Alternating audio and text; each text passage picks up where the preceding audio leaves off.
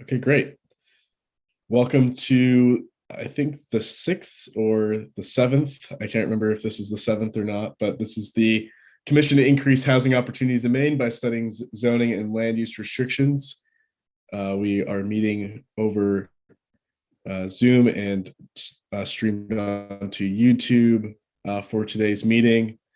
And we will have the public participating over Zoom as well this morning or this afternoon. I will start today's meeting off with introductions.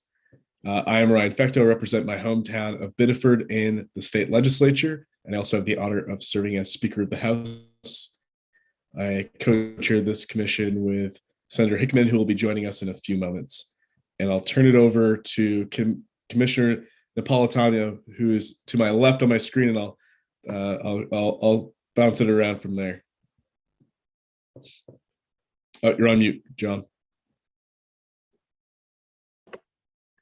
Sorry about that. My name is John Napolitano. I live in North Yarmouth. I'm the president of Maine State Building and Construction Trades Council. A little while longer anyways. Commissioner Hill. Thank you. My name is Madeline Hill, and I am here representing the Maine Association of Realtors. Commissioner Brennan. Thank you, Mr. Speaker, and good afternoon or good morning, everyone. I'm Dan Brennan. I'm Director at Maine State Housing Authority. Commissioner Spalding. Hi, everybody. I'm Heather Spalding, and I'm Deputy Director of Maine Organic Farmers and Gardeners Association, and I'm providing perspective from the agricultural community. Commissioner Totman. Good morning. I'm Dana Totman, President and CEO of Avesta Housing. Commissioner Cooper-Ryder. Good morning. My name is Erin Cooper-Ryder, and I live in East Booth Bay, and I am principal of a real estate development company based in Portland. And I have permitted and constructed projects all over the state of Maine in 17 different municipalities. And I'm very happy to be here for this conversation. Commissioner Jackson. Hey y'all, good morning. I'm Anthony Jackson. I'm up in Brewer. I am here as representative and consultant with Racial Equity and Justice. Commissioner Dufour. Good morning, everyone. My name is Kate Dufour, and I am the Director of Advocacy for the Maine Municipal Association. Commissioner Pingree. Good morning, all. I'm Hannah Pingree, Director of the Governor's Office of Policy, Innovation, the Future. Representative Arata. Good morning. My name is Amy Arata, and I represent House District 65, which includes New Gloucester and part of Poland. Commissioner Golick. I'm Cheryl Bullock. I'm from Harpswell, Maine, and I'm representing Maine Equal Justice Partners and Maine Equal Justice Partners Circle. Commissioner Levine. Jeff Levine. I'm here representing planning and smart growth organizations in the state of Maine. And last but not least, Senator Pouliot. Good morning, State Senator Matt Pouliot. I represent Senate District 15, the towns of Augusta, China, Oakland City, and Vassarboro. And I'm going to have to be getting done around 3 today. So just want to give folks a heads up, but I'll be trying to join in from the road as I travel. Thank you, Senator. And we're also joined by the staff in OPLA, our analyst Hillary Risler, as well as Sam Prower and Deidre Schneider are joining us as well. They have been offering tremendous help to the commission over the course of the last month and a half since we started our journey in this work, and very thankful for all the help that they continue to provide us. And of course, they're available to us as a resource today as we hopefully are able to wrap up our work in the sense of taking some votes and making some decisions about the recommendations we'll be offering to the full legislature for its consideration in the second session of the 130th. Almost said 131st, getting ahead of myself. I believe we are beginning today's meeting with public comment. Hillary, are there any folks that wish to provide public comment before we begin our proceedings today? So what I would ask is, I see 4 people in the attendee room. If members of the public would raise their hand if they would like to provide public comment, we can bring you in one at a time. If you're unable to raise your hand in Zoom, feel free to post in the chat.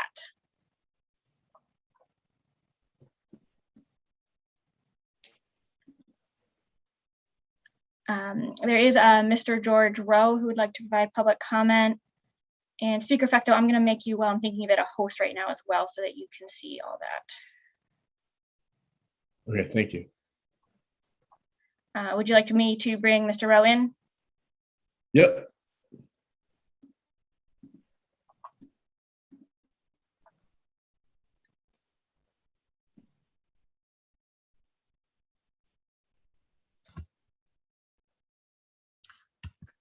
George Rowe, West Bayside here in Portland, Maine. Just wanted to let everyone know I had sent some comments to Hillary and Sam late yesterday afternoon, and then I sent a flurry of things this morning, which I assume they haven't had time to necessarily provide to you or post to the public comments micropage. But there was sort of a raft of recommendations that if you all are working on some of these very specific policy proposals that you're reviewing today, I do think that your report can have a robust sort of potpourri, if you will, list of things in addition to some of the specific things that Mr. Levine and a few other people have tried to put in front of you.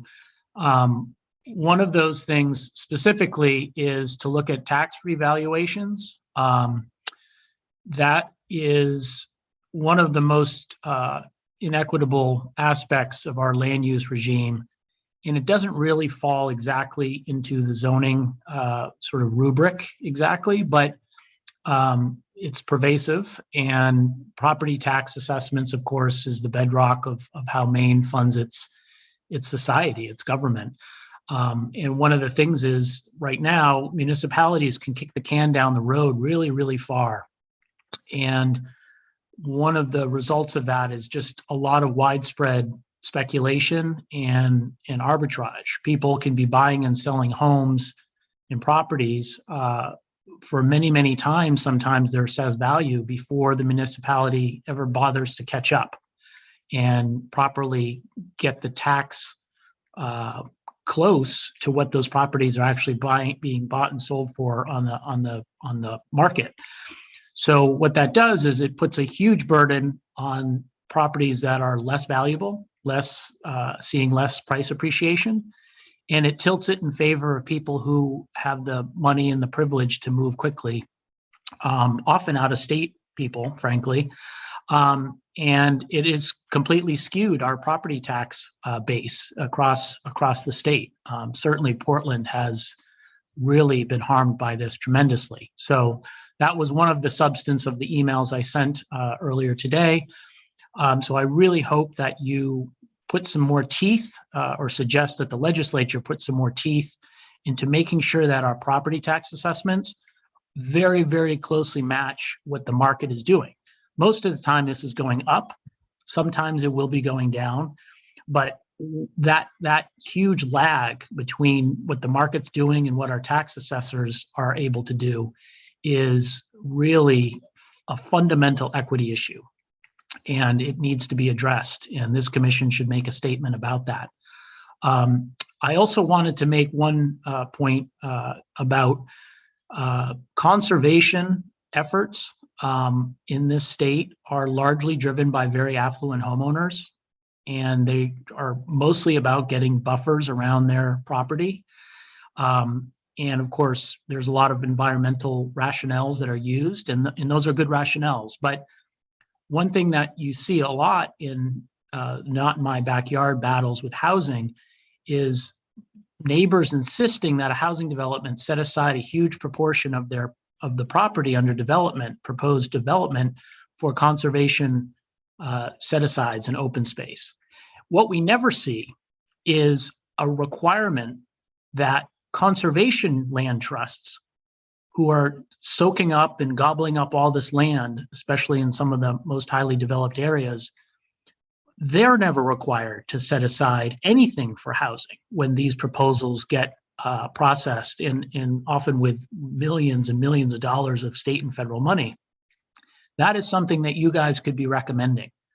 That just like a housing development has to set aside 25%, 30%, sometimes even more than that, of developable land for open space as a condition of getting housing approvals, conservation land trusts should also be required to set aside explicitly as much developable land as part of a conservation easement or a conservation transaction for developable housing. And you could limit it to, subsidized or affordable housing, but it has to be set aside and protected, because otherwise all these conservation land trust transactions are essentially just creating more land scarcity, driving up home prices and property prices, and making it unaffordable for most Mainers to exist in their own communities. And the environmental benefits may accrue to everybody, but it doesn't matter if you have to drive an hour and a half to get back into the community you're priced out of, if there's a beautiful little walking trail where you might have actually have had a home that would allow your family to exist on an equal basis with the affluent homeowners that whose backyards have been improved, but who have effectively gated that community to newcomers. So thank you. And I look forward to hearing your discussions today. And I hope your report has as many recommendations as you can possibly put in it to make Maine a better, more equitable housing landscape for all of us. Thank you. Thank you, Mr. Rowe. Are there any questions for members of the commission for Mr. Rowe? Senator Pouliot. Thank you, Mr. Rowe, for your testimony. I did receive the email this morning about your case study for 210 Valley Street. And I'm wondering if you could just share with us here a little bit more your thoughts, because you wrote in here, the commission should demand that Maine Housing and Avesta employees unpack what's going on so the commission can fully understand the implications of the existing system and how it can be reformed. Is it your assertion that the current funding mechanism through Maine Housing for low-income housing tax credit projects is set up in such a way that it's creating some issues? Or I'm trying to get at what you're proposing here and what we might do to unpack that further. Well, my apologies. If I had had more time, I would have written a better email that would have been a little bit more distilled what I was trying to get at, so you wouldn't have any confusion. But yes, the video link I sent to you, which is just a couple minutes worth of viewing time that I was asking everyone to have a look at. I mean, it's like a 2.5 hour meeting, but I tried to isolate the conversation. But Charlotte Elliott, I believe that was her name, the Avesta Development Officer, specifically said that the project at 210 Valley Street, they could not make it bigger. They could not make more units available to families that needed them because of Maine state housing financing requirements through the low income tax credit program. I mean, again, there's a lot of little vocabulary here, the qualified allocation plan, whatever the lingo is. But basically what that does is it penalizes, especially in more developed areas like Portland, it penalizes developments from if you're a developer and you're trying to make more money to make your project viable, to be able to build it, to get the construction financing to build it, you are not really able under the affordable housing finance system to make your project bigger. Because if you try and make your project bigger, you get cut off at a certain point, and that prevents you from building more units to cover your costs. I hope that's clear, but basically it's a simple principle, which is in a private market, a private developer will often build, try at least, if zoning allows it, to build a bigger building to, spread the costs across the building or across the development. But the affordable housing developers are not really allowed to operate in that same way. And it inhibits them because basically they end up having to often, as costs, if it takes years. I mean, the Mary Street apartments that Mr. Fecto recently dedicated at the groundbreaking, that took years to get off the ground. But every delay that project met, costs would go up, and they were unable to take full advantage of that opportunity because they had to keep downscaling to make sure that they were in under the cost caps that Maine State Housing imposes on these programs. I don't think you guys have time to really get into the weeds on exactly how that works, but I wish you did. And one of your recommendations could be to make sure that somebody does. And that the legislature insists that this get fleshed out much more deeply than you guys have time for, so that we don't handicap these affordable housing projects from basically getting the most bang for their buck. I mean, it's heartbreaking to see projects in Portland that could have another floor, another 2 floors, sometimes even more, but they literally can't make the numbers work because Maine State Housing says, oh, you're going to hit the project cap, and so we won't let you do that. And so you got to find a way to lower your costs, and lowering your costs often means dropping units out, which is just counterintuitive, right? We're trying to build housing. We're trying to make sure these subsidies these limited subsidies go as far as possible. And what we end up doing is making less units at the end of the process than we started at the beginning because of these arbitrary cost caps, which are mostly political, I think. But again, a deeper discussion would help illuminate what's going on here. Senator Pouliot. Just a quick follow-up. I would welcome us holding this as a placeholder in terms of a point of discussion. I'm sure that Mr. Brennan could give us some information on why the math equation is the way it is or whatever. And if we're going to be pumping a ton of money into this new LIHTC credit that we've created, which I think is good, and we had a groundbreaking this week, we want to make sure that when the spreadsheet analysis is being done by Maine Housing, we're not creating problems like this if they're in fact happening. Mr. Rowe seems to have dug into this pretty well. I've never done a LIHTC project, so I don't know how that algorithm, so to speak, works with Maine Housing, but we of course don't want to be putting ourselves in a position where we're limiting potential development because of some spreadsheet analysis. Thank you, Senator Pouliot. Thank you, Mr. Rowe, for your public comment. We appreciate your being here. Ms. Risler, is there any more members of the public who wish to participate? So I would ask anyone who is here if they would raise their hand in the attendee list if you would like to provide public comment.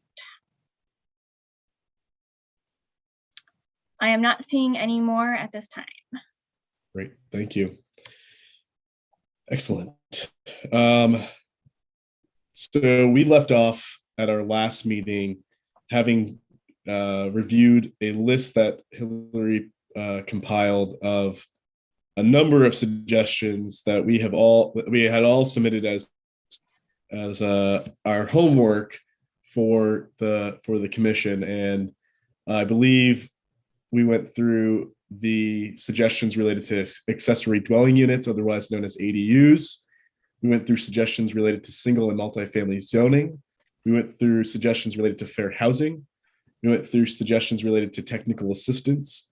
I would note that related to the technical assistance discussion, GP-COG sent over a more comprehensive proposal in coordination with the other planning organizations throughout the state that was sent over earlier this week for our review and could be used as in the formulation of a recommendation in and of itself.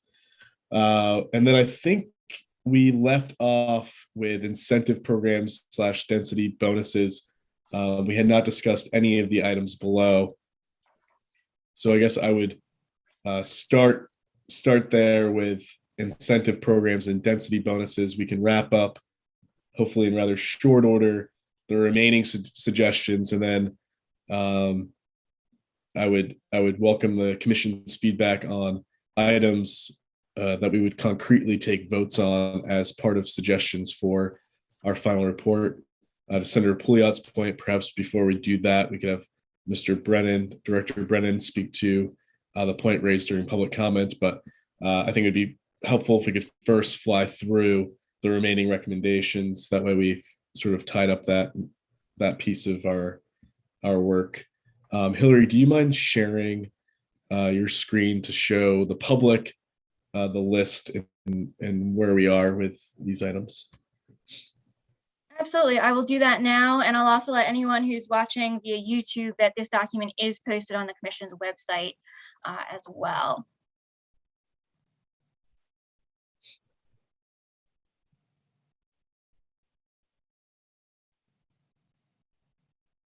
So while Hillary, okay, perfect. I'm just going to scroll down. Under this section, we have 1, 2, 3, 4, 5, 6, 7 recommendations related to incentives, density bonuses. The first one I proposed was the creation of a Your Home Municipality Incentive Program. Obviously, name is work in progress. Qualifying communities must make a commitment to reviewing zoning and land use restrictions in year 1, adopt home-friendly policies in years 2 and 3. Qualifying communities will receive a state financial reward for up to 3 years, so long as they remain in good standing with the program requirements. Commissioner Levine, communities that move forward with a PDA as outlined above should be eligible to access new sources of revenue, either from the state, transfer taxes, and or through local options. I presume this PDA refers to something that was in his overall recommendation at some other point. Commissioner Dufour, create programs and incentives that are funded with state resources rather than property taxes and local revenue. Commissioner Levine, add a density bonus for any below market affordable housing production. The legislature should create a statewide system that would provide density bonuses by right for below market affordable housing development. Such a system would allow below market affordable housing developers to complete financially for developable sites. Commissioner Topman, require municipalities to adjust their zoning to provide density bonuses for affordable housing, which serves persons at or below 80% median in order for the municipality to be eligible for Department of Transportation funding. And then Commissioner Levine, create a statewide vacant apartment acquisition program known as VAPE or VAP or VAAP, probably not VAPE. Any discussion on these recommendations? If you could raise your hand, because I can't see okay, perfect. Thank you. I can pull that back up as you need it. I just know sometimes it's easier to be able to see each other. Yes, thank you. I essentially, all of them are basically saying the same thing. I think it will depend on what exactly the incentive looks like. Obviously, there's some, you can glean from the recommendations that there's some difference in how the incentive would be created and what that source would be. Commissioner Pingree. Yeah, I mean, to you, Mr. Speaker, I think the question, I mean, I think you're kind of like the naming and the PR around your concept are interesting. And I'm just wondering, as we got, it seems like some sort of, it's almost like a campaign, like really to collaborate with communities around some of these updates. I'm wondering how you might think about that integrated with GP COGS concept, sort of, all right, we're going to provide funding. We also received a public comment from a woman who shared a website from Vermont, which I thought was really good, and I can put it again in the chat. I forgot, it was sort of a whole sort of 3 different development districts collaborating around providing tools to communities. So I'm just wondering if you could talk about that a little bit more and sort of how you're feeling about that idea at this point. Yeah, I think if we're going to move forward with the recommendation that would incentivize municipalities to first and foremost review their zoning and land use ordinances, and then secondly take action to adopt changes, I would think the GP COG proposal in partnership with the other planning organizations across the state would be integral to providing the technical support that these municipalities would need to take action on the changes to zoning and land use. I think we could probably, I could also envision perhaps Maine Housing, well, maybe not Maine Housing, because we talked about the sort of the challenges they have with providing recommendations earlier, but in our last meeting, but perhaps DCD or some state agency would be able to work on some model policy that would be at least a starting point for the municipalities, or maybe it is GPCOG and their partners across the state that create those model policies that municipalities could use as starting points for conversation and ultimately adoption. So I think the two work hand in hand, because I think at the end of the day, for municipalities to be successful with obtaining the incentives, they're going to need technical support beyond what is currently available. Commissioner Dufour, I'm sure you could also lend some light as well. Commissioner Dufour. I just wanted to share an observation and pose a question. With respect to the observation, I like Speaker Fecto's approach that this is not going to happen overnight. Systems need to be in place. And I've discussed this with some members of the commission. There's a fear that municipalities will be set up for failure, that all of this goes into effect and overnight we're going to have affordable housing everywhere. So I like that it recognizes that we're going to need time to adopt the ordinances. I mean, zoning can be incredibly difficult, so we'll need the technical assistance, we'll need the time to adopt and implement, and then assess as to whether or not whatever path we chose is actually achieving the end goal, with the ability to make mistakes along the way, that it's not, we got you, you're in trouble, goodbye. So I like that approach. It recognizes that this is not going to happen overnight. None of this happened overnight, and we can't get out of it overnight as well. The second is a question with respect to Commissioner Totman's link of affordable housing to DOT funding. Is it all DOT funding? Because we get $19 million a year from under the Local Road Assistance Program, which is basically a partnership program with municipalities and the state, particularly in communities that are plowing and maintaining state aid roads. So I think that's problematic. With respect to that link, we communities like the state are struggling to make improvements in transportation investments. And I fear I really do fear that we link housing to other forms of revenue that are available to communities to advance other policies. So to the extent that housing is a priority, I think we need to look to an already dedicated source to communities, because there's a lot on our plates and not a lot of money to go around. Good points, Commissioner Dufour. Any other points of discussion on this particular category? Commissioner Brennan. Thank you, Mr. Speaker. Just to clarify Maine Housing's role with regard to helping out in this area, would absolutely be willing to participate at a policymaking level and helping others frame up what we think is good public policy. I think our hesitancy comes in because we are transactional in nature with developers. We just have to be careful not to be be playing both sides of the fence, if you will. But I think from conceptually thinking out what is good public policy, would be happy to participate in being part of that aspect of this. Thank you, Director Brennan. Are there any additional comments, questions? Okay, great. We'll move to the next section of the suggestions, which is housing trusts.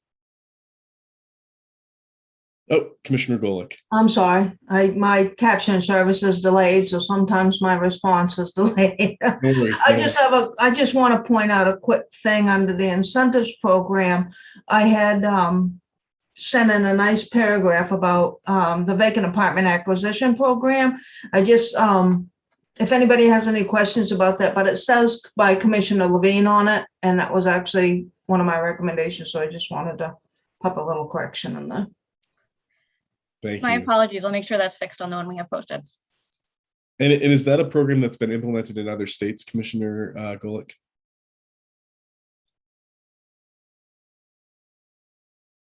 I'm sorry, could you repeat that? Is that a program that has been implemented in other states? It is, hold on one second, I just had it right here in front of me. I discussed in the incentives to create a statewide vacant apartment acquisition program, VAP. Basically legislation that would authorize state funding for lump sum payments available for owners of existing apartments in return for making an apartment affordable for 30 years. Yes, it's done in other states. Such a program actually reduces rent levels that are more affordable than those of low-income housing tax credit. And there was a bunch of information that I sent in about it when I sent in my suggestions. And this is aimed at buildings that have been left vacant for an entire building, or is it specific to a vacant apartment within an existing building? Well, the program that I was looking at was with new affordable housing units requirements, and it had and it also went off into just vacant apartment buildings, like that was sitting that weren't normally subsidized and things. Okay, great, thank you. Thank you. Seeing no further discussion on incentives, housing trusts is the next section. There are two suggestions here, Commissioner Levine and Commissioner Dufour. The first one being the creation of a statewide framework to encourage housing trusts. The legislature should create a state framework for creation and funding of local housing trusts, which can help leverage other funding sources through direct local investments. Local housing trusts could also be authorized to collect impact fees for housing from commercial development through state legislation. Finally, consideration should be given to a state match to local housing trust investments. Commissioner Dufour, where necessary, assist communities in developing and implementing regional housing solutions, including the creation and funding for housing trusts to encourage private-public investment in housing. Given that those two suggestions are very similar in nature, would either Commissioner Levine or Commissioner Dufour like to expand upon this recommendation? Commissioner Levine. Sure, and Kate, certainly jump in. There are a couple of communities in the state that have created municipal housing trusts to help pay for affordable housing. This is an effort to try to create a statewide framework that would not only sort of create an encouragement for communities to do so, since there'd be a state process, but I think there should be some consideration given to some sort of state match, at least for communities establishing a housing trust as a financial incentive to do so. Housing trust can be a place where you can put uncommitted fund balance at the end of the year. You can put acquisition, sale of public land into a trust. You can put fees in lieu if you have an inclusionary zoning ordinance. It's just essentially a dedicated, it's an enterprise account essentially. But I think it'd be nice to have a set of state rules and state encouragement. And one of those would be currently the impact fee law doesn't allow you to collect impact fees for affordable housing. And it would be helpful to be able to do so and to fund the housing trust that way. Kate, do you have anything to add to that? I think another attractive factor is there's a regional approach to this as well. It doesn't have to be confined within one community. You could do a multi-community housing trust and really help to pinpoint what type of housing is necessary and how to advance it so that the region benefits and not just an individual community. What are some examples of communities that currently have them, and why were they able to establish them, and what are some barriers to other communities to doing what those communities have already done? That was like 6 questions all combined into one. So the one I'm most familiar with is Portland's Housing Trust, the Doosan Housing Trust, and that was created originally as part of the housing replacement ordinance under home rule legislation, just under home rule power. And it then became primarily funded through fees in lieu as part of the inclusionary zoning ordinance, but also as the city has sold land or buildings. Sometimes they've allocated money to the housing trust when they sold the waterfront property to Wex. I believe $1 million from that sale went into the housing trust. So it became a convenient place to put money when you want to fund affordable housing, but you're not quite sure what project to fund yet. You essentially are putting it aside. So that's been a fairly successful program. I think it has about $2 or $3 million in it right now. Obviously, that's a much bigger scale than a lot of other communities would do, but it's the same basic idea. Senator Puglia. So the concept of this to me makes sense, but I'm wondering, what do we do with it? I mean, we just heard from a bunch of people that said that Portland's housing inventory sucks and we're in a dearth of a problem. So if we create, I mean, great idea. How is this going to move the needle for us, do you think, Jeff, in terms of like being implemented and making a difference, you know? Sure, and this might be best answered by some of the affordable housing developers in the room. But it's been used as a layer of funding to help close gaps in projects and maybe got other sources of funding, but just ended up with a couple of $100,000 gap in development, and it allowed these projects to move forward. And then it allowed you to leverage these other resources by, putting an additional set of money on the table. It also allows you to move forward your local priorities, like Kate said, like Commissioner DeForest said. If you have a local housing trust, there are very few rules attached to that money other than what you create locally. So if you have certain priorities for housing development, this is a way to help move the needle in that direction.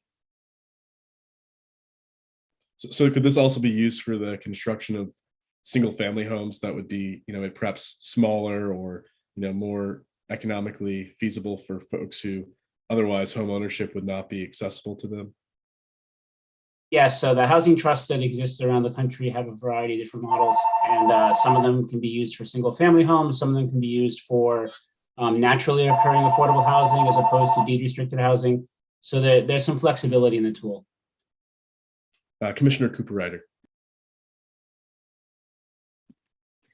So I just want to support what Jeff is saying by adding that it is not enough money. I mean, to the question of how does it move the needle, it's not enough money to do a lot of production.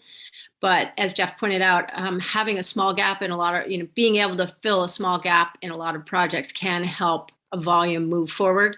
And secondly, for small projects, sometimes, this is a significant portion of the available capital stack. And it's always important in the creation of affordable housing to have something to leverage in your grant writing proposals. Commissioner Dufour. I think it's also part of a successful toolbox. I don't think there are many communities know that this is an opportunity or an option. And if with the right technical assistance and resources in place, I think you can, provide communities a variety of options, and this would be one. Not all communities have the technical assistance or the people on staff to move forward, but if there was some guidance that this is an option and this is how you do it, I think that would be another avenue for municipalities to explore. Good point. Thank you. Commissioner Pingree. Just a follow-up question on that then. I mean, I think there's no prohibition on a community doing it. So the sort of proposal is more either there's technical assistance to communities or regions to do this jointly. The question is there anything in law that prevents them? And obviously, is there some state incentive? Like, does the state match the funds that get put into a local or regional housing trust? Because again, you could create one now in any community. Obviously, smaller communities are going to have less incentive because they don't have a lot of big development projects. Therefore, they would very, very slowly accumulate funds. I mean, that's generally the gist here. Yes, right. I mean, you can create one right now. I think that as Commissioner Dufour mentioned, sometimes smaller communities don't really know how to do it. And so rather than having to bring in a consultant or somebody to tell them how to do it, there could be a state framework, sort of like how impact fees have a state framework. But the piece that I would strongly encourage us to consider is some sort of incentive program, at least for establishing one. Maybe for the first, there's a match for the first X amount of dollars that are allocated to a fund. And then the other piece that I think is sort of a little more inside baseball is this idea that if you're going to have impact fees, you should have the option of using impact fees for housing production, which right now you can't really do. And that would require state action. And I suppose another point that should be underscored is the mention that multiple communities could set up a trust together. So you could take multiple small communities that might not have on their own a significant investment, but together could probably help each other accumulate funds in the trust. Commissioner Totman. I agree with what Commissioner Cooper Ryder and others have said. I think, just thinking it through, it is just another tool in the toolbox, as Commissioner Dufour mentioned. I think when you think about this logistically in Maine, communities like Carabasset Valley or Greenville or Rangeley or Booth Bay or Bar Harbor might be great because they have unique needs and probably unique mechanisms by which to put money into a trust like this. So I think it's a great idea. Fully support it. The only reservation I have with this and some of the others is, and maybe this is a discussion for another time, but some of our recommendations, and I probably have some of my own that fit this category, feel like they start to veer a little bit away from the charge of this commission, which is largely zoning oriented. It isn't quite specifically how we're going to do more affordable housing, which is a much broader range. And if we are going to go down that road, I got a lot of ideas on things we could do to help with affordable housing that may not involve zoning. So again, I think that's a little bit of a slippery slope that I'm want to flag for us to consider. Land trust, land use. I think the word land gets used in both, so it's perhaps the connection. Commissioner Jackson. Yeah. So kind of going on the same note as I'm not exactly if this is particularly zoning oriented, but if these land trusts are going to be made, if there can be an incentive to prioritize Black homeowners, and also maybe some sort of reparations that would be involved in those land trusts from the exclusion of access to the wealth that had been accumulated over, the existence of zoning and even before that. I think that would be a very important part of trying to get some equity in the housing. Thank you, Commissioner Jackson. Good points. Commissioner Levine. So I take Commissioner Totman's point. The only reason that I felt it was relevant was this sort of connection with impact fees, which is sort of part of that overall land use regulation pot. But I'd certainly understand if the decision was that this is too far afield from zoning. And I would also support Commissioner Jackson's idea that there should be some element of this that has to do with addressing the disadvantage in our state as well. Great. Any further discussion on this part of the recommendation list? Seeing none. The next section is priority development areas, PDAs, which we heard referenced earlier in a recommendation. The first recommendation comes from Commissioner Levine. Create a system of priority development areas, PDAs. Each community should have the flexibility to decide where they would like to focus their housing production. While the current rules governing comprehensive plans provide some framework, it has few incentives or requirements. Each community over a certain size should be expected to designate a reasonably sized area as their PDA. In a PDA, multifamily housing would have to be permitted at a minimum density without significant regulatory hurdles. These areas would be prioritized for state investment and state review of projects, and PDAs would be expedited provided the community updates its local zoning and other ordinances to encourage development in PDAs. Commissioner Dufour has the second recommendation: require communities to designate priority development areas, but retain local authority to designate the location, type, example, duplexes, triplexes, row houses, multi-story, shared housing, etc., and scale of multi-unit development authorized in the area. So once again, Commissioner Dufour and Commissioner Levine basically on the same page. Any discussion or further information that the two commissioners who suggested these recommendations would like to add? Commissioner Jackson. Yeah, so I guess I would just have a question, because one of the first concerns that comes in my head reading this is the creation of ghettos.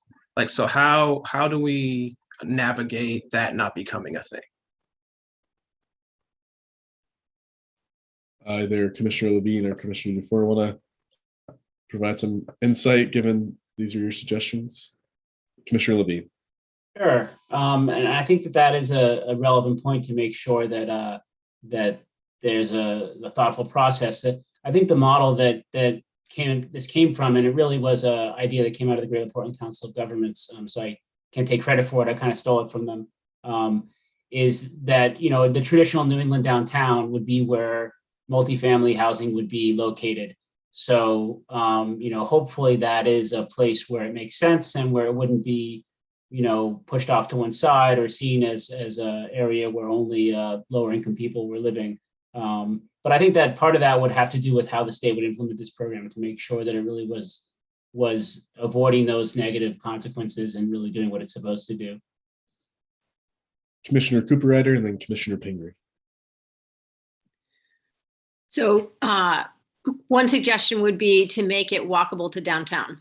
I mean, ensure that it's in proximity to goods and services in the town.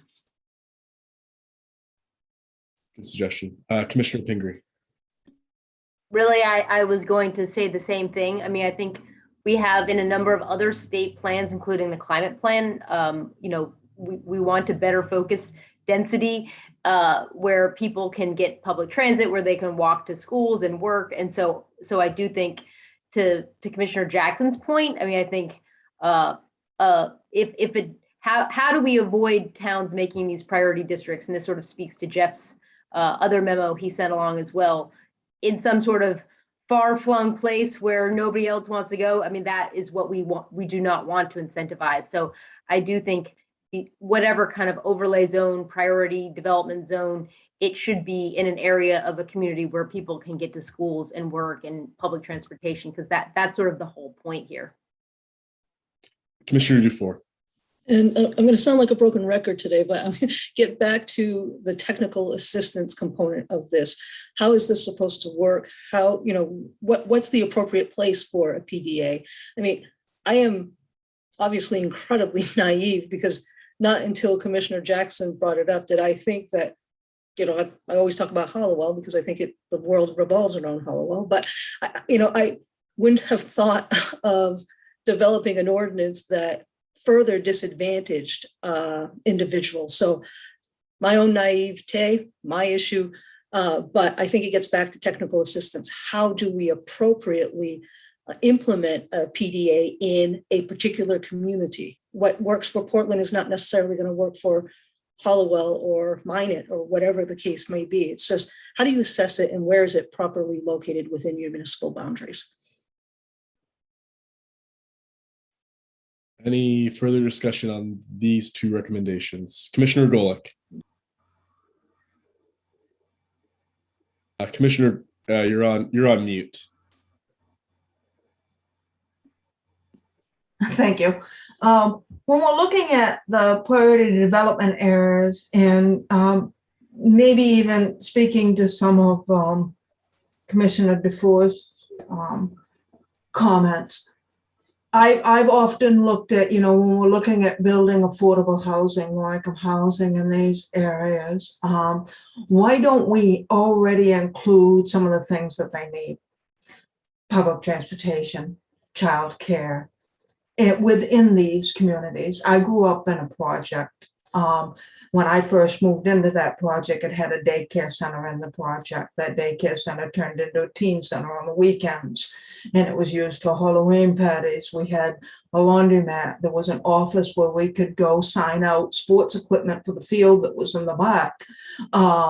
It was located in an area where we could just walk across the street to the shopping center and get food and stuff, and you could push the shopping cart back. You can't push the shopping cart backs anymore because they got locks on all the wheels. But what if these places even the places that were built in these zoning areas, that are built in places that don't have any of these things. What if we just started incorporating those ideas in the priority development areas? When you build these, not only have it, some of it mixed income, but have built into it what they need to get from A to B to C, which is childcare, it's transportation, it's the laundromat, it's to be able to get out and do those things. That's my thought on creating priority development areas. And it can't just be as simple as, well, we got this area and we're going to build this house in here.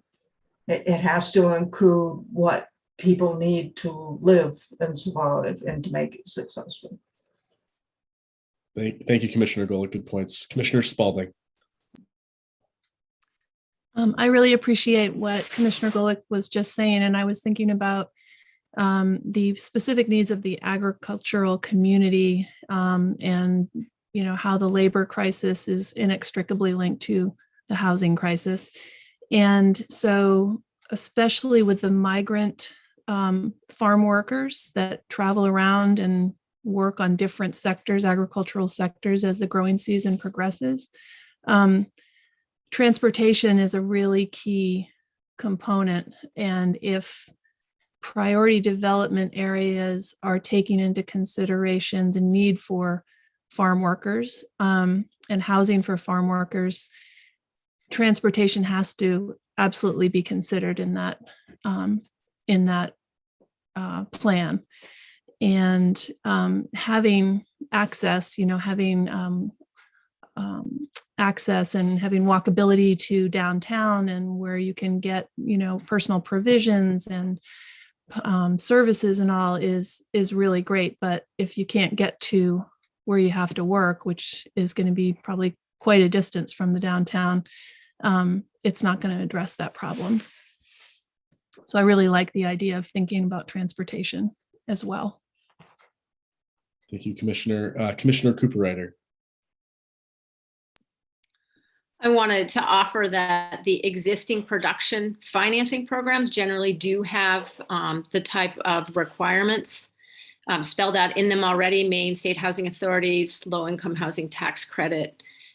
Competition includes a number of criteria that contribute to a point score around some of the issues we've been talking about: distance to jobs, distance to schools. Same is true for the Federal Home Loan Bank of Boston's affordable housing program. So those are places we could reference. That work has been done. I would also just add that service enriched housing, it depends not just on the developer and the source of financing, but running a daycare center, for example, is a business. So there needs to be somebody who can run it and run it profitably or make enough money to make to give continuity to the business. So it's a business proposition in addition to a housing production proposition.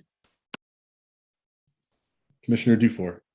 And I like what Commissioner Cooper-Ryder just said. I mean, if we're talking about, if a PDA includes the following, check all the boxes, then that's one thing. And you get incentivized, you get more revenue, or you get whatever you get from the state to help implement that type of development. But I'm starting to get really nervous about municipalities. We can't even fill our own vacancies.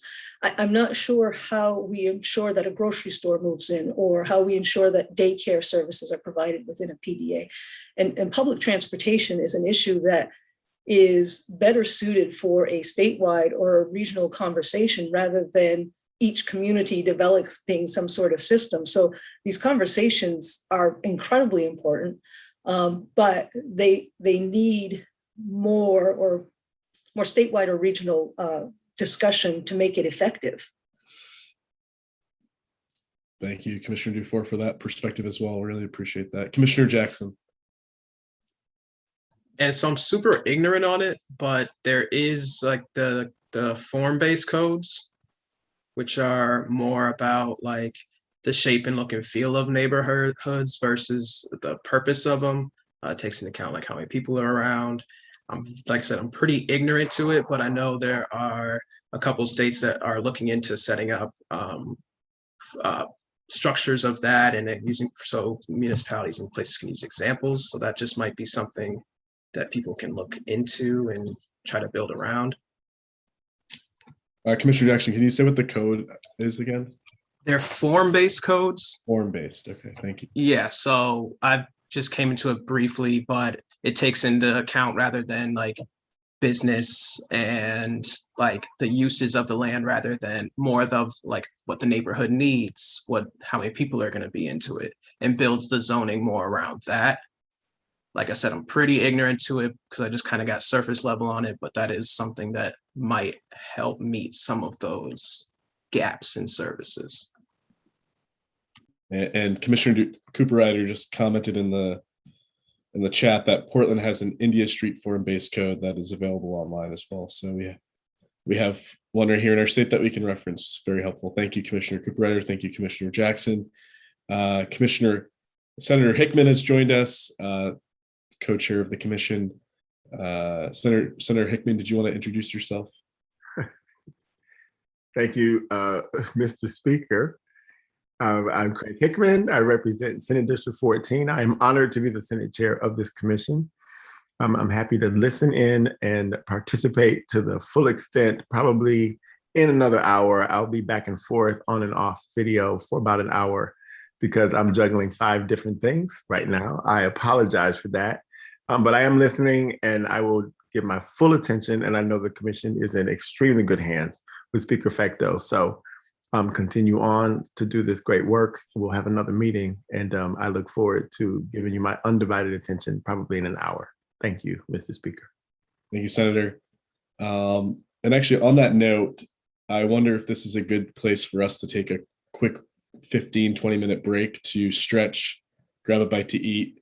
We have 4 additional categories left on this list of recommendations, and we can go through those. And then I think the remainder of our discussion today would be about which items we want to take votes on and include in a final report of recommendations. So I think if everyone is amenable to that suggestion, I would say we can come back around 12:45, probably with a 5-minute buffer to restart at 12:50. Does that work for everyone?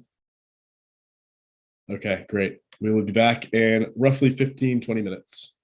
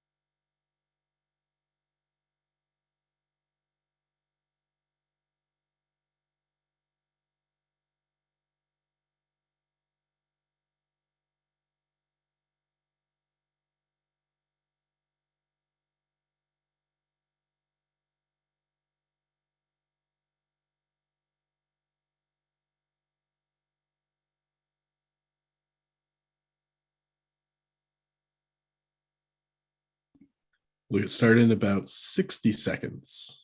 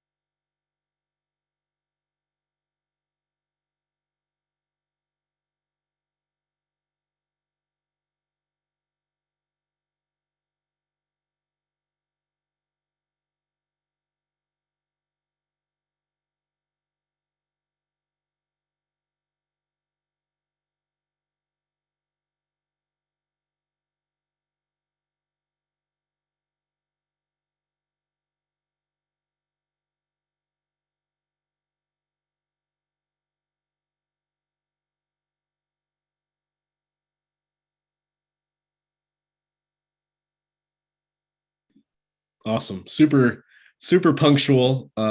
Everyone, thank you for taking that time, and hopefully you were able to get some nourishment before we head into the second half of our day here. Again, this is the commission to increase housing opportunities by studying zoning and land use restrictions. And we left off before we took a brief break for some lunch, stretching, restroom breaks, and so forth, with fees, which was the next section on the list of recommendations put forth by members of the commission. And under fees, we have two recommendations, one by Commissioner Dufour and one by Commissioner Jackson. The first one from Commissioner Dufour says, reduce impact fees for certain low to moderate income housing developments. And Commissioner Jackson's recommendation is prevent zoning that charges unreasonable or different fees for multifamily affordable housing or imposes erroneous consulting fees on property owners. Onerous fees on property owners. Any discussion on these two suggestions?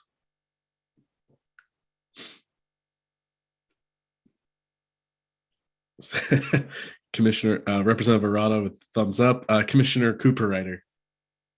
I could have just done that and said, good ideas. Perfect. Excellent. Any Commissioner Brennan? I think they're great. How, I guess, is the real question, right? How to effectively get there? Because I would assume, not being a municipal official, but these fees are set locally at municipalities, and they serve some purpose in some budget that's entrenched already. So it's a fantastic idea, both of them. But again, the practical side of how to achieve the reduction. We have to reduce costs in affordable housing. Obviously, these are one of those cost factors. So just how do we get there, I guess, is a strategy that we should think through. Commissioner Dufour. I think from my perspective, it's developing a structure that provides benefits to the extent that you're willing to encumber your investment. And maybe that's not the right way to say things, but if you look at current use programs, particularly the open space program, to the extent that a property owner is willing to put encumbrances on his or her land, provides a lesser or greater property tax benefit. So if you want to maximize 90%, or I think it's 95% tax break, you have to do all these things. I mean, you completely give over the rights to your land. So in my mind, it's developing these structures that link affordability to a reduction in impact fees or fees that a community would then create and put into place. Commissioner Cooper-Ryder. We are going down the rabbit hole just a little bit, but I wanted to give an example. We pick on Portland, so sorry, Christine, but City of Portland has a tree fund, and every multifamily project has to pay a certain amount of money, $650 per unit, into the tree fund. So multifamily housing pays into the tree fund, whether it's affordable or market rate, but offices and hotels don't. So that's an example, I think, of a fee that disproportionately impacts multifamily housing. That is interesting. Very helpful insight. Thank you, Commissioner Cooper-Ryder, for that. Commissioner Levine.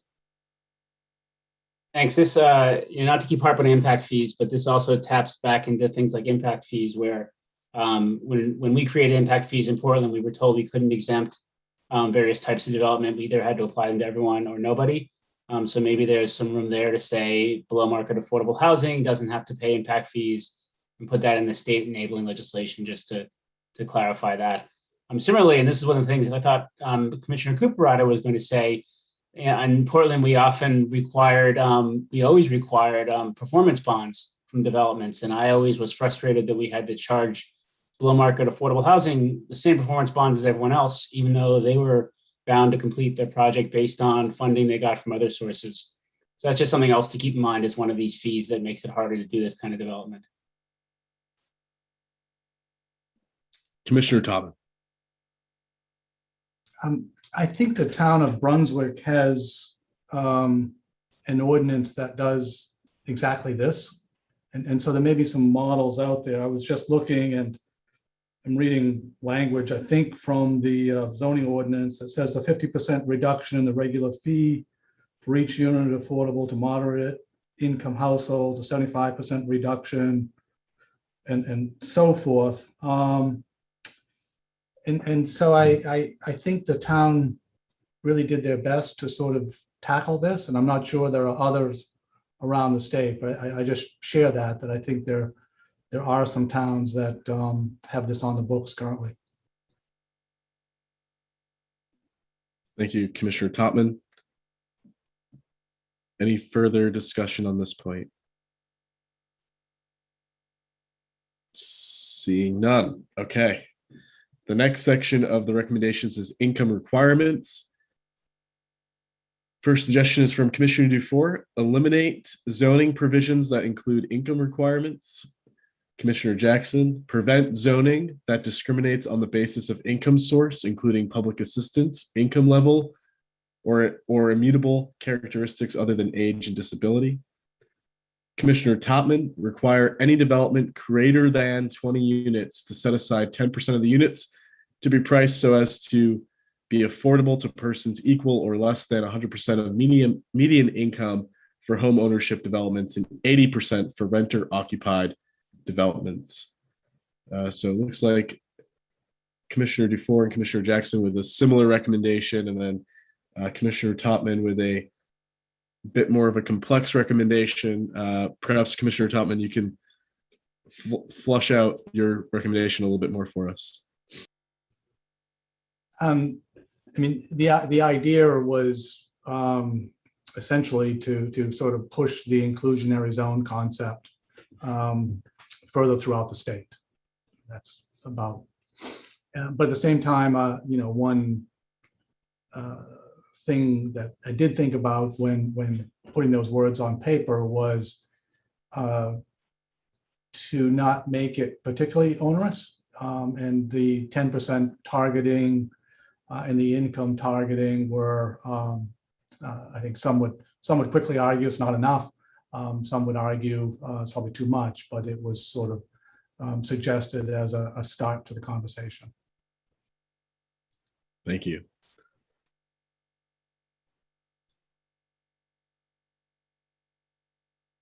Any further, Commissioner Cooper-Ryder? So I just would want to emphasize that this would need to be a statewide regulation for it to work, because if Edgecombe has a requirement like that, but Boothbay Harbor doesn't, I'm going to go look in Boothbay Harbor, or I'm going to size my project at 9 units and not 10 or 19 instead of 20. And we've seen that, over and over and over again, particularly in small towns where the developments are small. So just of all the tools that we might have, I'm not sure that's the most effective.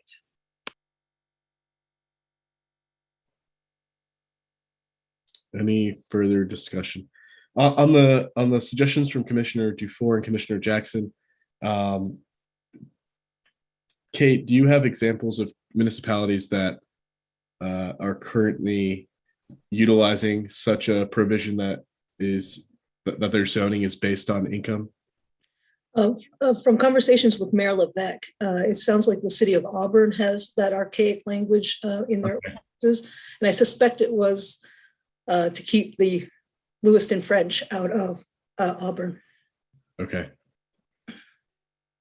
So probably more examples, just would have to unearth them.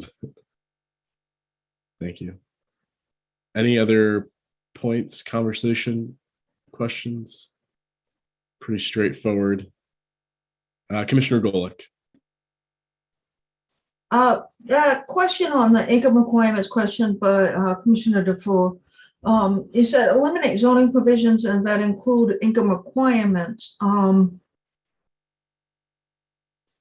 And that seems to me that it could cut against affordable housing measures in zoning requirements.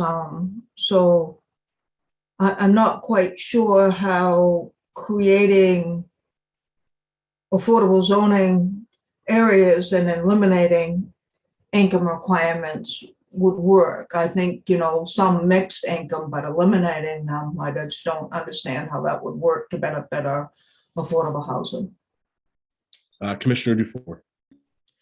I think this pertains to single family development in that in order for, in some ordinances, I'm pretty sure they're not in, they're in existence. I don't know if they're applied, but in the example that Mayor Levesque provided for the city of Auburn, there are existing neighborhoods where you have to have a certain income in order to develop there. It's not with respect to, and maybe it's directly related to the issue that you're bringing up, but it pertains to single family. If you want to build in this exclusive neighborhood, you have to make X amount of income in order to move forward. And that's what we're looking at taking out of the equation. If you want to build in a particular neighborhood, let's not talk about income. That's none of our business. Let's move forward. Thank you. Commissioner Levine. I guess to offer support for Commissioner Jackson's proposal, just to make it clear, if it's not already clear, that you can't discriminate based on the source of someone's income when providing them housing. Thank you, Commissioner Levine. Any further discussion? Seeing none. The next set of recommendations falls into the category of lot size and parking requirements. The first suggestion is from Commissioner Dufour. Reduce minimum lot sizes and relax parking requirements to support diversity of housing sizes and types. And Commissioner Jackson has a suggestion to cap parking mandates. So again, two fairly straightforward proposals. Any discussion on this point?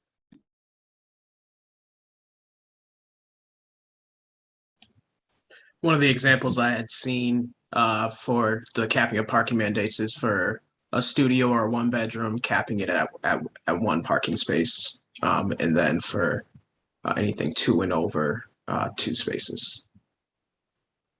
Was just the base that I saw.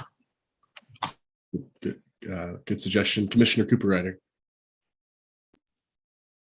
So it's a great idea. It's an argument that developers have been making for a long time, particularly developers of affordable housing, that we don't need to build more parking than people need. I'm happy to say that best practices in land use planning are also looking at walkable communities and saying we need to prioritize people over parking. So they're pushing those numbers way down. I would support a cap, but let's not put a floor under it.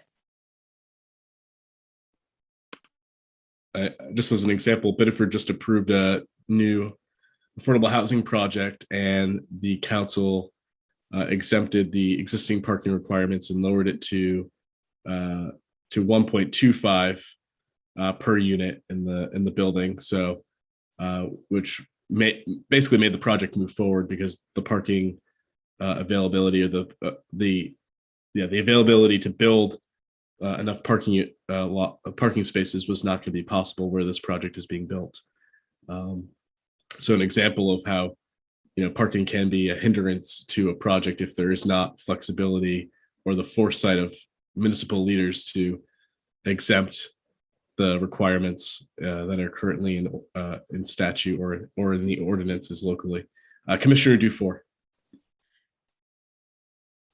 So some of our recommendations, particularly our one-liners, were presented as a package of recommendations to encourage more dense development. And I think it loses its nuance when, no offense to the staff, I think they did a great job doing it, but it's just a bit here and a bit here. And I think when you piece it all together, the end goal is to encourage, and I'll say it again, with technical assistance and financial assistance, more dense developments in communities. It's just trying to get at different avenues for addressing that end goal, which I think is what we are all discussing. How do we provide or make amendments to zoning that encourage, support dense, affordable housing in all areas of communities? Thank you, Commissioner Dufour. Commissioner Levine. So I would just offer my support for some statewide cap on parking for below market affordable housing. I think it drives up the cost of production and isn't necessary. So I support these concepts. Representative Arata. Thank you.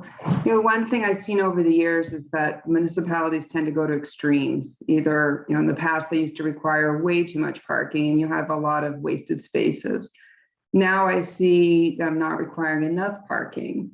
And so then you have tenants who are arguing over parking spaces, parking on the street, getting towed, having tickets that they can't afford.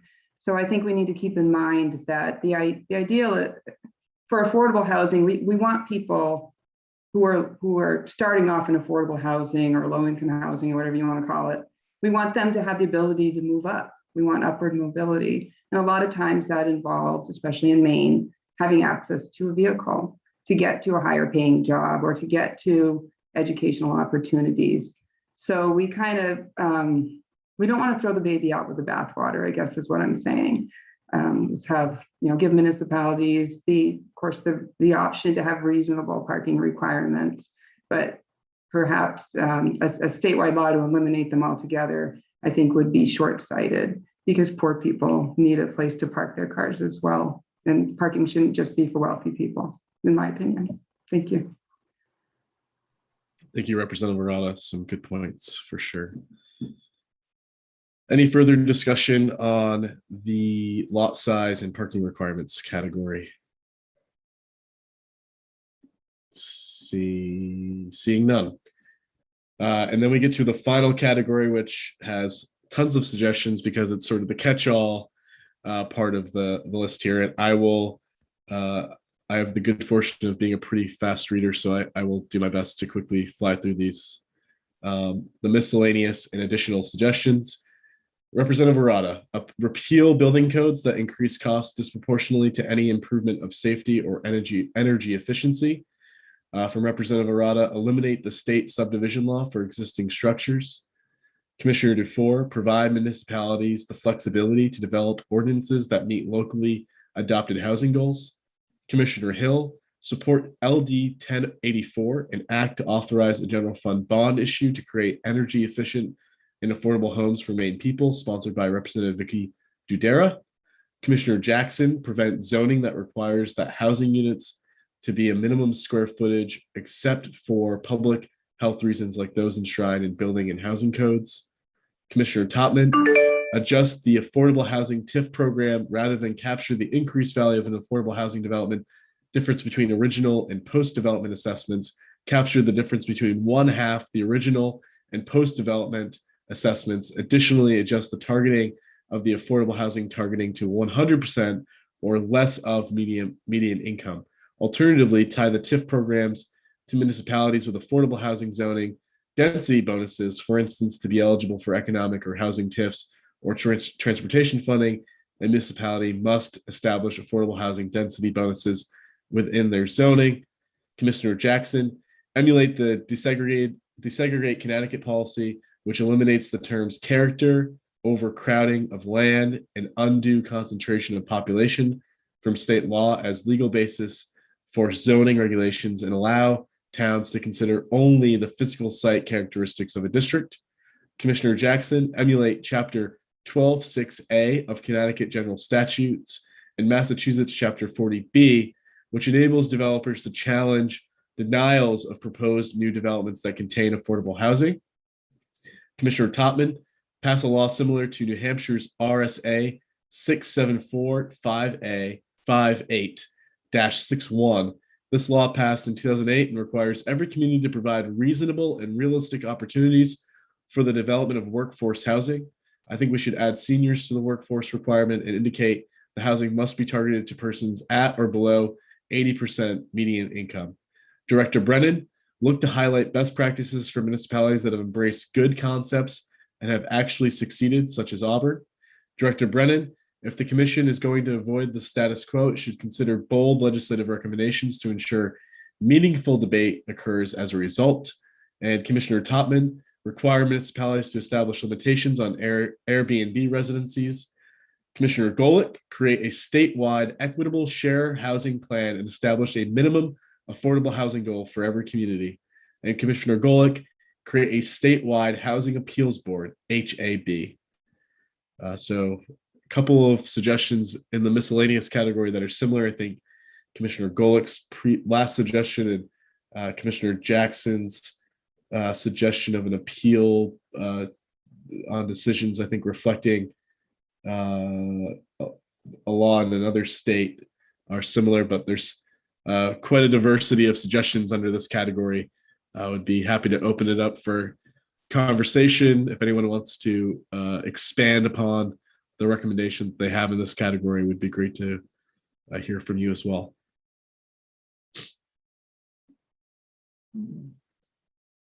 Commissioner Pingree.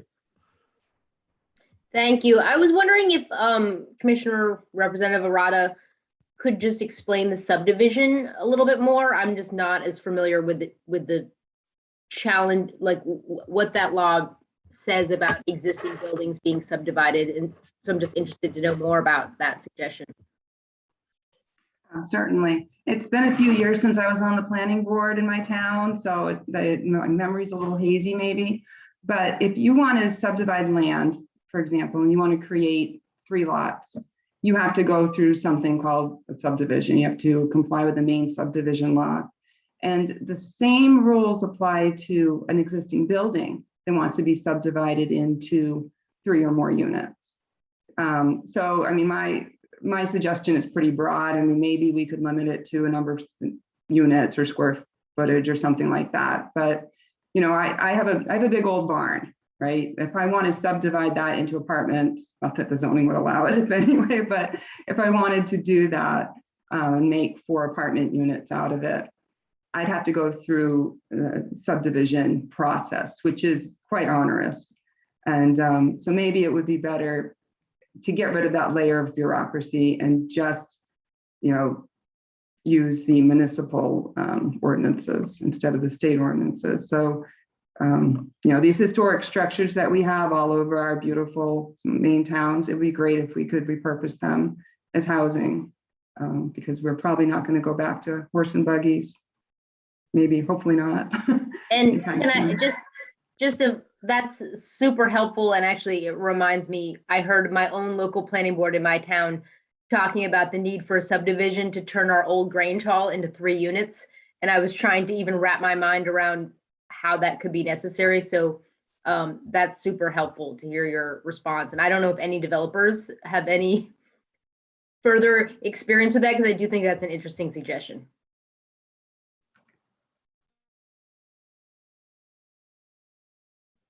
Commissioner Levine.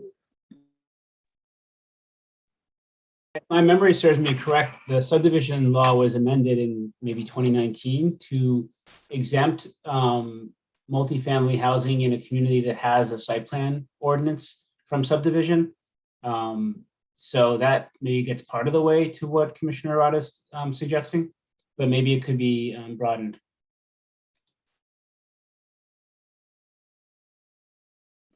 Commissioner Cooper. So Jeff is right, and I would just add that there are, I believe, I'm not the expert on the law, but there is also provision that allows a town that has just as if you have a site plan regulation that's at least as meets the state subdivision law, then you can fold those two reviews into one and do it as one review. But I agree that reducing the barriers to dividing an existing building without changing the footprint into more housing would certainly be helpful. And I presume if this restriction were to be removed, you'd still be going through fire code, like all those codes would still apply. So it's not like you're eliminating any review of whether or not, turning in so Representative Arata's, example, turning a barn into 4 units, but it's completely unsafe. There's not multiple, entrances and exits and so forth. There would still be requirements in place to go through the necessary reviews for safety and so forth. Right. You'd still have to meet the building codes and you'd still have to meet the life safety codes.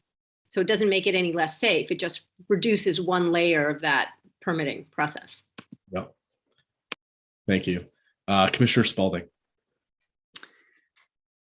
Thank you. I submitted some comments late, and since we're in sort of the miscellaneous recommendations, I just wanted to mention, you should all have a copy of it, but I just wanted to mention a few things, 3 things in particular in relation to farming and food and farming system. And after talking with a lot of people in the agricultural community, I think there's general agreement that it would be great to have to engage the Department of Agriculture and Cooperative Extension in getting a comprehensive assessment of farm worker housing needs and a plan to improve the existing farm housing stock, as well as creation of affordable housing for farm workers, migrant workers in particular. And I learned of an interesting system that I'm not sure exactly where this is being used, but there are modular mobile units that can follow around communities of farm workers who work in different sectors as the season progresses, and that there are sort of compounds that are permanent, but then these modular units can move around and plug into them so people can have amenities. And I thought that was just a really interesting possibility. And that also could tie in with addressing some of the seasonal housing, labor and housing challenges in the hospitality industry in Maine. But another thing I think that specifically is about zoning and land use is the need to look at protecting our prime agricultural soils in the context of housing development. And clearly we need good housing on farms and near farmland, but just as the state is now looking at protecting farmland from massive solar arrays that, or kind of weighing like the costs and benefits, we could do something similar to look at protecting our most important and valuable soils, agricultural soils. So I just wanted to mention those, and I'm sorry I didn't get that in early to be on the organized list.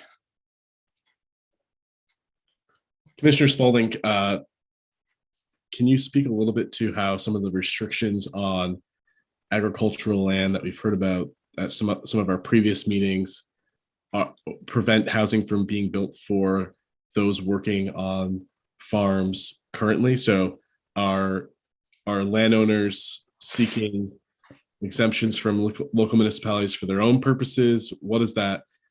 Is the suggestion that if there were if we revisited agricultural land and some of the restrictions, would the housing that might be built there, yes, it might help the community at large, but also it will help workers? Or are we talking about building units that are exclusively for the purposes of housing workers and not available to the community at large? I think that, yeah, that's a good question. I think that, we have to address the larger question of housing for the community at large, obviously, but we know that there is, that farmers are feeling this problem acutely. And, you got to have the labor when you have to have it in the growing season.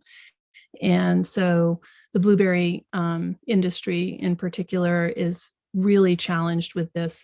They were crushed, and there were very few producers who had the means to either build their own housing or for their workers, their migrant workers, or rent out hotel rooms, or just it was a real problem for the blueberry industry. And so I guess the question about the zoning laws prohibiting farmers from building, I think that, that's an economic issue as well, right? A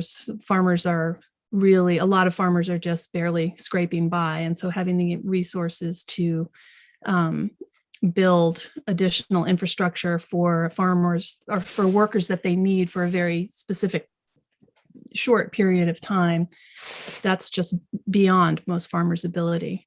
So I think that as a state, we have a vested interest in building the future of Maine agriculture. But to do that, we have to make sure we have the housing to allow those workers to come in and support the agriculture. I thought it was, Mayor Levesque's presentation about what they're dealing with in Auburn was very interesting. And I know they've done some very innovative things. I don't have a specific example of, how this is, how these zoning challenges are playing out across the state. I think it's just more, there is a very real economic challenge for farmers, and we really have to make sure that we're protecting farmland. One of the things that I put in my comments, and that comes up a lot in the discussions at the Agricultural Council of Maine, is that the last crop that any farmland grows is housing. And so we really want to make sure that we're not losing our farmland. Thank you. Good points. I should note that Representative Bickford from Auburn submitted a bill for consideration in the second session, which was approved on Monday by Legislative Council for introduction. It's not entirely clear to me what the bill will do, but the title relates to agricultural land and homes. So I suspect it has something to do with zoning related to agricultural land and building housing. So it was approved and will be introduced in the second session. Any further comments, discussion on the various miscellaneous suggestions? Senator Hickman. Thank you, Speaker Fecto. I just wanted to follow up a little bit on what I just heard. I didn't speak with Representative Bickford, but I think homesteading was in the title of his bill.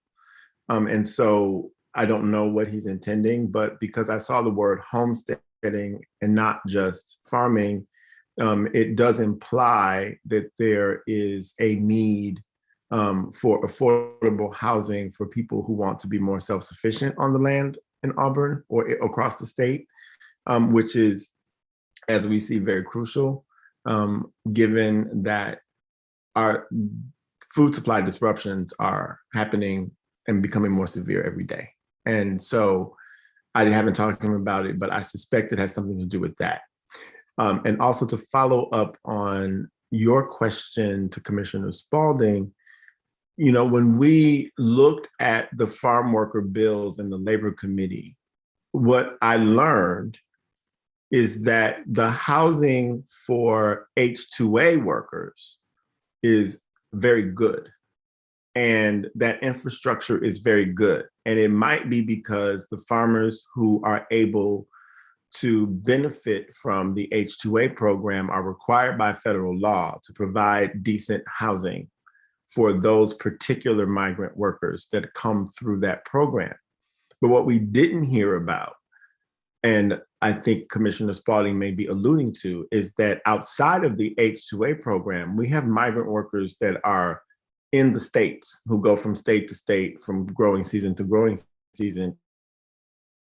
And the shortage of housing for those migrant workers and the availability of good housing for those migrant workers is not great.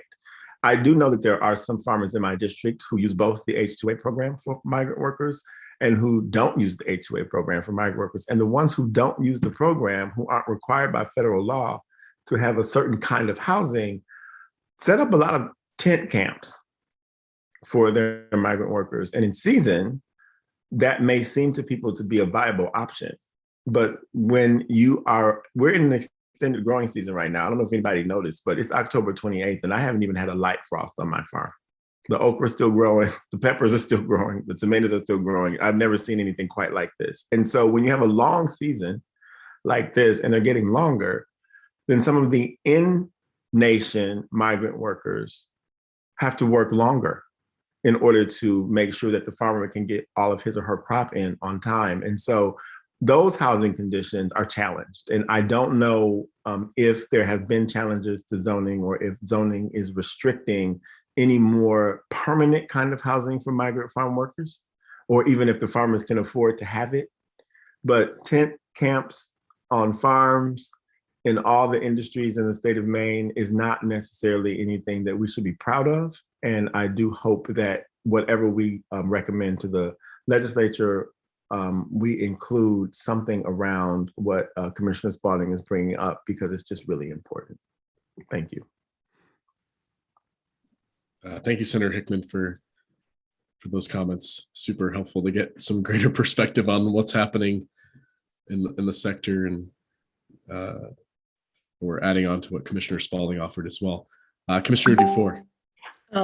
So I think my question is for, well, I know my question is for Commissioner Spalding, but I think it touches on what Senator Hickman just raised. My question is it zoning that's prohibiting farmers from developing housing for farmers' aids? Is it the lack of funding for programs to develop the housing, or is it a combination of the two? So I think it really depends on where you are and whether you're talking about more urban areas where there is agriculture in proximity to, for example, Auburn, as we heard, or you're talking about, the change in land use and the demographics in Fort Fairfield, which I think was one of the presentations we heard earlier this fall. The reality is that most of the farms are really, struggling with to make ends meet. And so having that extra capital to invest in housing on their own property is a challenge. But I also, it sounds like there are cases where zoning restrictions are exacerbating the problem. So I think it's both, and it varies around the state. But there is a great need, regardless of whether you're in, Cumberland County or Piscataquis County, there's a need for farm labor. And the housing and labor shortage in agriculture are two sides of the same coin. Commissioner Cooper-Ryder. I wanted to address the financing side of that. And that is, generally speaking, if you're borrowing money to build housing, then your lender is looking for that housing to produce some sort of operating income, a steady operating income. And if the housing is seasonal and it's only occupied seasonally, it's very difficult to get the financing. So there is a practical limitation beyond the zoning restrictions. And one of the things, I think, we haven't mentioned it yet except to read it on the list, but it is similar type of issue, and that is the impact of short-term rentals on the housing market. So to the extent that we have a seasonal influx of tourists and we have a seasonal influx of workers for our hospitality industry, we have a really tight housing market. And then you add to that short-term rentals, and all of a sudden housing that once was available is no longer available. And I just use an anecdotal example here, but in the Boothbay region, so that's the towns of Boothbay Harbor, Edgecombe, Southport, there are 628 approximately Airbnbs. They're all unregulated. You'd only get that number by looking at VRBO or Airbnb and looking for, a place to stay.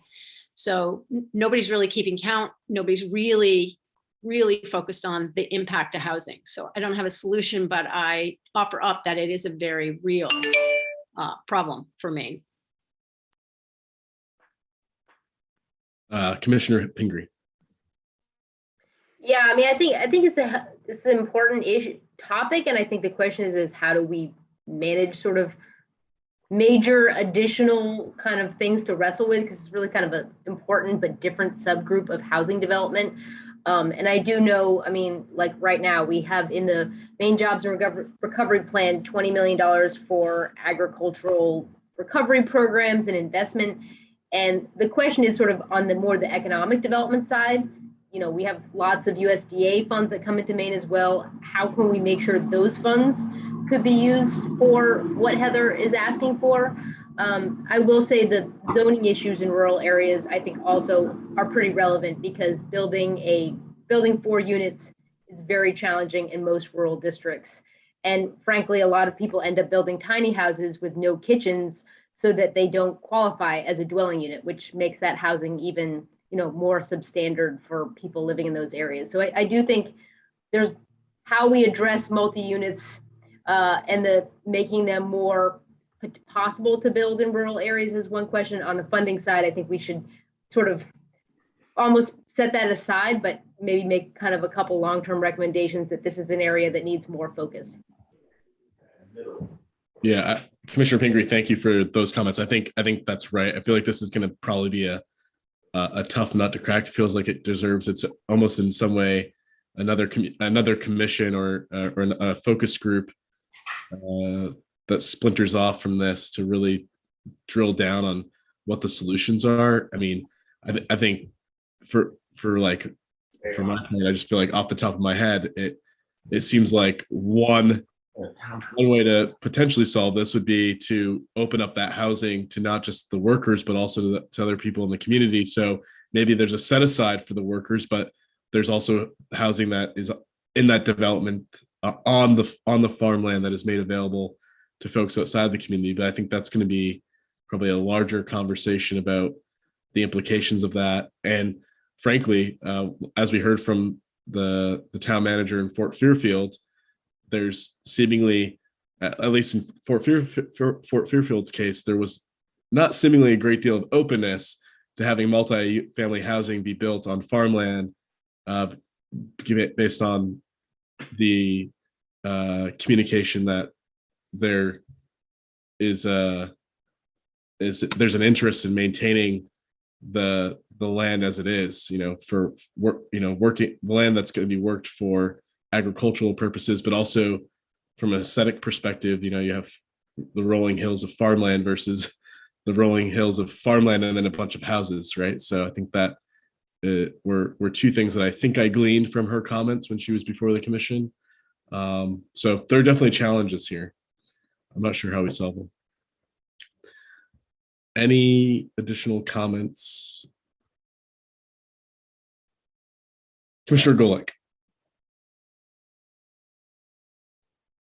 Yeah, I'd like to make a couple of comments that have to do with the suggestions that I sent in, but one of them that I think is really important to help establish the affordable zoning laws that we're looking at to create in our state, that we really need to consider as a statewide housing appeals board.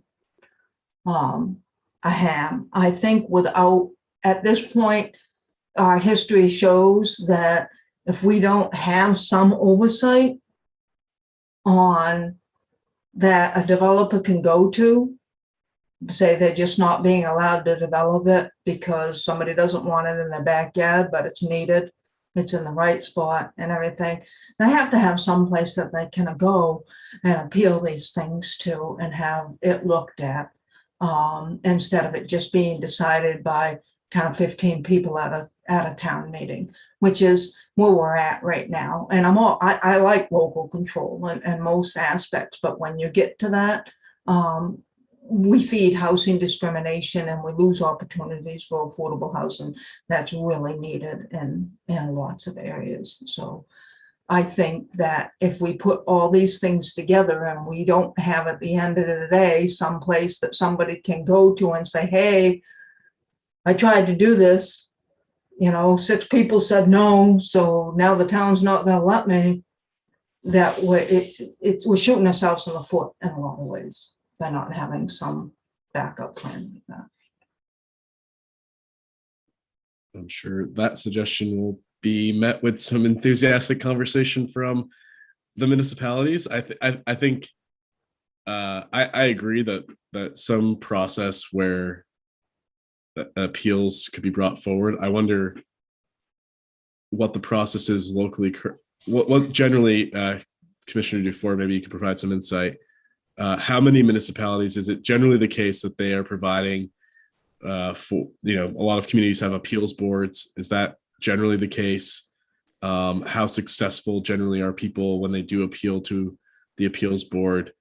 And would it be helpful to have a statewide appeals board that maybe isn't binding, so their decision is not a binding on the town, but would offer, another perspective. So if a project was denied, it's appealed at the statewide level, and the statewide appeals board says this project should be permitted to move forward. That doesn't necessarily, it's not a binding decision, but it goes back to the community as additional perspective on the project. I would love to hear your thoughts. So with respect to how many communities have Board of Appeals, I don't know, I can find out. However, if a community does not have a Board of Appeals, that process or that decision making goes to the county commissioners. So in communities that don't have, the county commissioners get to make these particular decisions. And you're absolutely correct with respect to a bit of conversation from the municipal side of this equation on this approach. I just like to state that we are where we are today, not only because of local decision making, but decades of federal and state policies that have guided this type of development. Communities across the state have hired planners to help us develop comprehensive plans and everything zoning, everything that's in place. So to suggest that we should be singled out to address all these issues is concerning. And I think from our perspective, we would like to try the limits on local control. We're talking about many different changes that communities are going to be asked to implement with assistance from the state, with assistance from private investors, so that we can resolve collaboratively this statewide issue. There's concern that we are going to be left holding the bag. So my preference would be to let's move forward with some of the limitations, provide communities the guidance and the technical assistance they need, and see where we go before we start eroding home rule authority completely. And I'm just going to point to a Board of Property Tax Review. That process does not work well. Large scale challenges of property tax assessment take years and years and years to decide, and lots of money. And so again, I would like this commission to consider taking the first step. Let's develop the resources, let's provide communities the direction, and let's see what they do, rather than say, we can't trust you. Because we did not cause this problem solely on by ourselves. I mean, this is a statewide issue, and I think we all need to be in together. We're willing to move forward, really put some limits on home rule authority, but we need some support for this to be successful. You cannot leave us hanging on this particular issue. Thank you, Commissioner Dufour. Commissioner Topman, then Commissioner Cooperrider, then Commissioner Jackson. Thank you. I'm trying to think through some of our experiences, and we oftentimes the challenge is not so much us wanting a place to appeal a municipality's decision, but it's us and the municipality having to defend the neighbors or the NIMBY neighbors lawsuit when they sued the municipality's decision.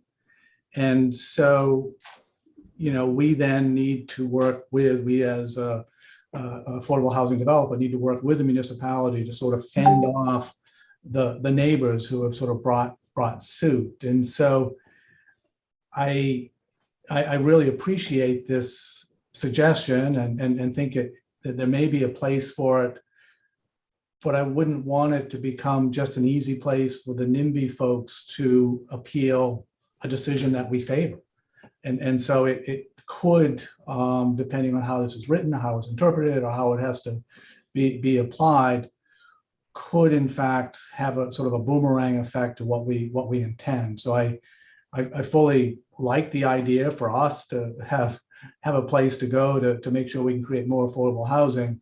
But I'm also a little concerned that we're not opening up the door, that there will be more avenues for those that are trying to not allow us to do what we're trying to do to get in the way. Commissioner Cooper Ryder. So appreciating Commissioner Dufour's comments and also Commissioner Topman's perspective. I do think that a state level appeals board for perhaps just affordable housing decisions.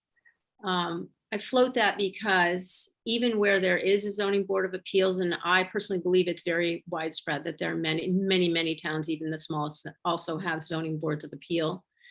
The regulation under which you can appeal is very narrow.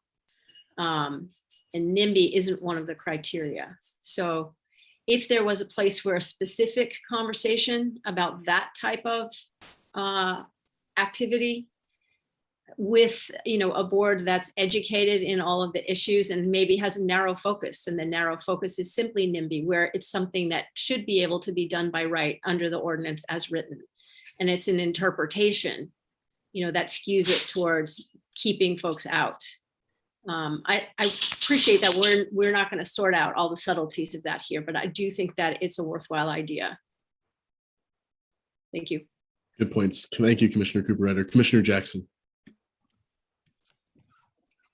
Yeah, I appreciate everything that's been said. As far as I'm aware, like analyzing briefly the Chapter 40B in Massachusetts, you can create a zoning appeal board that will hear appeals if the project contains 25% affordable housing. And then you can have exceptions to the appeal if the municipality has reached the affordable housing stock goal, so that municipalities that are at, let's say, 15% of affordable housing stock can defer the appeal. Another way you can do that is by having progress. You can also forego the appeal if you have one of those plans in place that we've talked about as checking in on the first year and the second year. Like, that can be another way to get out. But I do think that not having an appeals board puts the power back into the people who can show up at the planning board meetings, the people who have interest in preserving their monetary investments. And that is why we don't have housing. So in order to negate that, what you can do is have an appeals board and provide incentives for the municipalities to reach certain degrees of affordable housing units so that they don't have to even get involved with the appeals board. And that's kind of how I see the overall program working. It's not just having a zoning appeals board that takes everything. It's tailored with certain outs to incentivize municipalities to reach their affordable housing goal. Thank you, Commissioner Jackson. Good points and good additional information on the Massachusetts Chapter 40B. Thank you for providing that as well. Commissioner Golick. Yes, just going back to Commissioner Totman's and how the wording was, and to say I totally agree with everything that Commissioner Jackson just said. The HAB would have the authority to override local zoning decisions when it appears a decision is effectively limiting or excluding viable, affordable housing proposals from being developed. And two, fast track viable, affordable housing proposals that have zoning as of a right, but meet with costly and unreasonable delays, often fueled by local opposition. And the HAB would be created and appointed by the state legislature and include representatives in populations utilizing affordable housing, including homeless populations, people with disabilities, etc. And one measure the HAB will consider is whether the neighborhood or community involved in the dispute has met its minimum goal under the equitable share housing plan, which I had referenced above, which also goes along with, as again, Commissioner Totman had mentioned earlier, percentage of affordable housing being built. So it would essentially be about affordable housing and the zoning. That's what the appeal board would be for. It wouldn't be for any NIMBYism or anything else to just go in and appeal. It would be about these things that we need built that get delayed, that get dragged out through court, that get dragged out through meetings, that should are in a zoning area that they should be able to be built, but the guy across the street doesn't want it there. So I hope that clarifies some of the wording. And it also, you know, as Commissioner Jackson mentioned, Massachusetts has this 40B law. So we have some templates to look at where this already exists and is functioning. Thank you. Thank you for that additional information, Commissioner Golick. Commissioner Levine.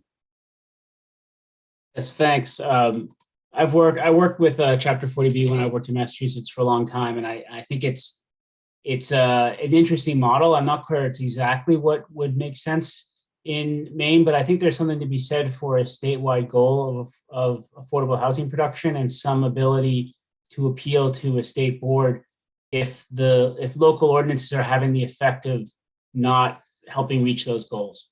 And I'm not sure I can be more specific than that right now, given the scope of all the things we need to handle. I wouldn't embrace 40B word for word, but I think there's a model there that we should look at in some level. Thank you, Commissioner Levine. I figured you'd probably know a little bit about 40B for us to digest a little bit further. So thank you for that. Any additional comments, questions related to these numerous miscellaneous suggestions that we have before us? Commissioner Totman.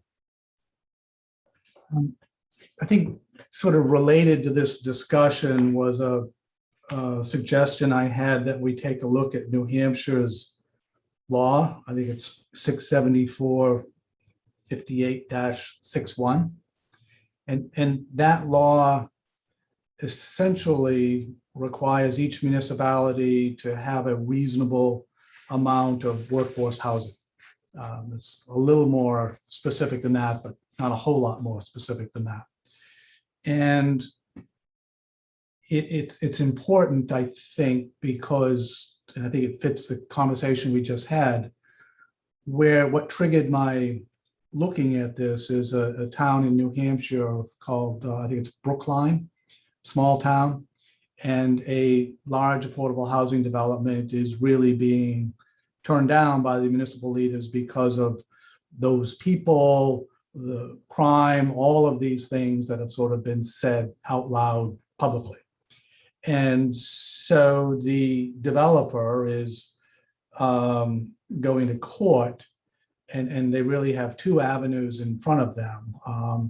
The whole Fair Housing Act, I think they have on a federal level, I think they have a pretty good argument and may get where they need to get on that alone, because it does appear that the municipality, from what the newspaper says, is sort of acting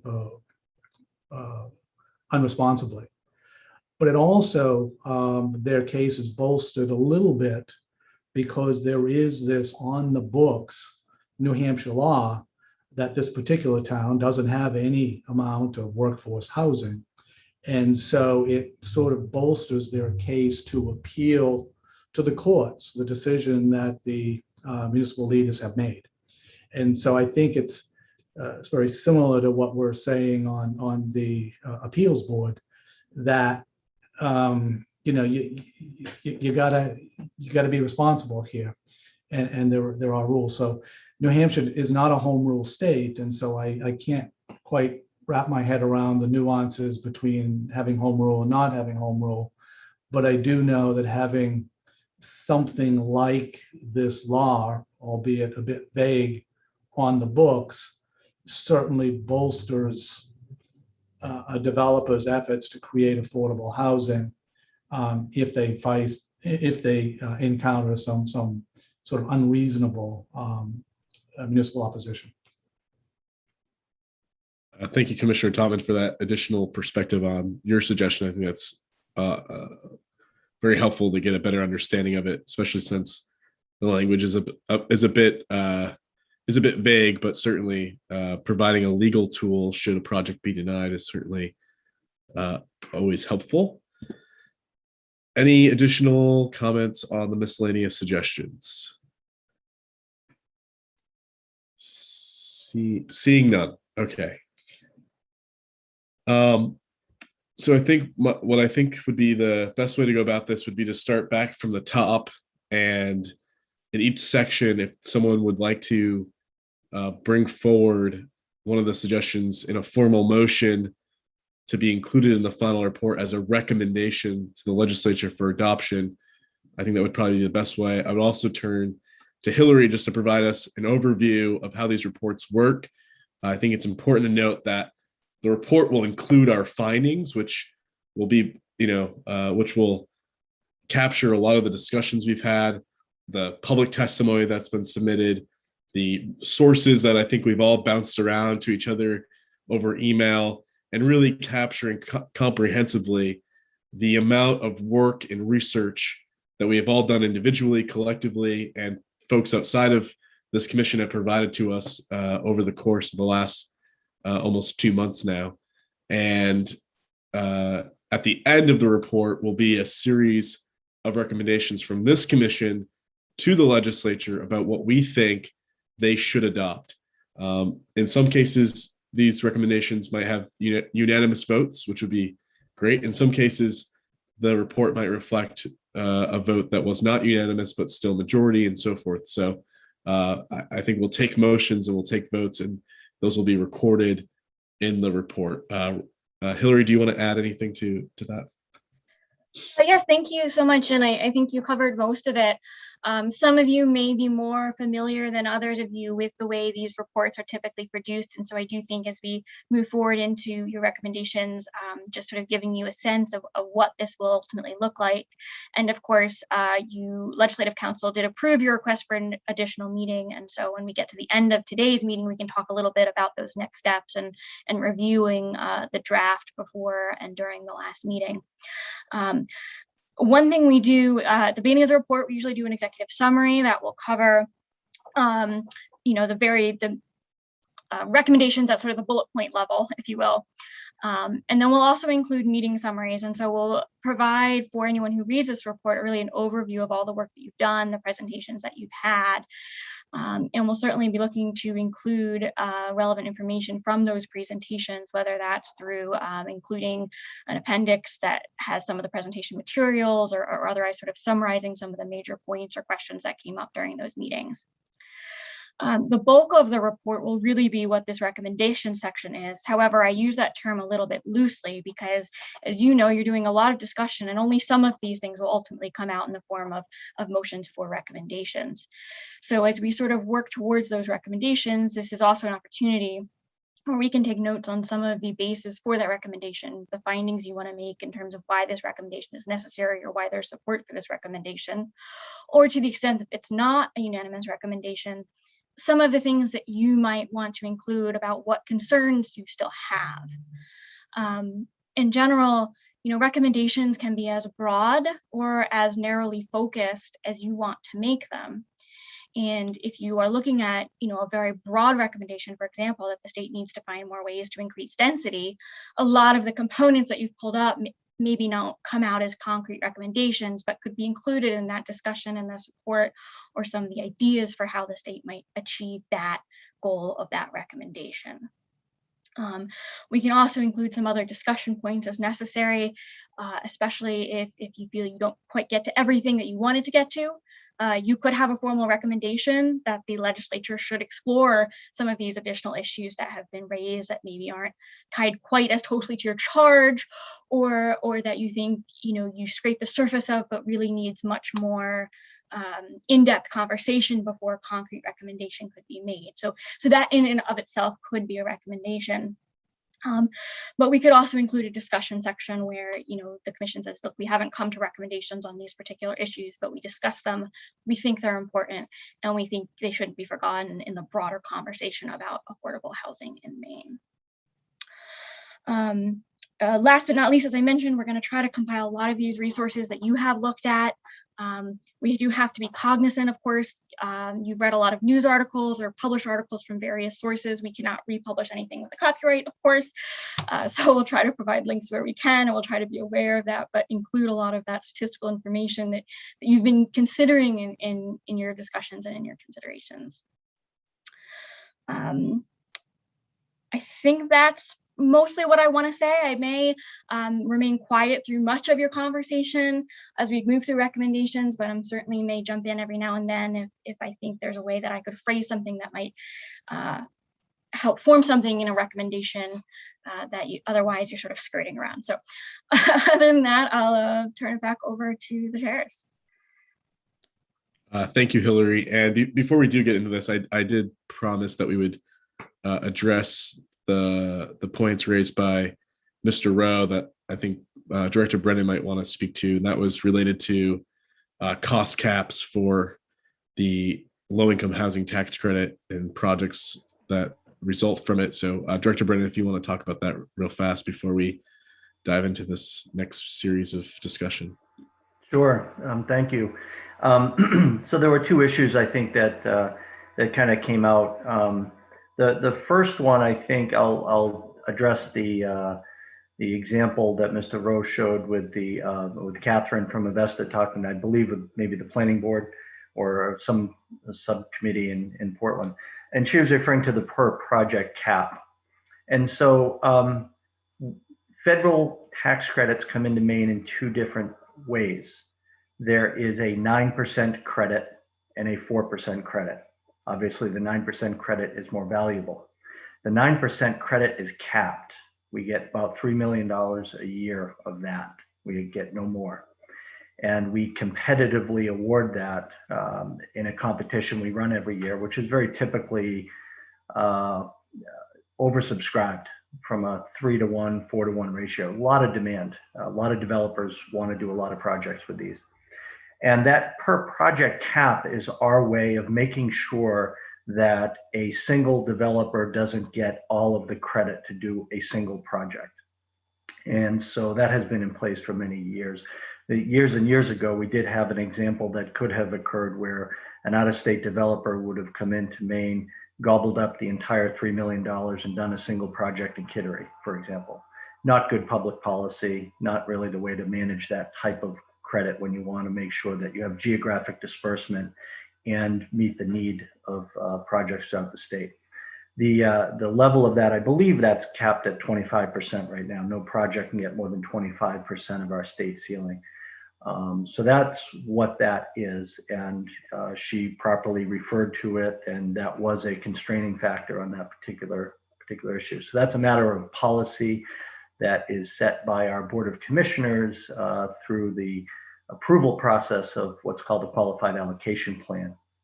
And we go through that process roughly once every 1 or 2 years, and we go through a public vetting process for that, on that and any other particular policy. So that is what he was referring to there. The second piece that was being referred to was the article from about 10 years ago, And that has to do with the period of time in which our Board of Commissioners was very concerned about just the total development cost of any project.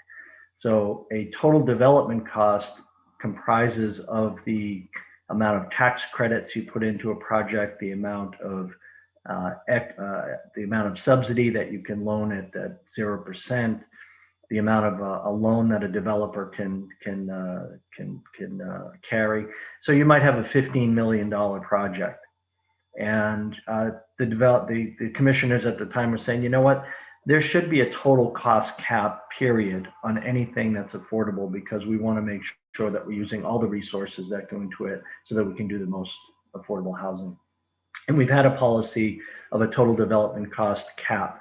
Back in those days, in that article that was referenced, we had consideration of using it in our scoring criteria, which is how we started out using it.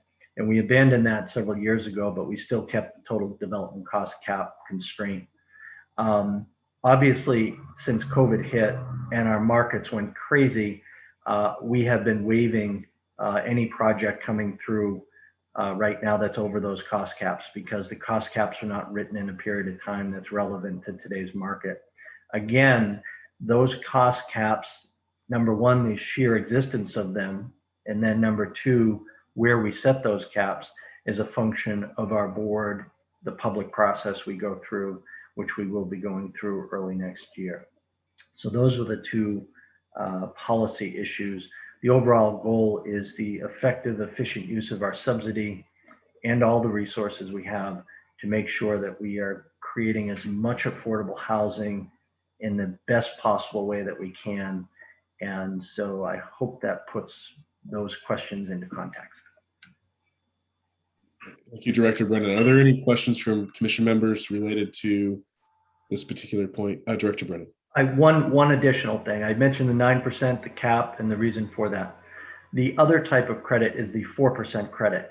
There is no such cap on the 4% credit. So to Senator Pouliot's question, the state low-income housing tax credit that the legislature passed a few years ago, we use with the 4% credit.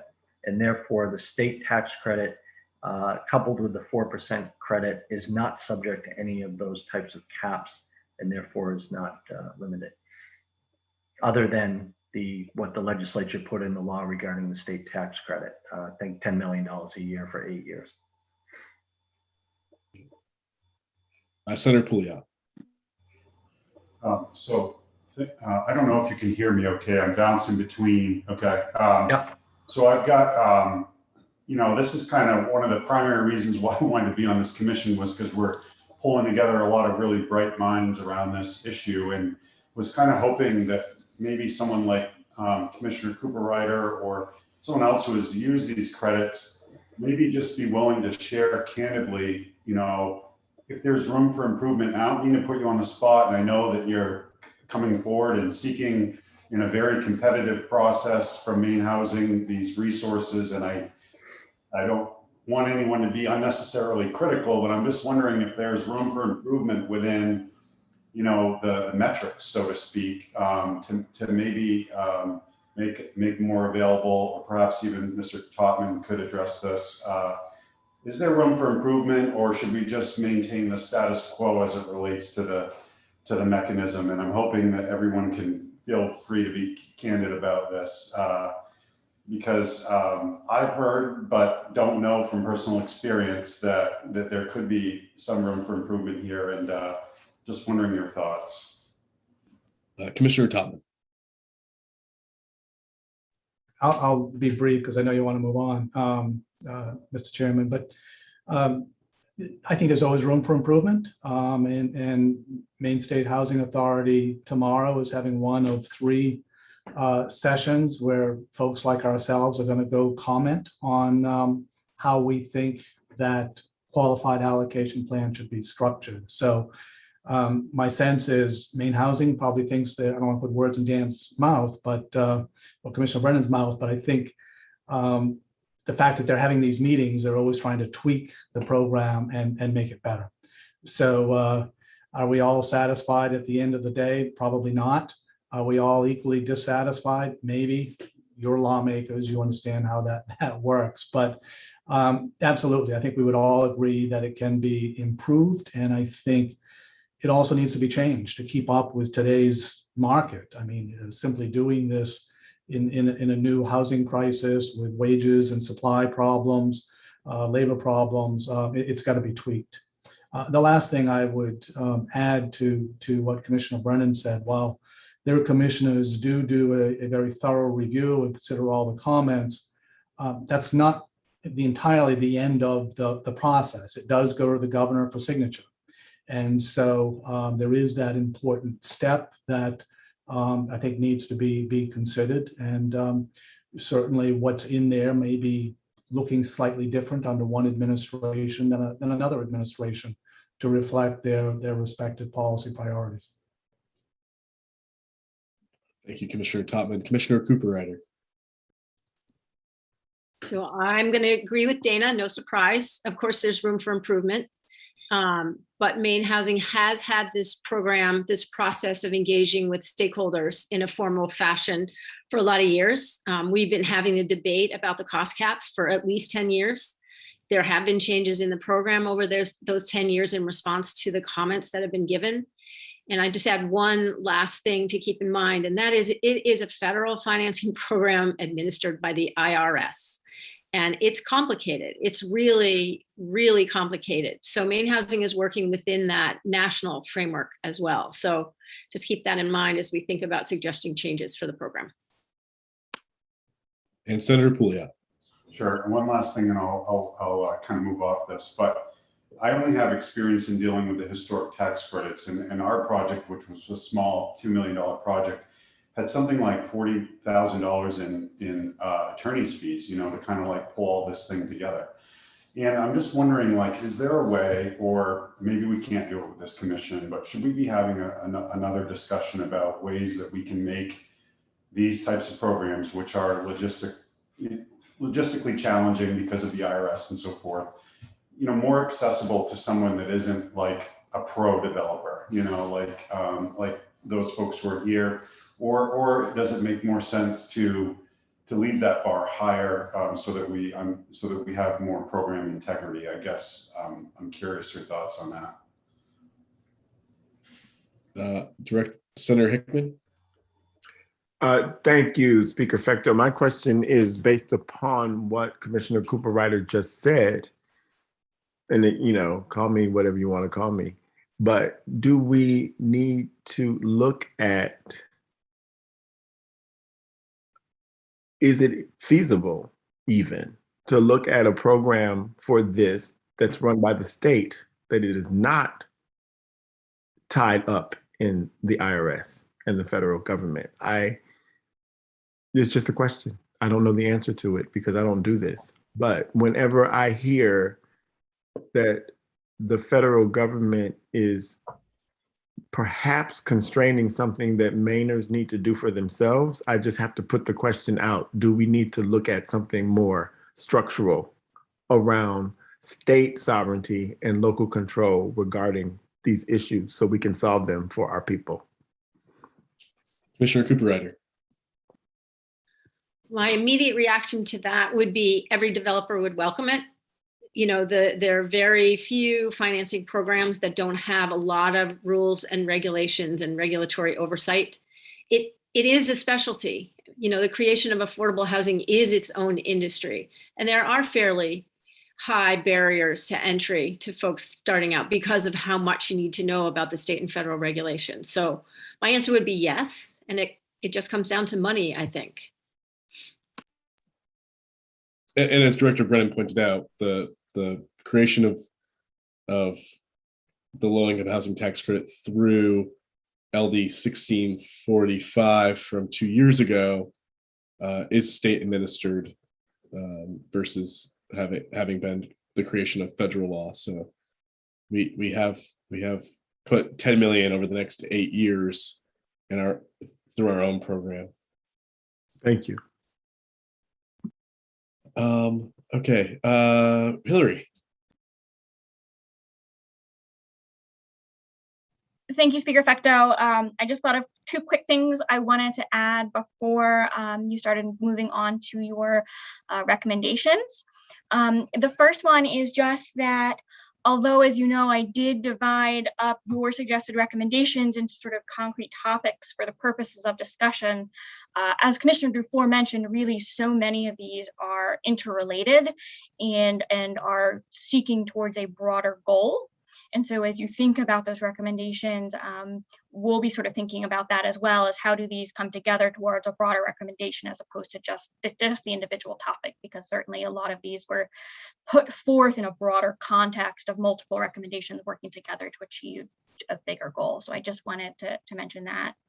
And then I also just wanted to mention, as you know, you also got recommendations from many other people outside of this commission during this process, as well as some additional recommendations from Commissioner Levine and Topman and Cooper-Ryder, from GP-COG, from members of the public. And so as you move through recommendations, if there are any of those documents that you would like pulled up on the screen so that you're all looking at it at the same time, don't hesitate to let me know, and I can see if I can pull that up for you to help that conversation. Great, thank you. Good points, Hillary. Thank you. Commissioner Pingree. Yeah, Mr. Speaker, I mean, maybe this is where you're going next, but I'm wondering sort of process-wise, it did seem that Commissioners Levine, Cooper-Ryder, and Topman sort of did sort of a comprehensive, like, starting attempt at some recommendations. And I wonder if it makes sense to start by seeing where people are on that, because it's sort of a comprehensive body, and then sort of piling things into that, if that seems like a good framework to start with, rather than sort of voting in or out every single thing. You're off the boat, you're on the boat, sort of having people then raise things that might be added to that proposal. I mean, I'm saying that from perspective of, I think they did a good job sort of summarizing some pretty key things and putting things in a framework. Again, it may not be enough, but maybe we add to that or debate those items. So I'm just putting that out there as kind of a starting suggestion. And obviously those three commissioners, probably it would be helpful for them to explain their work and what they did to put that together. Great suggestion, Commissioner Pingree. I would ask Hillary if she can prep to get that document up on the screen for us. I'll go to Commissioner Brennan. I would concur with Commissioner Pingree. I thought it was a good start. I have not been through this kind of process before, so I'll just put that right out on the table. And the idea, this is so much information, and the idea of distilling it down to what we are going to talk about. And I think of the vote. I don't usually cast any types of votes, so I'm honored to be able to do so. The thought I'm thinking about is a blessing and a curse. Yeah. I would benefit from, going through the exercise of distilling down to what might be starting to look like a final product. But then I'd also benefit from some time to discern and think afterwards, maybe in preparation of another meeting to finalize. Because oftentimes you think things through, or you want to educate yourself just a little bit more on some things. Some of the things that we've talked about, very comfortable with. Other things are a little bit out of my league, and we're probably all in the same boat to some degree. So I just thought I'd throw that out there as a question, Mr. Speaker, for process and thinking through. Yeah, and I think those are some really good points. I would think that at our final meeting, I think we would take probably like one final vote of moving the entire report, which would reflect, all of us saying that, while there might be things in the report that we disagree with, the final work product we do agree with, or whatever that might look like.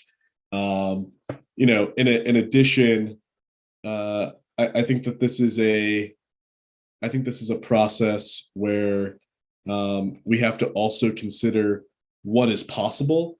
We're making recommendations to the 130th legislature that it's very possible this report will be referenced and leaned on by future legislatures as well, which I hope it is, because I don't think we're going to accomplish everything that we've discussed.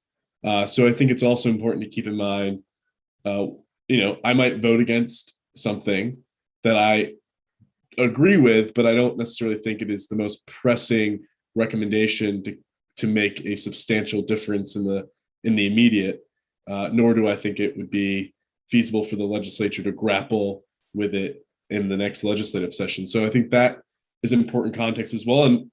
And again, as Hillary referenced, when we do take votes, there can be explanation of why some folks are not supportive of the recommendation or why they are supportive of the recommendation.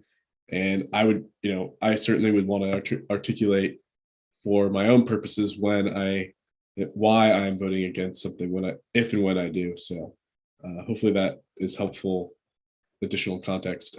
Hillary.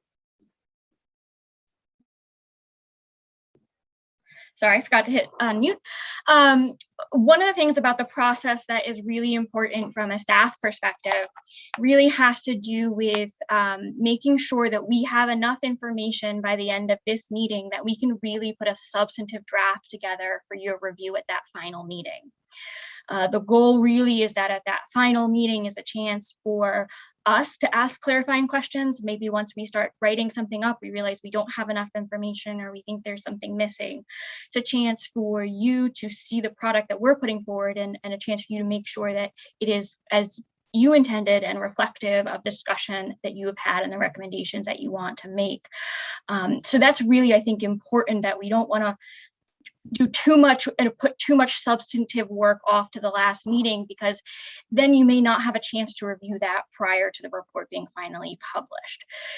When we do get to the end of today's meeting, we can talk a little bit about timing for the next meeting and the hope that we can get a really solid draft that will be almost fully done, except for some clarifying questions, and that you have time to review prior to the next meeting.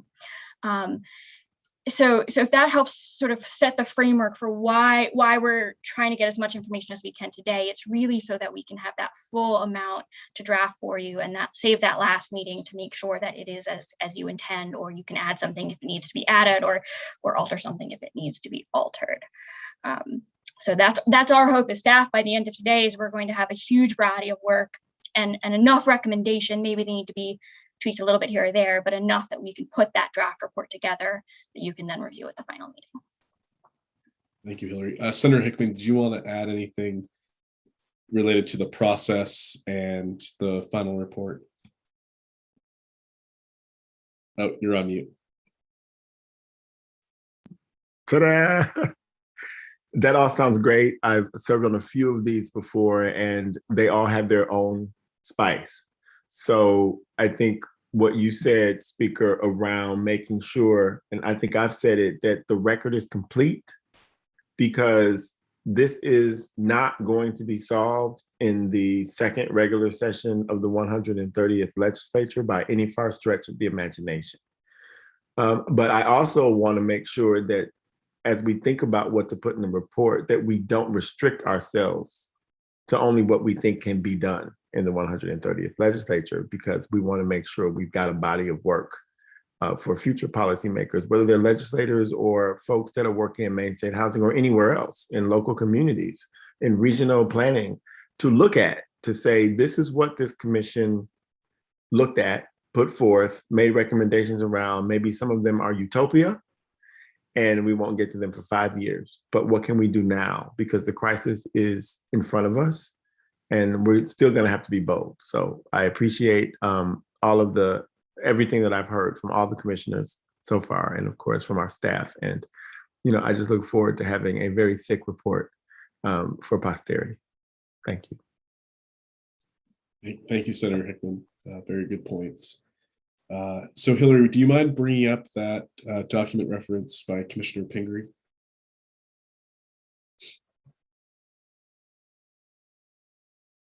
And is there someone, either Commissioner Cooper-Ryder, Levine, or Topman, that want to walk us through this proposal? Is that big enough? Can everyone see it well enough? Probably a little bit bigger would be good. That's better. Yep. Okay.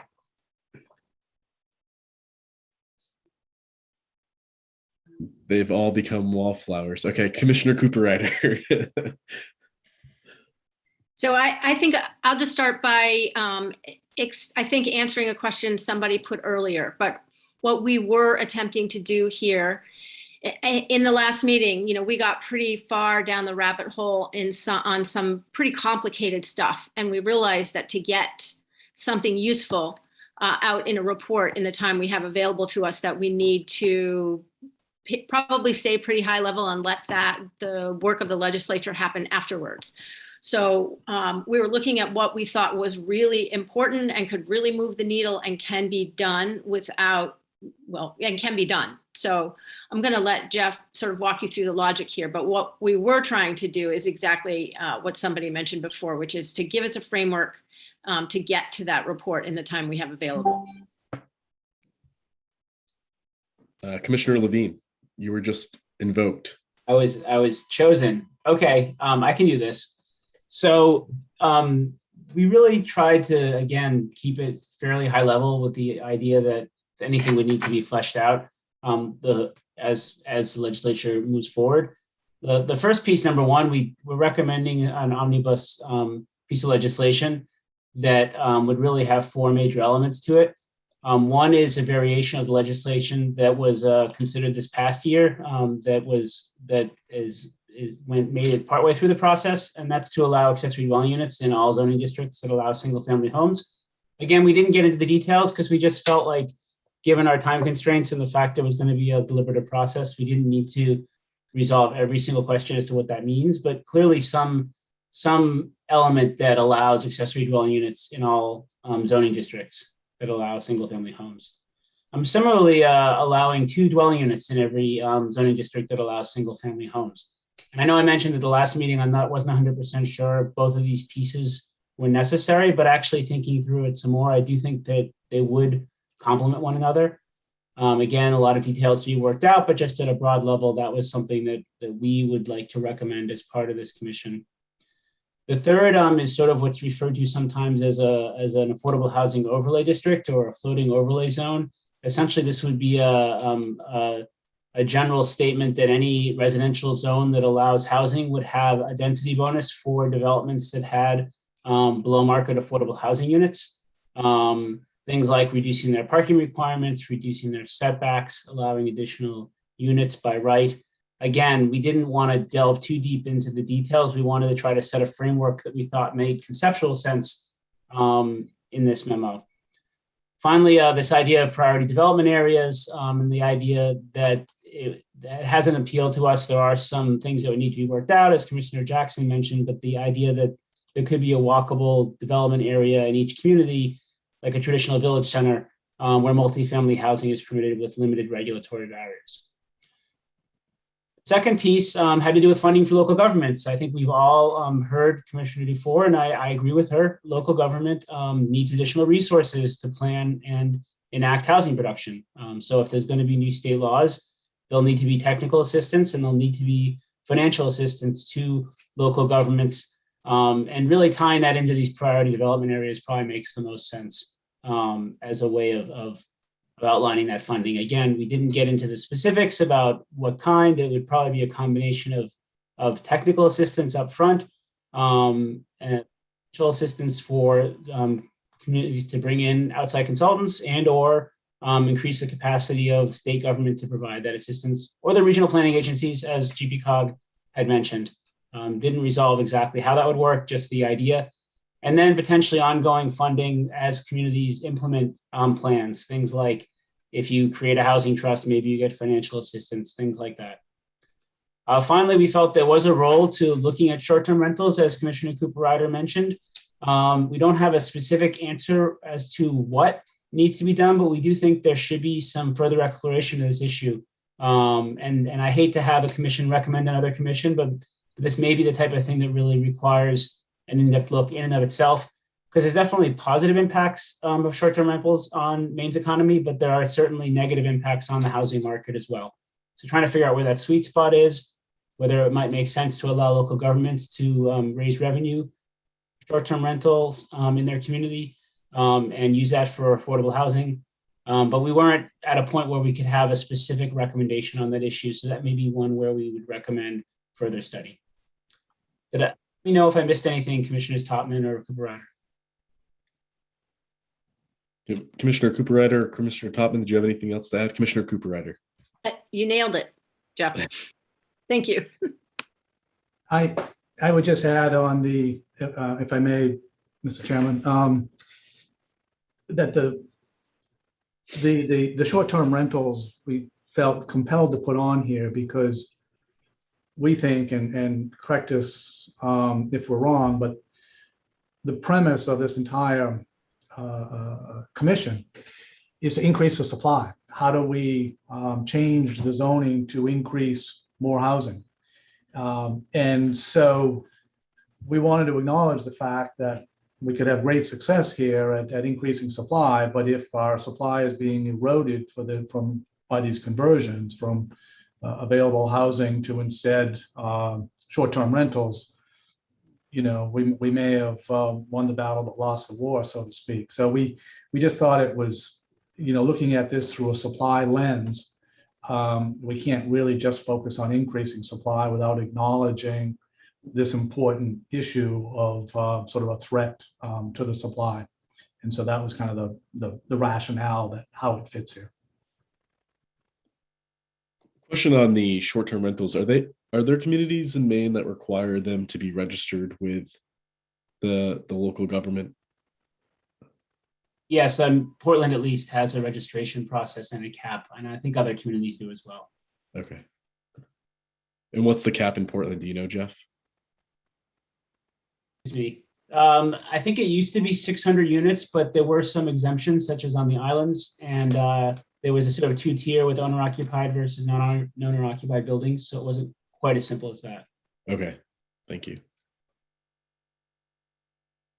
Great. Any discussion related to this proposal, which I think, to Commissioner Pingree's point, I think you all definitely give us a solid foundation for this conversation that we're about to dive into, but also, frankly, a framework that we could probably add on to if we were to take a vote on the overall memo that you've provided as in some way reflected in our final conclusions of this report. So happy to take comments, questions at this point. Commissioner Dufour. So I'm cautiously optimistic about this proposal, and the caution comes with respect to details and devils and all of that good stuff. And to the extent that local regulation will be limited. And what does that look like? We're all in for the ADUs on single family lots.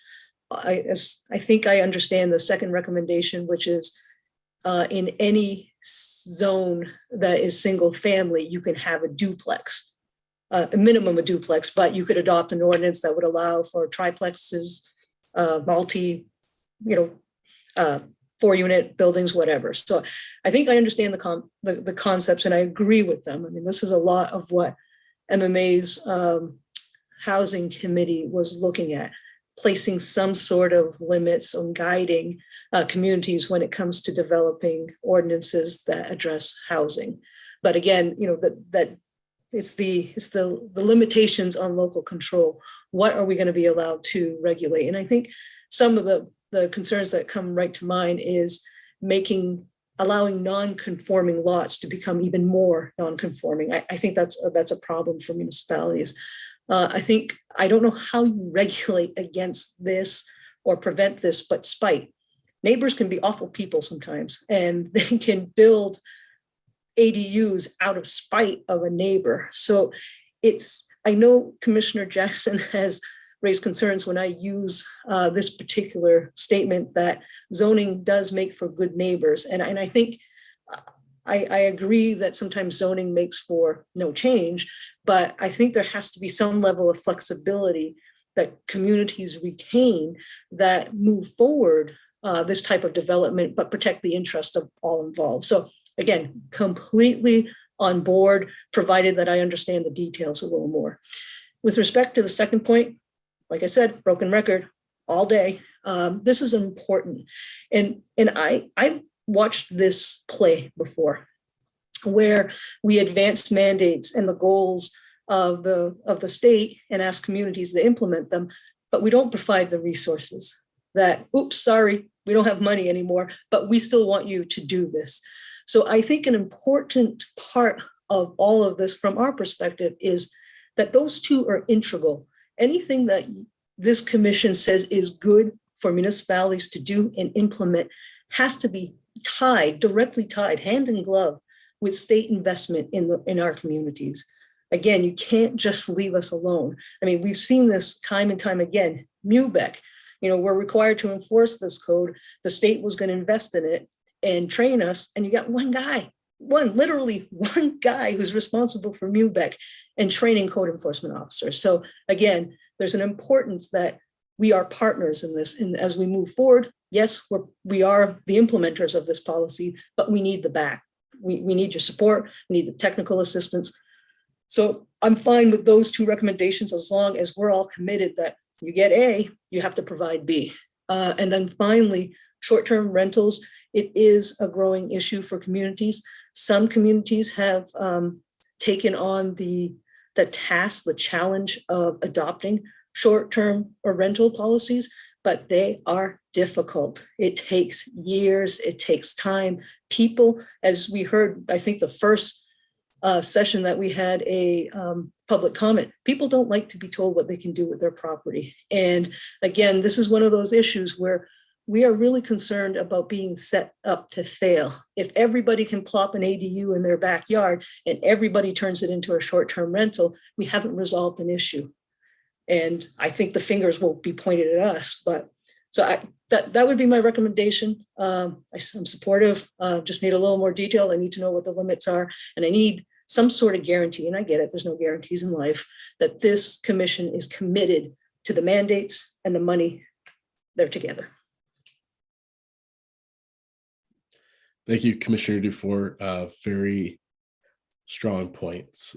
Definitely appreciate that. Commissioner Pingree. Yeah, I mean, just to follow up on Commissioner Dufour's points, I mean, I think the question is how far do we go in these recommendations? Because I think this is an excellent, I mean, I'm glad Kate was generally positive or quite positive, which I think it's like how the communities feel about this is important. So I think keeping these as a body together is helpful because it's both technical assistance and some of the bigger pieces that we want to move forward.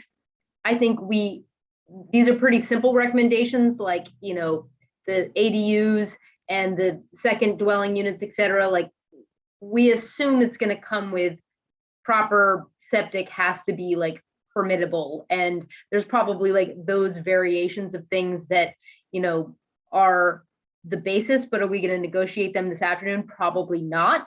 I think the speaker already has a title in even, and I think he wants something that can move successfully through the legislature. So I actually think keeping it somewhat simple, and then the more detailed negotiations as a bill gets put together can actually happen in the coming weeks. Maybe some of those are part of this report and some are not. So, I mean, I think I just would be, again, I express that I'm in favor of moving in this direction and adding things to it. So I think we should just keep moving at this. And I'm incredibly encouraged by Kate's positive feelings. So. Thank you, Commissioner Pingree.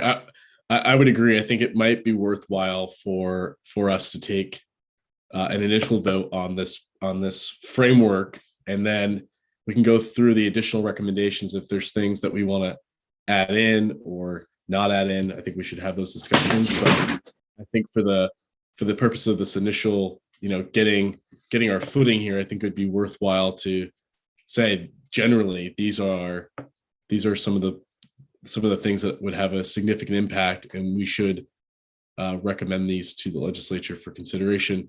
I would push back on one comment Commissioner Dufour made, and that is, yes, you might have folks who decide to build an ADU out of spite for their neighbor, but there have been folks in our communities for decades that have, out of spite or whatever it is that motivates them, that have come before municipal boards and have argued against the development of affordable housing just because they don't want more affordable housing in their communities. And so I guess I would take the risk of a few spiteful neighbors to advance more affordable housing being accessible to more people than to say no to ADUs or to not pursue it because we're concerned about maybe a handful of instances across the entire state over many decades where a spiteful neighbor builds an ADU.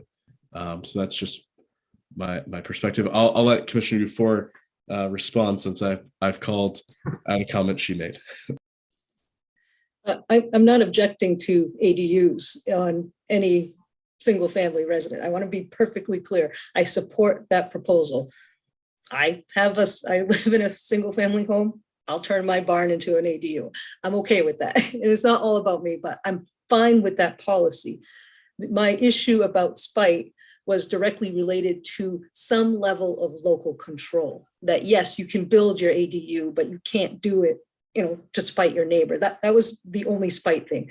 To be clear, I'm 100% behind that recommendation. Just we need some sort of parameters for local regulation, because at the end of the day, I mean, we're the ones that have to mediate, neighborhood disputes. We need some resources. Fair. Yes. Thank you. Good clarification. Senator Hickman and then Senator Pouliot. Thank you, Speaker Fecto. I learned about spite wells a couple of weeks ago. I'm like, what is a spite well? I've never heard of such a thing. So you see, we learn about these things as we talk to folks about the issues that are in front of us. I think for me, on this framework, I want to ask that we include in this framework something that is specific to fair housing. Now, I know that I've been a little distracted, and so I haven't been able to put forth the recommendations around fair housing because affordable housing has to be accessible to everyone regardless.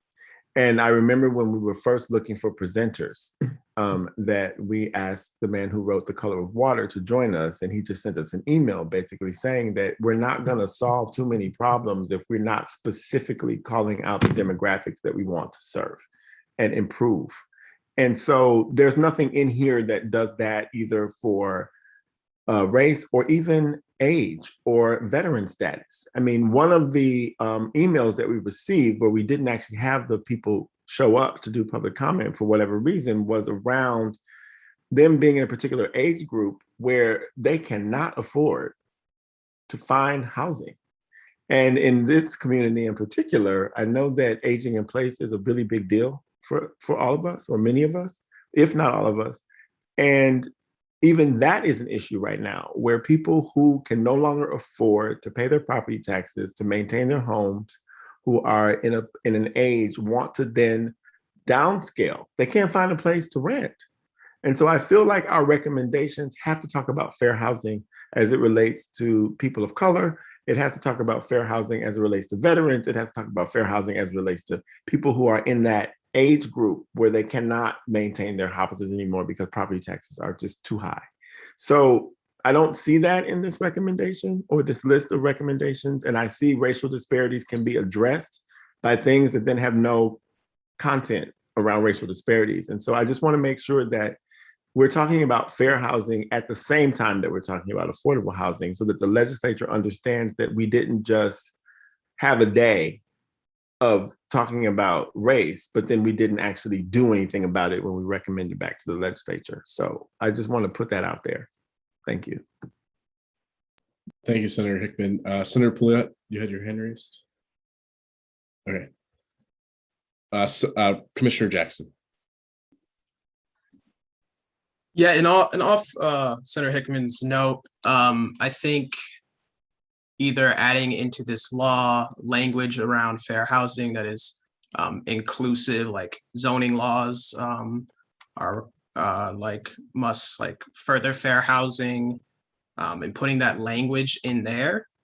I would suggest putting language that would promote fair housing, equitable housing, promoting choice of economic diversity, and address specific disparities, putting language in there, and then having an appeals board that can enforce when those are not being met.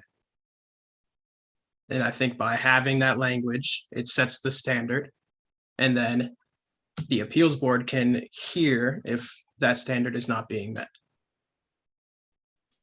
Thank you, Commissioner Jackson. Commissioner Dufour, I see your hand raised. I think I'm getting the sense that perhaps this was actually not the right approach for moving this conversation along and getting us to a point of actually coming to vote. So I'm actually going to thank the commissioners for the memo. I think we're going to set that aside. And I think it would be worthwhile for us to go through the recommendations, the broad categories, and put forward. The first one, for example, is ADUs. The memo reflects the ADUs. Let's take a vote on ADUs so we can move this conversation along because it's already 2:40. And we have a lot of, I think we could probably expand and talk about all of these issues all over again. But I really want to get down to action. Like we need to like make decisions today. Commissioner Jackson. Okay, thank you. So the first category was ADUs. There were several recommendations from multiple commissioners, one of which was, three of which were the same, which was an endorsement of LD 1312, which is currently pending in the legislature. Is there, I will look for a motion from a member regarding ADUs. Is there a recommendation to the legislature regarding ADUs that anyone would like to put forward? Commissioner Pingree. I think we had discussed that LD 1312 ended up becoming somewhat narrow. So I would just make a motion that we move forward a recommendation that ADUs be allowed by right in the way in which in all zoning districts that allow single family homes. Okay, we have a motion from Commissioner Pingree. Is there a second? Representative Arata? No. Commissioner Cooper-Ryder seconds, and Representative Arata. Thank you. I just wanted to point out that if we decide on up to 4 units in every zone, category number 2 that we're talking about, that would kind of negate the need for this one. So I don't know if you might want to consider that one first. I don't know. It's up to you. Is there a distinction between an ADU and the multiplexes and duplexes, Jeff? Thanks. And I had mentioned this last meeting. I think it's possible that one might negate the need for another, but until we know what legislation specifically enables the two, not 100% sure, because it may be that we allow up to 4 units on a lot, but we don't, but we allow parking requirements, for example. And I would suggest that for ADUs, there should be a narrower set of regulations that are permitted. And that it may be that you can do an ADU, but you actually can't do a second unit, even though it might be allowed under zoning, because you can't meet other requirements. So it's possible that one could negate the other, but I think they're both important concepts until we know exactly what legislation says. Thank you. Commissioner Golick. Yeah, just a couple of questions to clarify on LD 1312. Can you tell me, does it, as it's written, allow ADUs to be used as short-term vacation rentals? I think, if I recall, there was a restriction in the bill related to that. Can anyone provide? Kate, do you remember? We did talk about this. It allows, it does allow one of the units to be, that's what LD 1312 allows. It's one of them has to be occupied by the owner, but if there's an or, so the other one could be a short-term rental. I mean, that's sort of why I actually think we should, I'm not opposed to the 1312 language. I just think it got too narrow. So we might want to broaden it up and then go back and forth with Kate as we draft the bill. But I think getting to the sort of original allowance of ADUs by right, rather than language of 1312. And to clarify, Commissioner Pingree's motion was not an endorsement of 1312. It was, her motion is related to ADUs generally, but not using necessarily the language in 1312. Hillary? And I'm sorry. No, I was just going to say, so this is a sort of example where, for example, you can have a recommendation, as Commissioner Pingree said, that ADUs are allowed by right in all zoning districts that allow single-family homes. But in the longer narrative portion of the report includes some of the discussion that this commission has had on LD 1312, both in support of some of its concepts, as well as some of the concerns that you've expressed, not just at this meeting, but also at the previous meeting, so that someone who's reading that report is going to see the broader recommendation, as well as the context in which it was made, and moving forward, highlighting that. And also in that narrative, highlighting how it may interplay with additional recommendations should you move forward on that second recommendation, as Representative Arata had pointed out, how recommendations may affect another depending on where the legislature goes with that recommendation. So a pretty general suggestion related to ADUs on single family lots. Is there any further discussion on the motion as is? Seeing none, I think the easiest way to do this would be to just use your raise the hand function, or if you are unable to just raise your hand, and I will take the vote that way.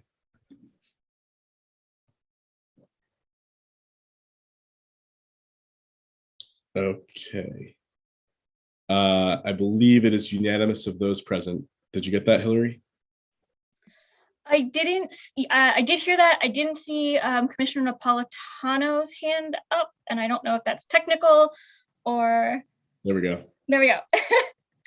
And this is certainly something that we will note all of these votes, but if we miss something or something's an error, that will be an absolute thing. You should let us know at the next meeting after you reviewed the report if we get something like that wrong. That's an important thing we'll have to fix and make sure we got correct. Okay. Is there any further discussion or recommendations related to ADUs? Seeing none. I'm going to lower folks' hands so that I have a fresh start here. Okay. The next category was single multifamily zoning. I think this was also reflected in that overall memo that the three commissioners just outlined to us, but any suggestions here? Any points of conversation? Commissioner Golick.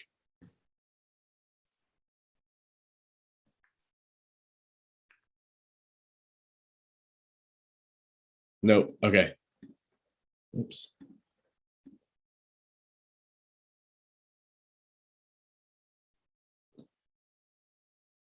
Commissioner Jackson, thank you. I propose Speaker Facetto's recommendation, elimination of single-family zoning restriction in residential zones across the state, allowing up to 4 residential units on all lots with a sunrise clause to provide adequate time for municipalities to prepare for this change. So we have a motion from Commissioner Jackson. Is there a second? Second by Representative Arata and Commissioner Pingree. Commissioner Jackson, could you just clarify, are you proposing that 4 units are allowed in any zone in the state of Maine, or are you also proposing eliminating all? You didn't propose eliminating all zoning. Did you just clarify the beginning of that sentence? You're on mute, Commissioner Jackson. Just as it's written in here, elimination of single-family zoning restriction in residential zones. So wherever there's a single-family zone, more than one unit could be. So I think it's this basically the suggestion that's in the memo, which is anywhere there's a single-family zone, there could be a duplex, a triplex. Is that what we're calling it? And a quadplex? I don't know. Triplex and fourplex. Okay, thank you. Is that clear for everyone? Hillary. Sorry, so I'm going to be the one who says that I'm not quite clear on it, and I don't know if it's because I missed something or I'm conflating two things. We had in the memo the idea of permitting at least 2 dwelling units in all zoning districts that allow single-family homes. And then we also had from the suggested recommendations that I think Commissioner Jackson was reading from was the elimination of single-family zoning restrictions in residential zones across the state, allowing up to 4 residential units on all lots with a sunrise clause to provide adequate time for municipalities to prepare for this change. So I just want clarity on which of those we're focusing on. He put forward that last one, but Commissioner Dufour, do you have a comment? Just that I appreciate the sunset clause with respect to providing communities the time necessary to adopt these ordinances. Thank you, Commissioner Dufour. So I think, Hillary, just to be clear, I think we're talking about a recommendation that would take all single family zoning in the state and say, if there's a single family zone, we are no longer just restricting it to the construction of single family units. And the difference is 4 units versus 2, I think is the big one. Yeah. Commissioner Hill. Sorry, just clarifying your comment, you just said the construction of, but we're including the reuse of current buildings, correct? Yes. Yeah. Thank you. Good clarifying point. Representative Arata. Thank you. Since I made the second, I guess I want to clarify this. So we're not saying that you can build a 100-unit multiplex anywhere in the state. We're saying up to 4 residential units. And so maybe it's a matter of the grammar or punctuation that would make that more clear. And I think Hillary could probably handle that for us as long as we're all in agreement that that's the intent. And the reason for 4 units is because that is considered residential for financing purposes. So a person could go in, if it's in a rural area, they could get a rural development loan, 0 down, for example. Thanks. Yep. Great point. Thank you. Senator Hickman. My battery may run out. I'll come back if I leave. So I'm just thinking of that middle area that one of the presenters told us about that included this thing called townhouses. But I think Representative Arata just expressed that 4 is for finance purposes, and that makes sense. But I do wonder if we are also open to those zones being allowed to have townhouses, and are townhouses even a part of the lexicon today or not? I have no idea. It's a good point. Representative Arata. You could have 4 townhouses. I think what you're asking, or do we even have row houses, 4 in a row, where you walk in and you go upstairs and you own two stories, or maybe 3 with a drive-under garage.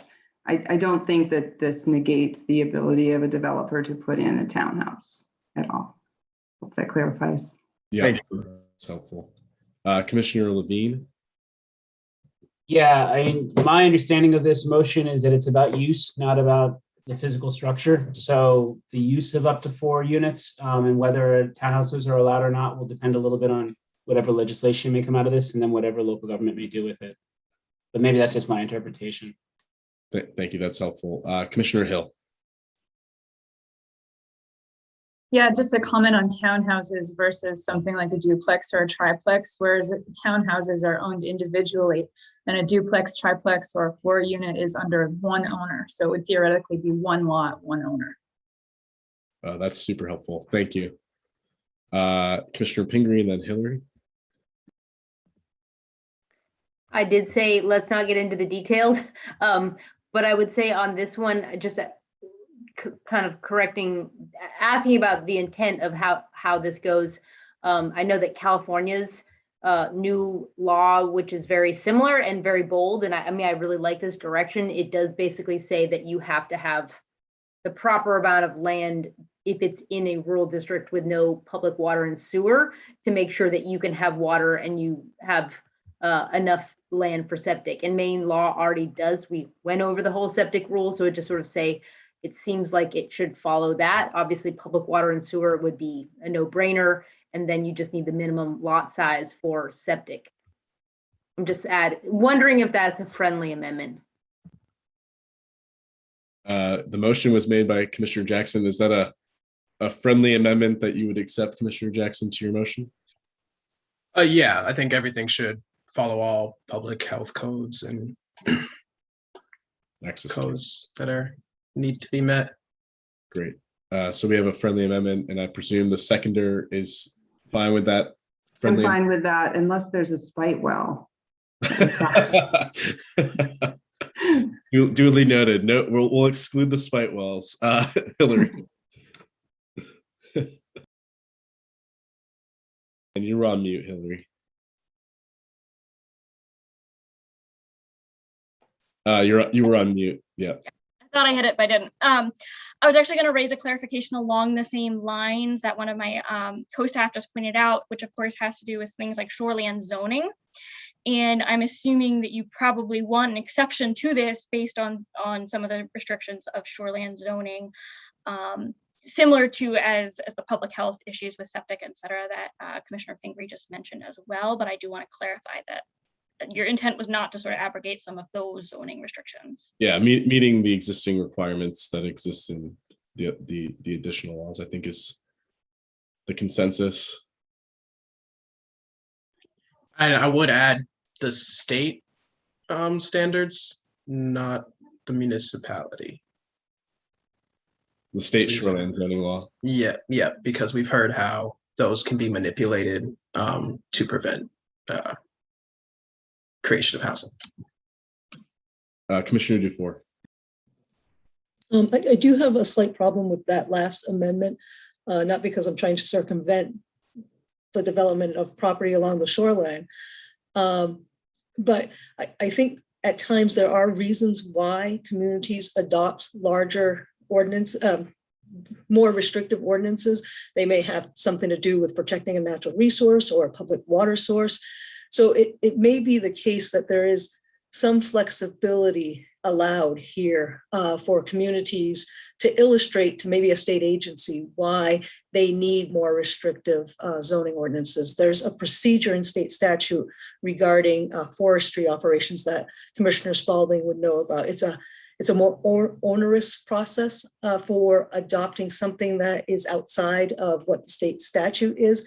But I would, I can't support legislation that may in turn limit a community's ability to regulate or protect a natural resource. So if there's some sort of flexibility there, that would be appreciated. If not, I cannot support that particular motion. Deidre, did you want to add something on this? It's kind of going off what Commissioner Dufour just said, like currently within the shoreline zoning structure, it's already built into the law that municipalities could be more restrictive than the state standards. And so if you were going in that direction to say, you know, they have to still meet the shoreline zoning standards, but no municipality could be more restrictive, that would have to be, that's a bigger change to, I think, the existing framework of the law. And those are sort of a given now currently to municipalities to be more restrictive based on local conditions or local circumstances, which could be misused. I'm not saying it couldn't, but in cases it could be like Commissioner Dufour said, that they are for legitimate reasons because of particular resources or values. So if you're going in that direction, we would just have to clarify in the report that that would be a departure from the existing structure of that law. Thank you for that clarification. Senator Hickman. Yeah, so I guess my question for Deirdre or Hillary or any analyst is, how restrictive are the state laws around shoreline zones? I mean, I have some familiarity with them, but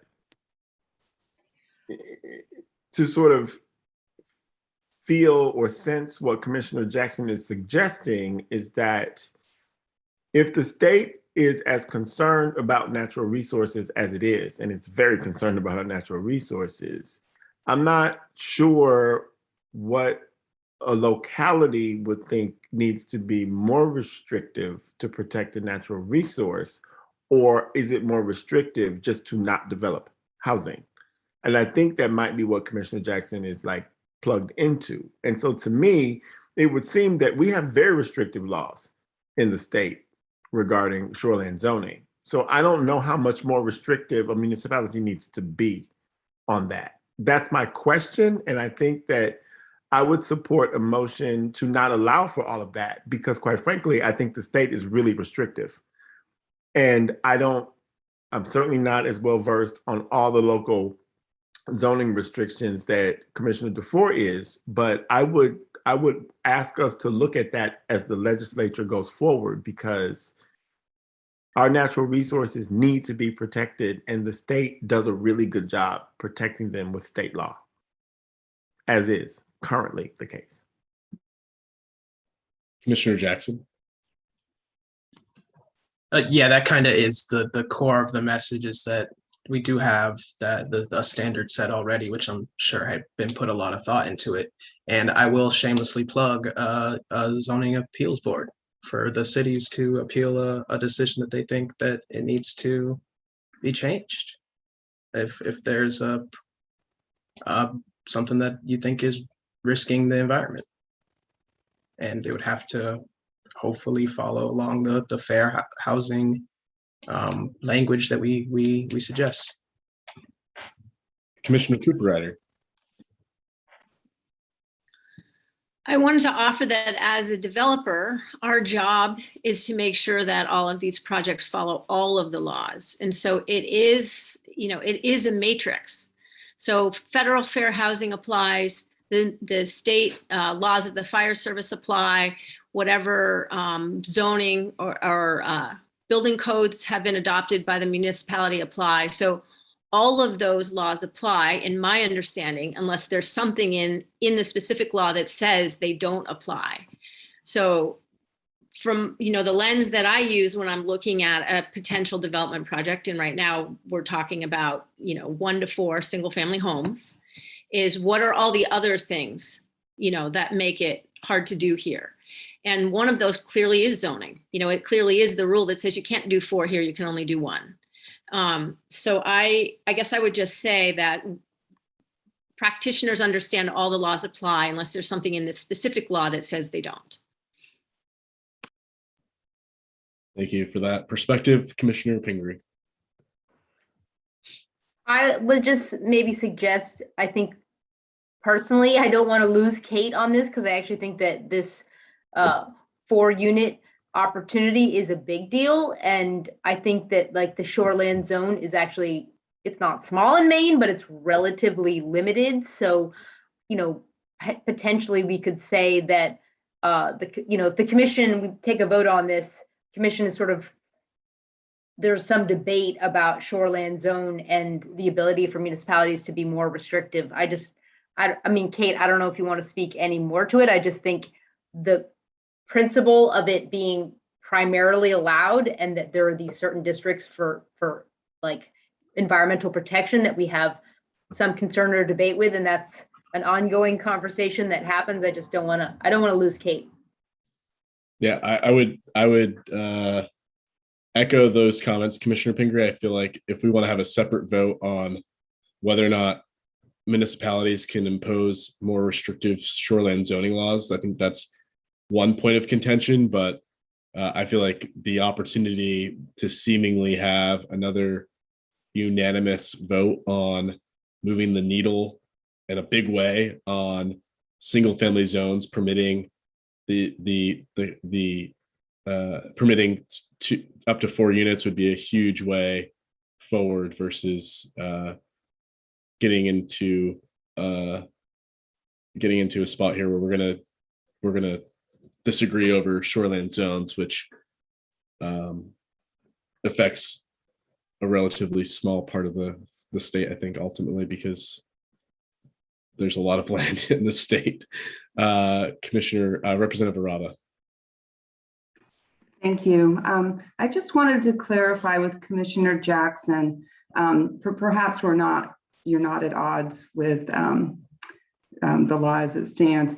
Did you mean that wherever shoreland zoning allows a single family dwelling, they must also allow a multifamily dwelling, perhaps within the same lot envelope area, the lot area that's, whatever is required for a single family home. So if I can build a 4-bedroom single family home in the shoreland zoning, I should also be able to build a 4-unit, 4 efficiency units within the same lot area that is sufficiently far away from a water, a pond or something to be safe. Is that what you mean?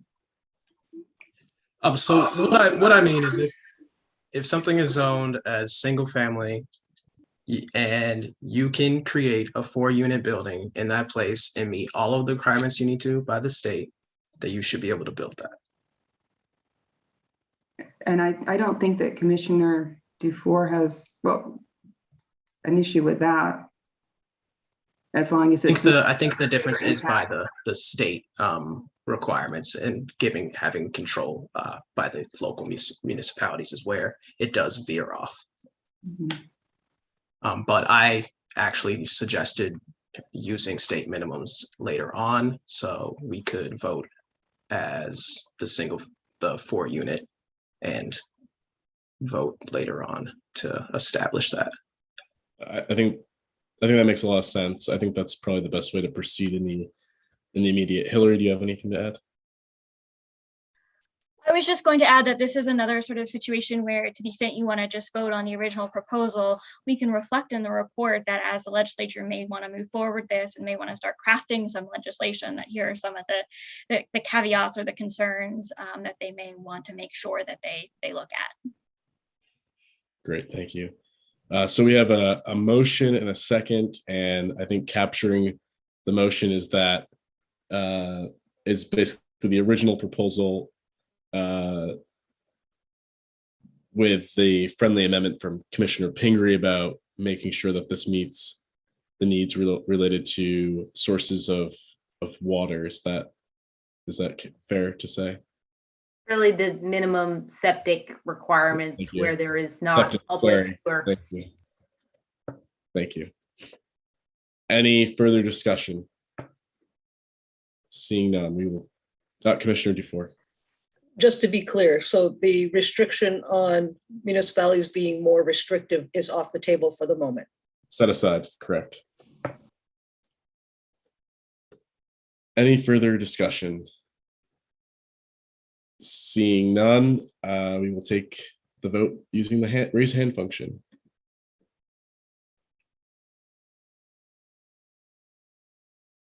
Okay, I believe that is unanimous of those present. Commissioner Brennan had his hand raised physically.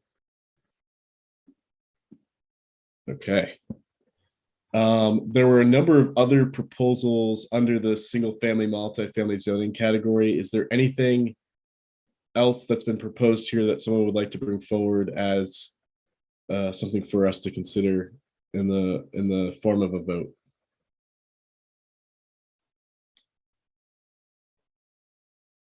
Commissioner Dufour. I don't know if it needs to be a vote as long as it's reflected in the notes. From our perspective, the direct connection between the limits and the mandates and the request of municipalities being directly linked to state funding and resources is absolute importance to us. And we will get to the technical assistance section in just a moment. Everyone has this document still in front of them. Is there anything else that we should talk about here? Commissioner Pingree. Maybe if Jeff is out there, I see him. I think we should move forward something on the overlay zones to allow for additional density. I'm less clear of exactly how that would be implemented. So maybe I'm going to pitch it to him to try to make a motion on that one, because I do think it's important to encourage those. I think he might decide how strongly we encourage or require them.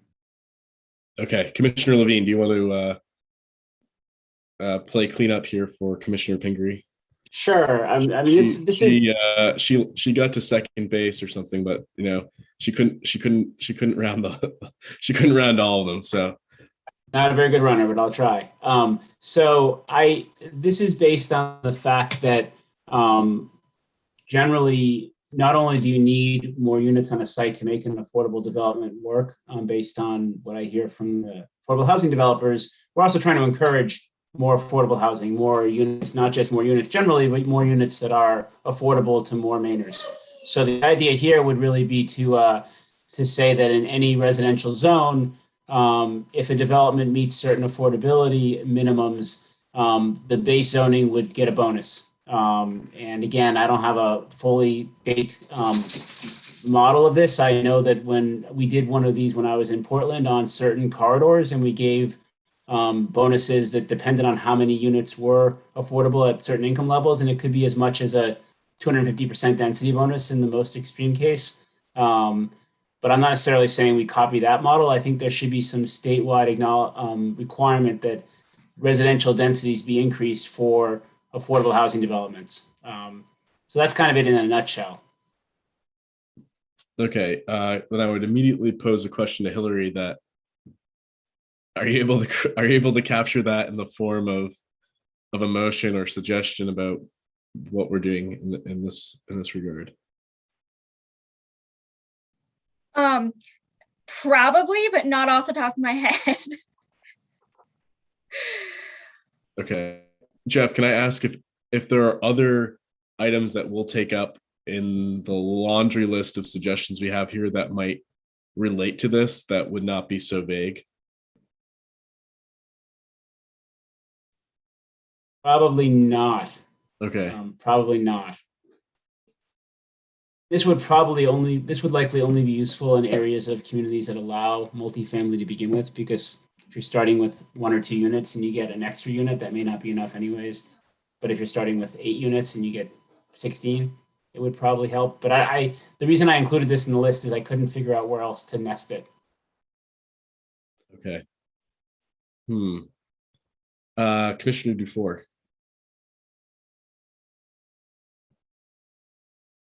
You're on mute. Coupling the incentive. So if a developer is provided an incentive for more dense, more affordable housing in a particular area, I think there's a flip side of this coin that communities are concerned about, which is how do you protect that public investment moving forward? So if you get a benefit for developing in the community affordable housing, how do we make certain that that retains its affordability over time? And I think there are some communities that might be doing this, but I don't think all communities are doing it. So I think it has to be part of the conversation, that the longevity of its affordability. Commissioner Cooper-Ryder. I just wanted to offer up one way in which this is currently being implemented. Jeff mentioned Portland. The city of Brewer also instituted a floating overlay zone, and they did it for the purpose of facilitating an affordable housing project. So making it possible, making it financially feasible. And the reason for that is that there was no place at all in the city prior to instituting the overlay that the density that was needed could be created. So this was really creative on the part of the city of Brewer, their planning director and their planning board staff and their economic development team came together on that idea. And the way in which affordability is generally preserved for the foreseeable future for some period of time is a deed restriction. So the city could also, the municipality could also require a deed restriction, but all of the funds coming out of the Maine State Housing Authority have a pretty long life. I think the shortest one is 15 years, and I did one deal that was 90 years, and the city of Portland's inclusionary zoning is in perpetuity. So there are existing mechanisms for capturing both of those. Representative Arata. Thank you. I guess the concern I have with this is it could create some segregation, perhaps, of affordable or low-income type housing units only being in certain areas. And one reason that the Section 8 program was started was to have people of all income levels be kind of dispersed throughout an area. And this is kind of at odds with another objective that is listed further down, that would prohibit zoning based on income. So I just wondered how this all will work together. If anybody has any input. I don't think I can support this as is. Thanks. Commissioner Levine, since it's your proposal, do you want to respond to that? Sure, I think that there's always a risk of this. I think by saying this applies in any residential zone, I think it avoids at least explicitly segregating by income. So it would be you would get a density bonus, so you could compete as a below market developer with a market rate developer or a Starbucks or whoever else might buy the land. But it wouldn't only be in certain parts of a community, just in all residential zones. I think that, as I understood the income conversation earlier, that had to do with minimum incomes to live in certain areas. I wasn't sure that was referring to maximum incomes, but I certainly don't see a challenge. It doesn't concern me to allow people below certain incomes to live in my neighborhood. Let's put it that way. So, the way I understood that income conversation, it had to do with a minimum income, not a maximum. Thank you, Commissioner Levine, for that clarification. And I think as this conversation has unfolded, I think I have greater clarity on what the suggestion is here, which it sounds like your proposal is to create density bonuses that are favorable for low to middle income housing. Is that accurate? Correct. That's a very succinct. I should have started with that. That was a great summary. Okay, thank you. I think that makes it much easier for us to have a vote here. Commissioner Topman. I'm sure I don't want to get into the details, but regarding the affordability and for how long and I think we pivoted off something, but the one that jumps out to me that already applies to municipalities is the affordable housing TIF requirements. And so I think to sort of mirror the length of affordability that goes with that program to go with this effort would make sense. Obviously, Maine Housing or others might have something that's longer, but I think there's plenty of mechanisms, and I think the affordable housing TIF is one. So I think in summary, we could say that it sounds like from the conversation, the motion is for the creation of density bonuses for the purposes of building low to middle income housing, and with a requirement that those units be protected as affordable for a certain period of time. We're not going to specify in this recommendation what that is. The legislature can figure it out. There's many models, as just referenced by Commissioner Topman, from other laws, but generally speaking, that is the suggestion here. Representative Arata. Thank you. I've never heard of a development that has certain income required, that you have to have a high income, that they look at your net worth or anything like that. I've never heard of that, but I have heard of, low income housing situations where a person lost their housing because they got a bonus or a raise at work or something like that. They make too much money. They're still not really high income, but they make too much money to qualify for a certain apartment. So therefore they get evicted. I have heard of that happening. So when we were looking at discrimination based on income, that's what I was thinking of. I was thinking of low income being discriminated against or in favor of only low income, whereas we really want to have people of all incomes hanging out together. So that's my concern with this. Thanks. Thank you. Commissioner Jackson. Yeah, I'd just like to bring up the concern again about the segregation, also go off of Representative Arata. Because like we heard that this can, it can go well, it can go not well. And it's really how much attention and care we put into this process. And that is the concern that I have, because if this is half done, it can produce some negative effects. I just want to have that out there. Thank you, Commissioner. That's a good point. Commissioner Pingree. I'm just going to profess myself to be back to first base on this one because I'm, like the speaker, trying to fully wrap my mind around what this is. And I mean, I think I understand it as essentially either a state mandate or a locally driven decision where a certain area where you decide to put multi-unit family housing has density bonuses and other zoning allowabilities that make a project more viable.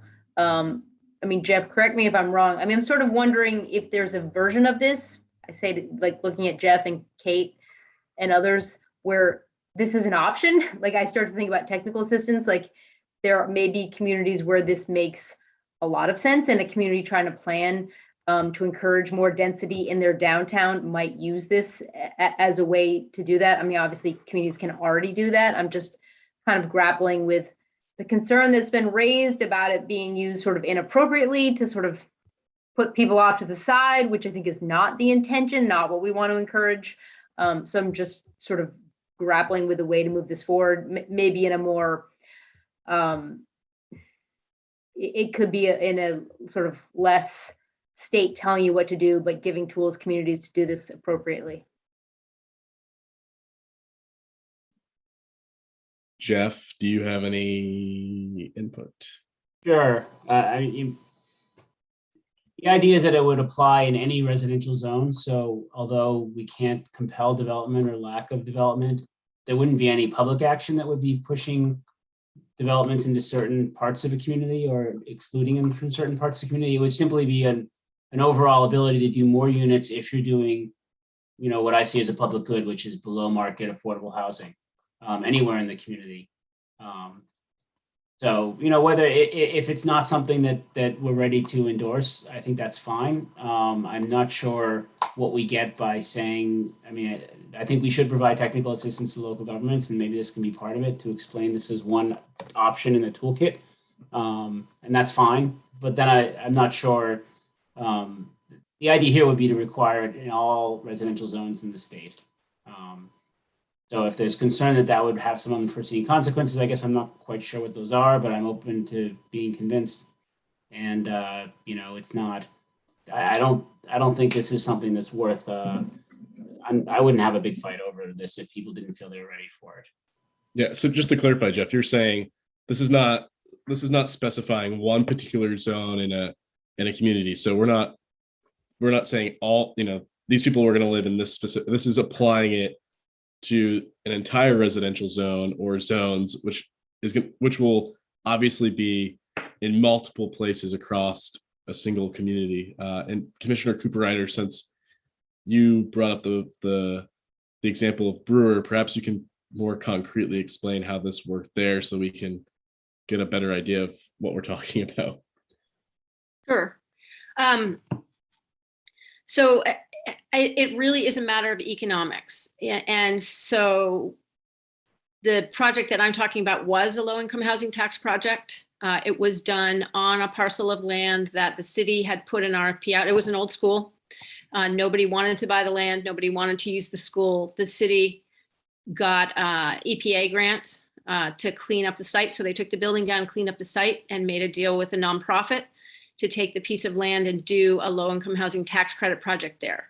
The public benefit for the town was that project also created a bus stop and some sidewalk connections between the municipal recreation area and the complex and another senior complex, and created a municipal parking lot. So there were definite benefits to the community. There's long-term affordability baked in a deed restriction. And the tool that allowed enough density on that site to make the project financially feasible was this overlay. And I don't think it's been widely used. It's a terrifically flexible tool. I think, the municipality can craft it in a way that works for each town. I think our calling attention to it, whether we're all in favor of it or whether it's just an idea that ends up in the playbook, but it was a wonderful tool for making this happen in this particular location. And so for those municipalities that do have land, and are trying to figure out how to sort of make the most of that or get the most housing out of that piece of land, this is a tool that would work. Can you just provide me with so what changes occurred in this project that made it more dense? So I think I'm sorry it was so long ago, I can't remember the actual numbers. What we ended up at was 48 units, but I think under the existing zoning, we couldn't have gotten over 20. And it just wasn't enough units to spread the cost over in order to make it economically viable. Okay, that's super helpful. Thank you. Commissioner Jackson.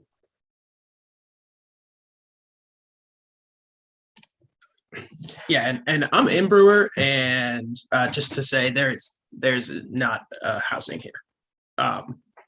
Like because they Brewer had to do that because it is vastly single family home zoned. There's not a lot of access to housing in Brewer. And I think that's why it can maybe be like a tool that, like we said, that you can use. But I think just standing by itself, it can come up short in a lot of ways. And I think that requiring it everywhere will have kind of a haphazard implementation of it and can have some unforeseen consequences. But I think it can be used as a good tool, like we've heard in a previous one about density bonuses. Like they can, create more housing, but they can also, there's evidence that they might do the opposite because it's very early stuff. But I think it is a good tool that we can suggest with care, just maybe not a basis for all. Okay. So there's a motion, there was a second. And again, this is purely a recommendation, so it's not like it will become concretely the law, but I would still feel comfortable recommending it, given that I think it could definitely move the needle. Commissioner Cooper-Ryder, when you take the example provided, taking a existing building and moving it from 20 to 48 units, that's 28 more families that have access to an affordable place to live that otherwise would not. And I just feel like to miss out on those opportunities to promote this as a tool statewide, I think is too invaluable to not have it be part of our suggestions. Commissioner Cooper-Ryder. So I just wanted to make one more pitch because I completely understand the concern about creating, segregating poor people or creating, ghettos. But I don't think that's what this would do if the tool is available in all residential zones. It means you could, if you find the right piece of land and you're able to do a 48 unit apartment project that's affordable to people at 50 or 60 or 80% of AMI, you can do it anywhere, even in, the most expensive neighborhoods. It really does help level the playing field, in my view. Commissioner Topman and then Commissioner Jackson. I just want to, I don't want to try to explain Commissioner Cooper-Ryder's project, but I don't think in this case it was a difference between 20 and 48 affordable units. I think it was a difference between 0 and 48, that the project would not have occurred without the density bonus.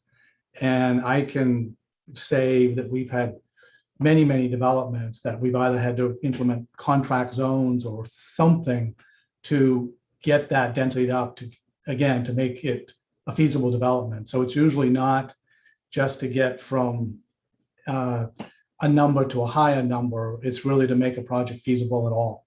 And so correct me if I'm wrong, Commissioner Cooper-Ryder, but I think your example is really the difference between 0 and 48. And we've had countless experiences like that. So the more places where we could make projects that are otherwise not feasible, I think would be incredibly helpful.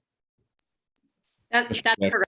20 or something like it is what would have been allowed by right, but we couldn't have done the project at that size. So you're correct. It was the difference between 0 and 48. Commissioner Jackson.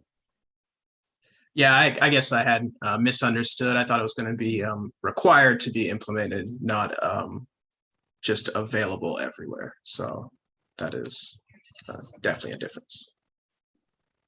Thank you. Any further comments, discussions, or questions? Seeing none, I think we're ready for a vote. Use the raise the hand function.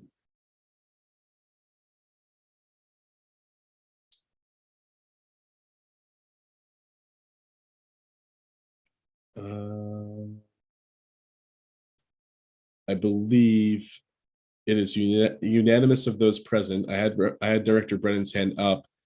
Did Senator Hickman raise his hand? He might not be present at the moment, so we could get hit. We'll capture his vote afterwards. Thank you. Yes, for anyone who has missed votes, I know Senator Pouliot had to step away. That is another thing we can make sure to put on the agenda for the next meeting, that if anyone wants to join on, they will have the opportunity to do so. Great, thank you. Any other recommendations under this particular section that folks want to raise as an item worth taking a vote on? I know Commissioner Jackson had a suggestion to prevent zoning caps on the number of housing units built in a year. I think we heard in one of our initial presentations from Scarborough where they had a cap on the number of units built per year. Personally, I find that pretty alarming. It seems very strange that we would want to cap the number of housing units built every year when we have a housing crisis. And, the last thing we need is fewer houses being built, because, a community like Scarborough, which is certainly growing, and to have projects stop because they would exceed the cap by 10 or 15 seems like pretty problematic policy from my perspective, and also just generally creates sprawl. Which I think we're talking about density, and we're looking at policies that literally lead to projects happening far from community centers, which seems pretty odd as well. Commissioner Pingree. I mean, certainly don't have a lot of expertise. I've read about these different caps getting hit in Southern Maine communities this year. I wonder if, Kate, again, I'm sorry, Kate, I keep looking at you. It does seem that for community budget planning, if you don't understand, like for sewer water purposes, for school purposes, how many new people may live in your town, you may be challenged. There may be code enforcement challenges, but you could eliminate caps for affordable housing in some way. Like, town can have a cap on new development in general for per unit, but say you can't have a cap for affordable housing, because obviously that's going to be constrained by funding sources and other things anyway. Commissioner Jackson. Yeah, I think a good amendment would be to have a certain percentage of the affordable housing. I would not be opposed to that slight amendment, maybe like 30%. So the suggestion from Commissioner Pingree is just to say there can't be a cap on affordable housing, period. If you want to impose a cap on new market or market rate housing, so be it. But Scarborough, you can't impose a cap on projects being brought forward that would create affordable housing in the communities. Is that favorable? Okay. Representative Arata. Commissioner Brennan. Well, here's the beautiful thing about what we're doing right now is that these policies will increase the supply, so all the housing will be more affordable. So maybe we don't need to have specify whether it's affordable housing or not. We're just increasing the supply. Rising tide lifts all boats, right? We'll see what I would love Commissioner Dufour to weigh in, because I'm sure that municipalities do want these caps for some reason, and I'm going to abstain from voting on this one because I'd like to take it back to my housing committee. I suspect there's a whole gamut of reasons as to why communities enact caps. I think some are probably to limit the amount of affordable housing. I think other is legitimately related to infrastructure and those types of pressures. So I'm not sure. And I think I'd like to think a little bit more, talk to the housing committee with respect to where they are on these particular caps. So I'm just going to abstain for now. Okay, thank you, Commissioner Dufour. Commissioner Topman. I appreciate Commissioner Dufour's position. Maybe there's a subtle difference, but what I think I heard Commissioner Pingree suggesting is that, yes, caps can continue, but that affordable housing units would not be counted as part of that cap. And I'm wondering I believe if that is the emotion put forward. And I just want to make sure that even with that clarification, that we can't bring Commissioner Dufour along here. But I also appreciate the position she's in. I think what I gleaned from Commissioner Dufour is that the housing subcommittee at MMA had not discussed this particular issue, so she does not have a position as of yet. But hopefully at our next meeting, she'll be able to join those of us who vote for this proposal. Commissioner Cooper Ryder. So just to add a few things to the conversation, wearing my small town Maine zone, planning board hat, these caps sometimes are instituted because of, lack of resources or shortage of staff. We can just only handle so many. Our code enforcement officer can only do so much in a year. But I would offer that if the market in the town, even a small town in Maine is so hot that there are so many building starts in a year that they're bringing in enough fees to hire more, hire more staff from other towns to make it happen. So I'm going to advocate for no caps on housing, period.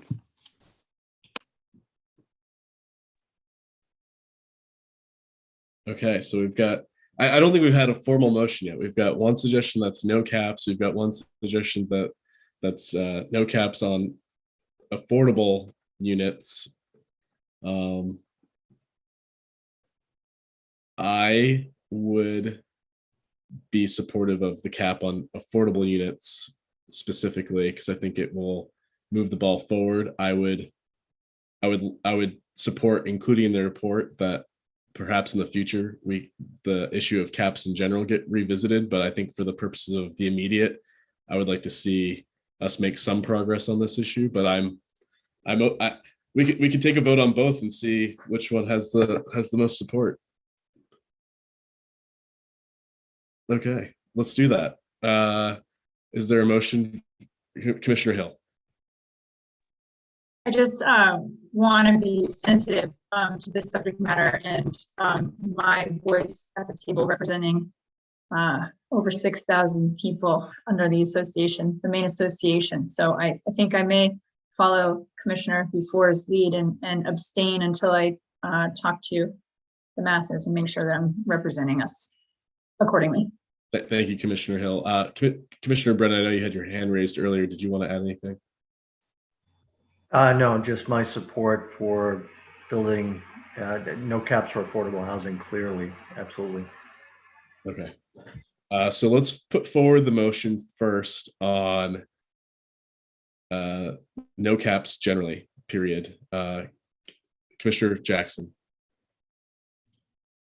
Yeah, just really quickly, I think that a kind of middle ground could be a certain percentage of housing that is affordable. That way you can also avoid the creation of, some segregation and some creation of projects that way, and it also might give manufacturers incentive to add some affordable housing to a project that might not have had it. Okay. Trying to think of what would that look like in terms of the cap? So 30, I think you had said 30% earlier. So are you saying like, yeah, I'm trying to visualize what this would look like. Prevent zoning on affordable on multifamily housing units that contain whatever percentage of, you can say a certain percentage, just if we don't want to come up with that now. I see what you're saying. I see what you're saying. So if you would have a project that 30% of the units are set aside On it.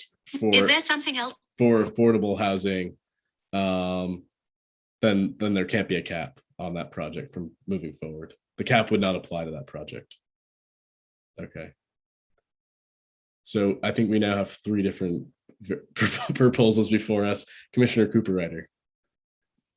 I suggest that it's getting too complicated. I would agree. If we're having trouble tracking it here, I think when it comes, when the legislature has to actually work out how the laws work, it's going to be even more complicated. So I'm going to advocate for simple and say no caps on housing production. Okay, is that a motion? Yes, sir. So moved by Commissioner Cooper-Ryder. Is there a second? No caps. Okay, Representative Arata has seconded. Any further discussion on this item? I know we have a couple of folks who are going to abstain. Seeing no further discussion, we will take a vote. If you're in favor of no caps, period, please raise your hand.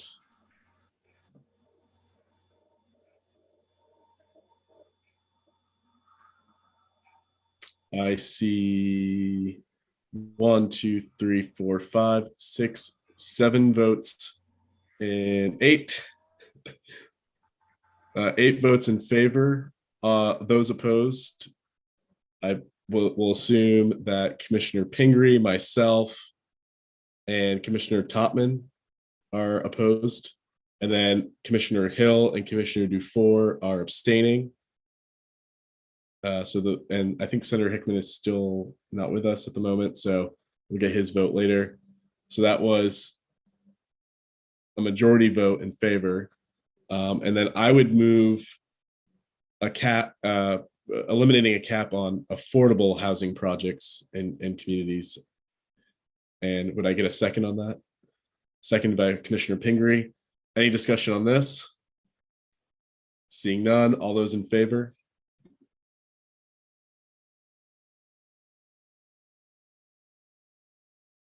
And we have several 1, 2, 3, 4, 5, 6, 7, 8, 9, 10. All those opposed, I have Commissioner Arata, Representative Arata. And again, I think Commissioner Dufour. One moment, Commissioner Topman, were you also opposed? No. Okay, you're in favor. Okay. So I think I have Representative Arata opposed and Commissioner Dufour and Commissioner Hill abstaining on this motion as well. Did I capture everyone, Hillary?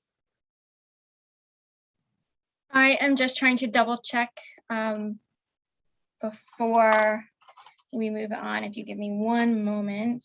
Okay. Okay, correct me if I'm wrong on this motion. Senator Hickman and Senator Pouliot were both absent. Yes. Commissioner Dufour and Commissioner Hill were both abstaining. Correct. The following I have listed in favor: Commissioner Napolitano, Spalding, Topman, Speaker Fecto, Cooper-Ryder, Golek, Jackson, and Levine. And Brennan. And Brennan. And I think Yep. Pingree as well. Yes. Yeah. And then in opposition would be Representative Arata. Yep. Okay. Great. We can reflect the conversation around this issue and the caps, and Representative Arata, I think I haven't, from enough of the conversation, the concerns that you have, is there anything you want to add to that in voting in opposition?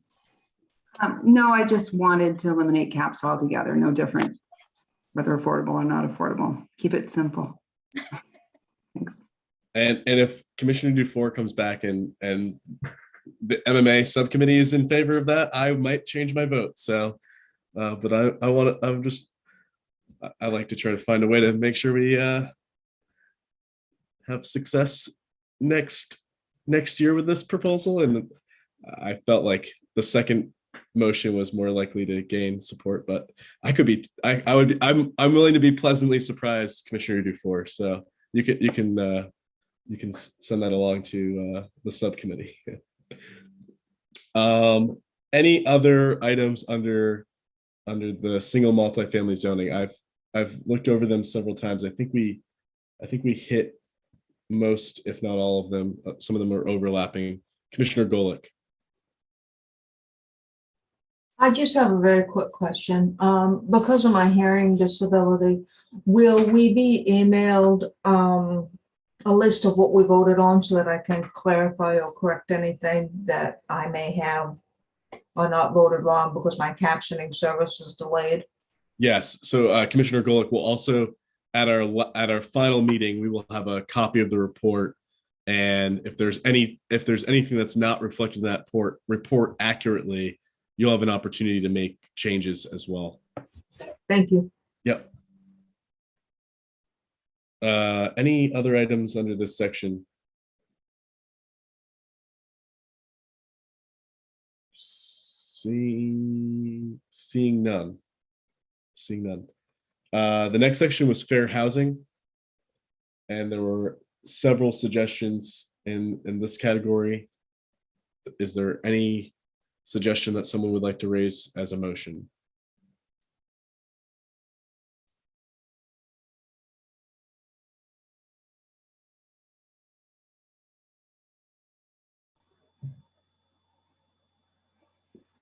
Commissioner Brennan? So I liked your recommendation, Speaker Fecto, because it adds some specificity to the fair housing statute. In relation to, and I also don't disagree with Commissioner Jackson. We already have some, very specific affirmatively furthering fair housing activity going on. And that's established. So that's why I deferred. I like them both, but that's why I deferred to the first one due to the specificity that was included in that. It just sort of jumped out at me. Thank you. In my suggestion, I noted that the suggestion would trump an incentive program, and I would definitely prefer to strike a greater balance that whatever, if we were to add language to Maine's fair housing statute, which the hyperlink to that statute is provided in this document, that we provide clarity. We'd provide clarity around what exactly we mean by exclusionary. I think some of the things that we've already adopted as policy would improve exclusionary, or would get rid of exclusionary zoning as it was. So anyway, Commissioner Jackson. Yeah, maybe we can tag on some of the language in the policy I suggested with that to kind of go over what the opposite of exclusionary is. So to firmly further the fair housing in the fair housing in the law, like by promote housing choice and economic diversity in housing, including housing for both low and moderate income households, including that language so it can be referenced when it's in regard to zoning. I think that's a super helpful suggestion. So I think perhaps the motion here would be just the suggestion that that Maine's fair housing statute be strengthened and more explicitly reference zoning as it relates to propelling fair housing in the state. Commissioner Dufour. So just to clarify, I think this is more of a vague suggestion. I think we would probably want to flush out the details and if this were to be a bill, but just generally recognizing that the fair housing statute does not currently speak to zoning, and because we know that zoning has been used unfairly, whether intended or unintended, that it's probably worthwhile that we are clear in the fair housing statute about that. Commissioner Dufour. Yeah, so I have a couple of questions. The first is, as it pertains to zoning, I think that's very important because there's nothing that we can do to force an owner to rent to somebody of a particular vulnerable class. So I want to be clear, we're not responsible for the actions of individual landowners. And then with respect to exclusionary zoning practices, is that going to be clearly identified? I think municipalities are going to need guidance as to what this looks like, so that we can't be challenged, every other day. If somebody's upset with us and we get challenged because we didn't do something. So I think I'm happy to go along, but with the provision that exclusionary zoning is clearly defined so communities can determine for themselves whether or not they are in violation. And then I'm just curious as to what's the penalty? Is it an ordinance becomes null and void? So if we can get clarity, that would help me move forward and just get my mind around what is the penalty associated for violating it.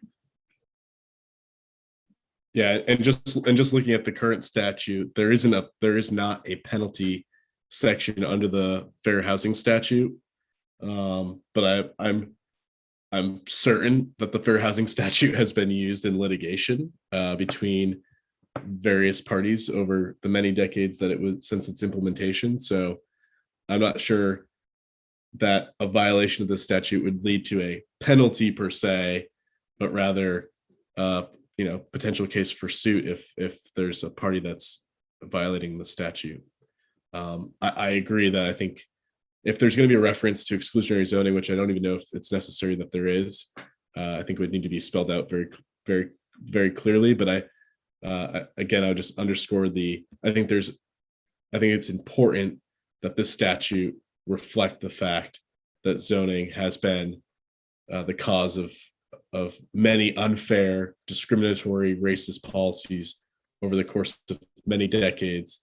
And since this Fair Housing Statute was implemented as a means to addressing a lot of those issues over the course of time, it would seem appropriate that zoning be reflected here as well. Commissioner. So I agree with you. And I also just wanted to share that the Department of Housing and Urban Development and the Maine Human Rights Commission are charged with enforcing this law. And the link that you sent to the page, I mean, it also spells out already pretty clearly who is responsible. So the towns aren't mentioned in there anywhere. It's real estate developers, it's brokers, it's specific individuals, and the remedy is to file suit with the Maine Human Rights Commission against a specific landlord or a specific real estate broker. Or I guess in this case, then it would be the town if it was the zoning that was discriminatory. Sorry, I got there and speaking out loud to you. And I would also clarify that with the Maine Human Rights Commission, it's actually not necessarily suit; it's more so complaint. So there's a different process there as well. But anyway, I think generally speaking, there's probably a lot of discussion we'll have to have over the next several months if we're going to put this into bill format. But I think having the commission's endorsement that zoning should be addressed within the Fair Housing Statute would be what I think the motion is here. Commissioner Dufour. And can the motion entail a clear definition of what exclusionary zoning is, so that we know what to look out for?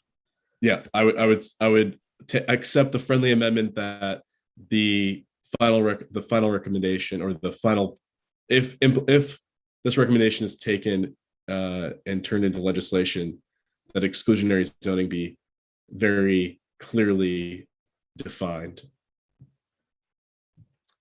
Any further discussion on this item? Seeing none, all those in Representative Hillary. I just upgraded you to commissioner and representative all at once. So. I'm going up quick.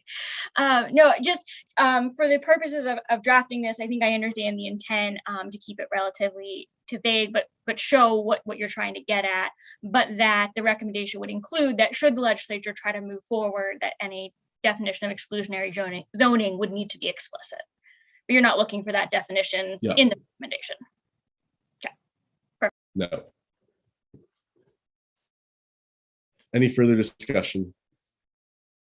Seeing none. All those in favor, use the raise hand function.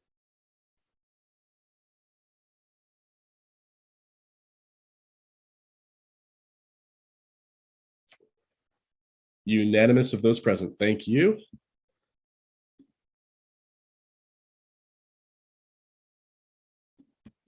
Okay. Sorry, I have to get back to the page here.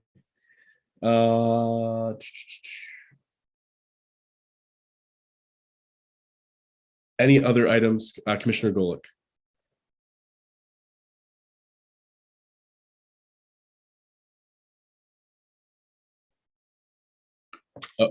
Commissioner Pingree. I don't mean to jump ahead. You said any other items? Sorry, related to fair housing. No, sorry. And I would just specify, I would just acknowledge Commissioner Golick had a suggestion related to racial equity analyses accompanying zoning and land use regulations. And we are currently in the process of implementing LD2, which Representative Talbot Ross sponsored, which will create racial impact statements on all legislation moving forward. So I think what is exciting about the work we have ahead is that there will be a process in place for racial equity statements. We're going to pilot it this upcoming session. And one of the committees that's been selected is Labor and Housing for the pilot. And it may be worthwhile to see if there's a bill related to our work that could have a racial impact statement drafted for that bill. So I would just put that out there, but I think the work is ongoing in that regard. Any other items from this list of suggestions for fair housing? Seeing none. The next section is Commissioner Dufour's favorite section, technical assistance. So we have a lot of suggestions, many of which came from Commissioner Dufour. I also would note that GP Cog's recommendation, which they drafted in partnership with other regional planning organizations, is probably relevant here as well. And so, Hillary, I don't know if you have that at your availability, but perhaps we should bring that up at some point as well. But in the immediate, I would turn it over to Commissioner Dufour if she wants to speak or expand upon any of her recommendations, and perhaps motion to suggest one of these or many of them. I would move not only for technical financial assistance to move forward these recommendations, particularly the ones that we support, but to tie it. I mean, again, I can't stress enough the need for partnership. We didn't get here solely because of zoning. I think we all have to be in, and it will make the lift at the local level much, much easier if we're all in. Here's the identified problem, here are the solutions, and here's who's helping us implement those solutions. That is much, much easier sell back at home. It's not well, the legislature is making us do this. I mean, if you want it to be meaningful, let's fund it. If this is important to the state, if this is state policy that you want us to implement, help us. So I'm not tied to a particular, it doesn't have to be my recommendation, but any recommendation that includes technical assistance as a partnership is absolutely necessary. Thank you. That's definitely helpful. So are you suggesting sort of a combination of the technical assistance and in coordination with the incentive piece? Is that basically what you're saying? Yeah, I think there are two, maybe there are three things. One are changes that need to occur nearly immediately. I mean, exclusionary zoning, density requirements, ADUs, that stuff has to happen. So we need technical assistance because sometimes it's very costly to amend your zone or your ordinances. So we would need that upfront. These are the short-term goals. I think with respect to the process of any incentives that might come up for certain types of development, I think that's a program. So we need programs that communities can get into to advance those state policies. And then I think The third element of this falls back to the technical assistance in that the toolbox, we keep talking about the toolbox, and we mentioned some really good ideas on how to advance affordable housing goals with it, how to create it, how to do an inventory, how to decide what type of housing your community is lacking. So it's almost I get back to the state planning office. It's not the state planning office, but it's some resource that communities can turn to implement state policy.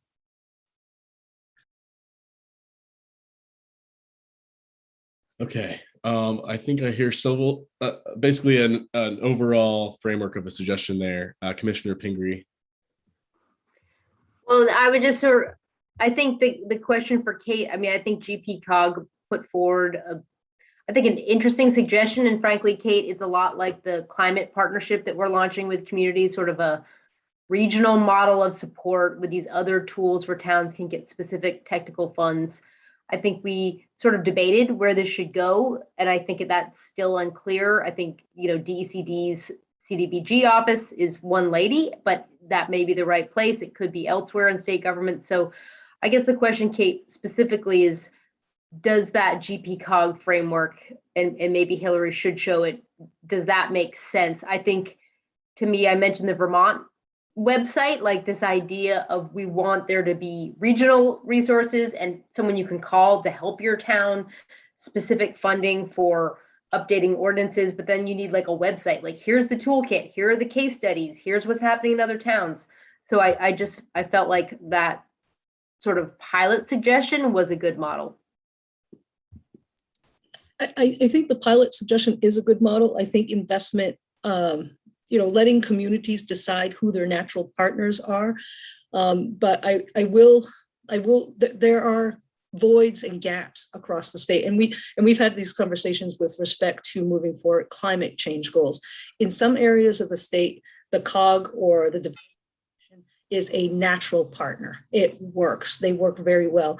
In other parts of the state, not so well. Maybe they don't exist. Maybe they haven't been funded. Maybe they've just kind of fallen apart. There has to be someone there too. So an over-reliance on, or a single reliance on one regional entity is not going to help every community in the state. So we got to fill that gap where it doesn't work. So perhaps for the technical assistance, it might be worthwhile to put forward a motion that would generally endorse the concept of providing more technical assistance to communities. That might include the state hiring a staff person or persons within an agency. That might include partnering with outside organizations.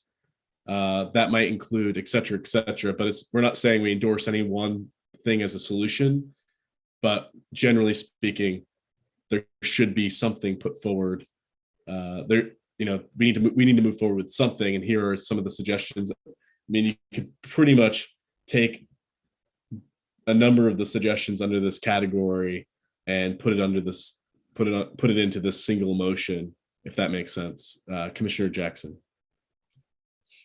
Yeah, I would like the creation of some sort of state assistance office for a lot of the reasons that Commissioner Danforth had mentioned, is just so that there is access across the board. And I think having those resources in one area versus spread out in different departments will allow for more cohesion. Agreed. So I guess I would entertain a motion related to technical assistance. Commissioner Cooper-Ryder. I'd like to suggest the language that we laid out in our memo. Okay, yeah, that's actually helpful. Thank you. I'd be happy to read it if that's useful. Yes, thank you. Funding for local governments. Local governments will need additional resources to proactively plan for housing production. The state should provide funding for technical assistance for all communities seeking support in making zoning improvements and in identifying and creating priority development areas.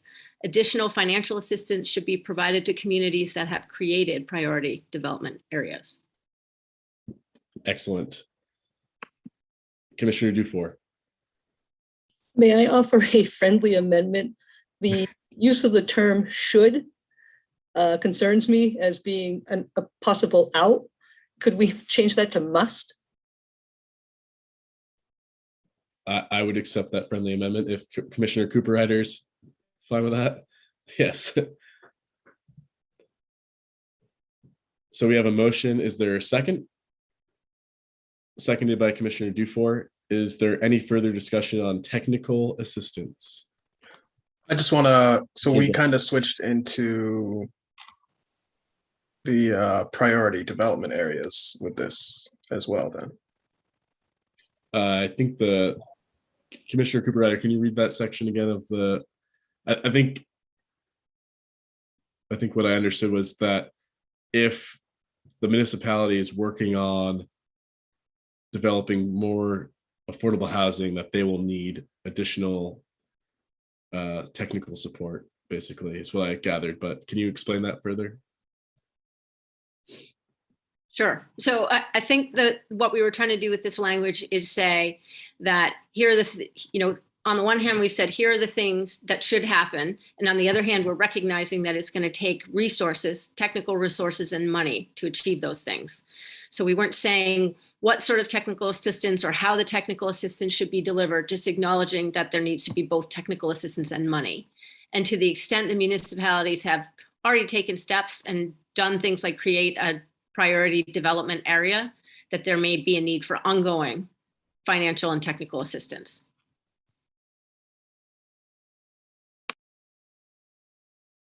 Commissioner Spalding. I like that. I guess I just wonder if that gets at what Commissioner Jackson was pointing out about the cohesion and specifically, I mean, is there something that could be added to specifically state that there would be like a central command central, I guess? So having a specific agency that would be charged with supporting this work. Is that what you're saying? That's what I mean, that's kind of what I read in the other document and also what I was hearing Commissioner Jackson pushing for. Okay. But maybe a bunch of hands have come up. Commissioner Pingree, then a Representative Arata, then Commissioner Cooper-Ryder. I mean, I think it's a good question. I would say that the language that Commissioner Cooper-Ryder read basically says the state will provide this assistance. There will need to be a designated state entity, I assume, with a staffer to administer the program. And that program, I think, needs time for development, sort of how the grants support communities or regions and specific towns. So I think that it is explicit in even the somewhat big picture paragraph that the state will designate an agency to do that work and either could build up state resources or could distribute more regional or local resources to do it. So I think that question is, I think, an important one actually for the state to continue to contemplate, because even determining the right agency may take some time. And I think Speaker Fecteau could be helpful in that project. So it's more implicitly implied that the state will have to have someone staff this than it is explicitly, because Commissioner Dufour's friendly amendment turned this recommendation turned it from a suggestion into a mandate. Representative Arata. Thank you. Yes, that's what I was going to talk about a little bit, putting on my appropriations committee hat here. I fear that a large fiscal note could sink this bill. And so I'd like to see some flexibility. So maybe as it's going through the process in front of the Labor and Housing Committee, then, maybe they can adjust what the requirements are to make a fiscal note that's going to make sense. And I was wondering if this is going to be one-time funding, short-term with a sunset, ongoing. I mean, that has a lot to do with the decisions we make in AFA also. Are we talking about adding another staff person who's going to have retirement benefits and raises going forward for forever or not? So it's just But I think flexibility is good here, maybe, with these motions. Thanks. Yeah, I think those are good points. And part of the reason why in the next section of these suggestions that we'll get to, which is the incentive programs, I had suggested an incentive program that was over a course of a specified number of years that also provided an incentive to municipalities during X number of years. So you have a sense of timeline of how long this expenditure will last, but also that might be the timeline in which technical assistance is most robust. And then perhaps you have someone, maybe there's sort of a ramping up and then also scaling down where you can retain some technical assistance over time, but not to the same degree as when you have, hundreds of municipalities looking at their zoning ordinances all at once. But I think certainly those finer details will, I'm sure, if not ironed out appropriately in the committee of jurisdiction, would certainly get ironed out appropriately, no pun intended, in your committee, Representative Arata. Commissioner Jackson. Yeah, I would maybe just amend a bit, just not specifically talking about the PDAs and maybe just an affordable housing program by the state, just so because we haven't really discussed the PDAs particularly yet. Okay, and kind of folding them into each other, I think might be doing more. Is there a way to substitute the language related to PDAs to something else, Commissioner Cooper-Ryder? Or Hillary? Well, I don't see why not. We really just put this together for this conversation, so we definitely can edit it. Okay, Hillary. Yes, thank you. So it sort of sounds like what I'm hearing in terms of what the recommendation really at its bottom line is that municipalities, the state must provide some level of technical assistance to municipalities to implement the policies that the state is doing at the state level. And then we have many, many options that are included that have not all been discussed at length, and maybe not everyone on the commission would support each of them, but can be included in the report as here are all the various options that everyone has been bringing forward, including things like PDAs, including things like some of the programs, but they all sort of underride the broader recommendation of there's a real need for technical assistance. Does that sound about right? Sounds right to me. So I think we have clarity on the motion. Did we have a second on the motion? Commissioner Dufour seconded. Any further discussion on technical assistance? Seeing none, all those in favor, please use your raise. Commissioner Representative Arata, sorry. So could you read, so has the motion been revised based on what was just said? Commissioner Cooper-Ryder, I would defer to you. Why don't I'll read it again, revised, with the suggestion that we made. Local governments will need additional resources to proactively plan for housing production. The state must provide funding for technical assistance for all communities seeking support in making the zoning improvements suggested. Additional financial assistance should be provided to communities. This still says that have created priority development areas, but maybe it should say that have, taken proactive steps to meet the requirements. Thank you for restating the motion as revised. Commissioner Dufour, are you favorable to the revised language? Yep. Any further discussion? Seeing none, all those in favor, please use your raise the hand function.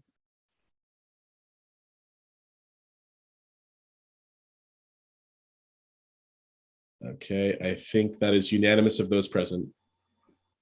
Thank you.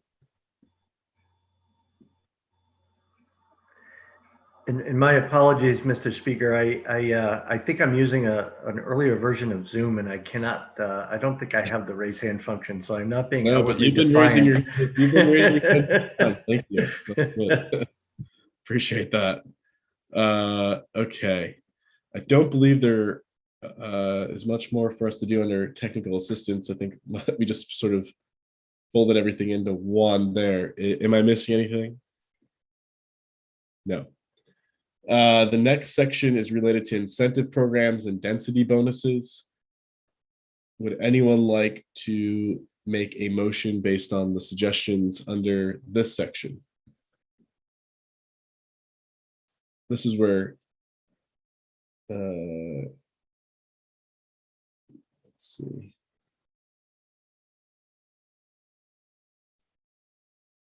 Well, I would move my own suggestion if everyone is amenable to that. I would move the creation of a municipality incentive program where qualifying communities must make a commitment to reviewing zoning and land use restrictions in the first year, adopt what we would refer to as home-friendly policies in year 2 and year 3, and qualifying communities will receive a state financial reward for up to 3 years, so long as they remain in good standing with the program requirements.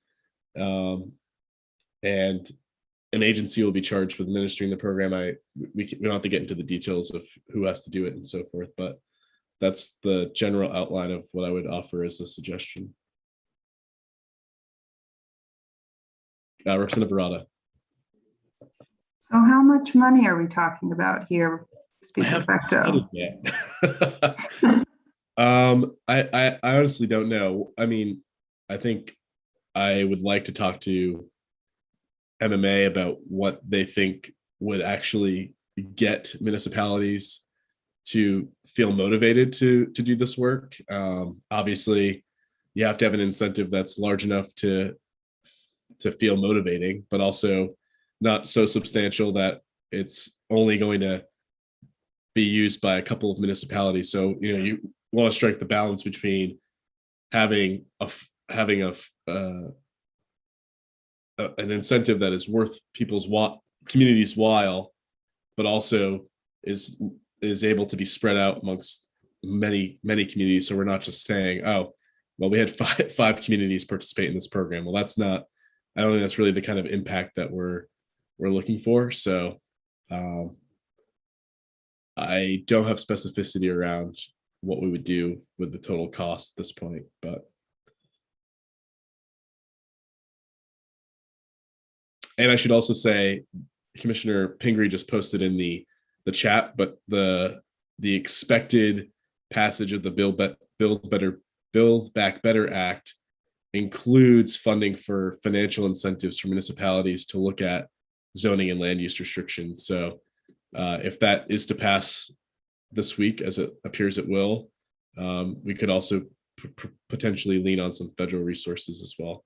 Commissioner Pingree?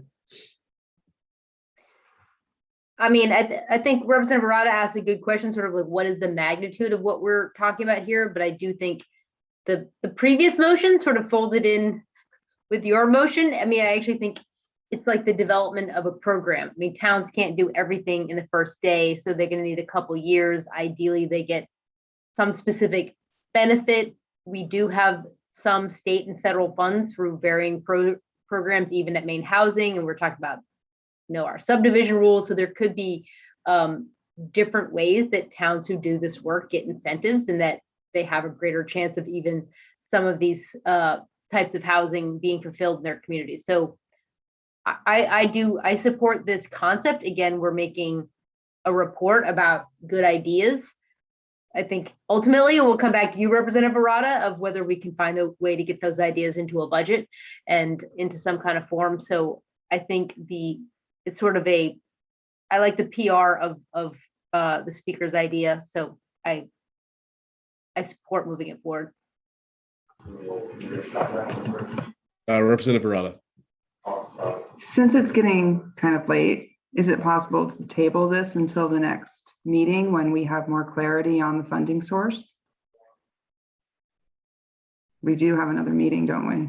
Yeah, I think that's definitely possible. I would wonder if other folks are concerned about what the final dollar amount on this suggestion would look like, or if generally we're supportive of the concept and talking about the actual total funding would be something we would want to do at our next meeting, or I mean, ultimately this has to be crafted into the bill. There will be a dollar amount behind it, but I guess I would look to the commission. I think it would be more helpful to get at least an initial vote, because Hillary and the staff at OPLA are going to have to draft a report, and I think it would be helpful to have this included and not having it be added after we get to review the final report next week. Commissioner Cooper-Ryder, or whenever that next meeting is. Sorry, I don't want to put the pressure on Hillary to draft this report by next week. Sorry.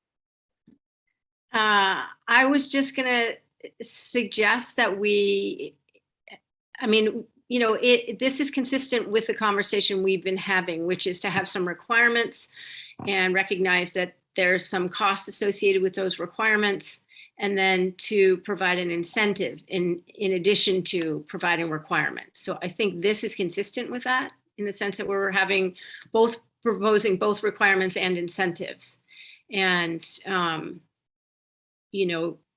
this is the most specific of all the incentives we've put forth, but I think it is it is consistent, and I am in support.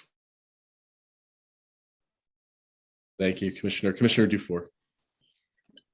I suspect that the state investment will be on the short term for long term, effect.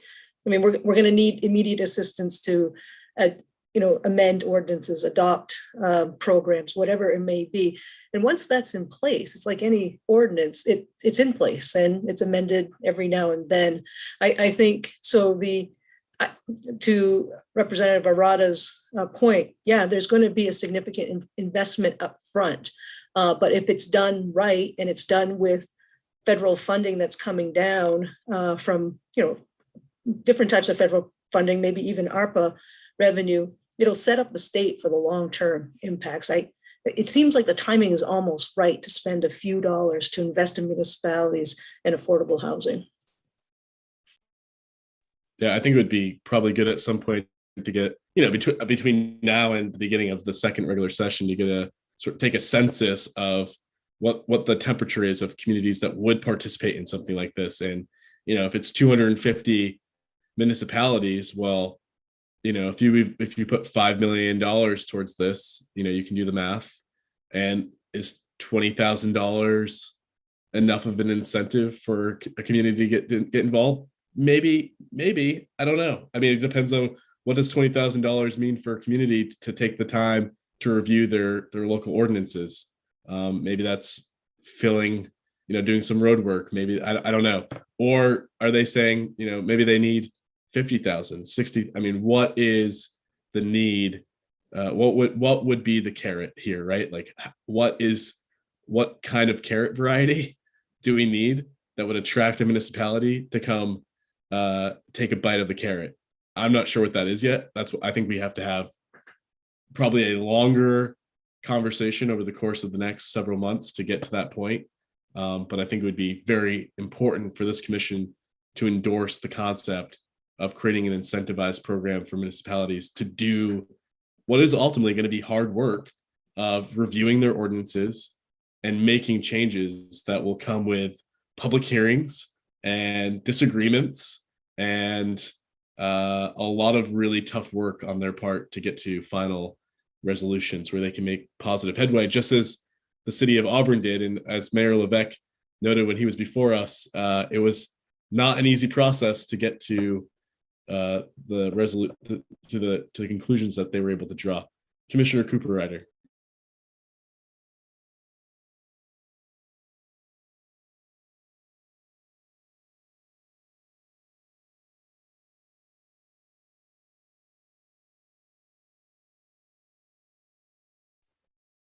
I believe you're muted.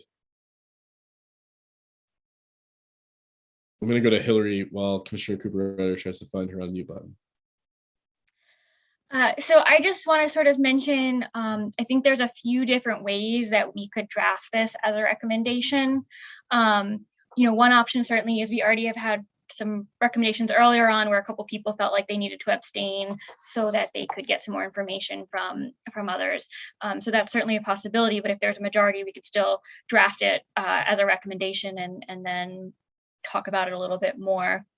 But the other option is also to, as we have already done, is focus the recommendation itself more on the need for unincentive program, and here are the components that the commission thinks is important that that program contains, and that one of the concerns may be what is the funding, where does the funding come from, how much funding is used, and that the Labor and Housing Committee, when they consider this recommendation, should focus on these criteria, these components, and these concerns.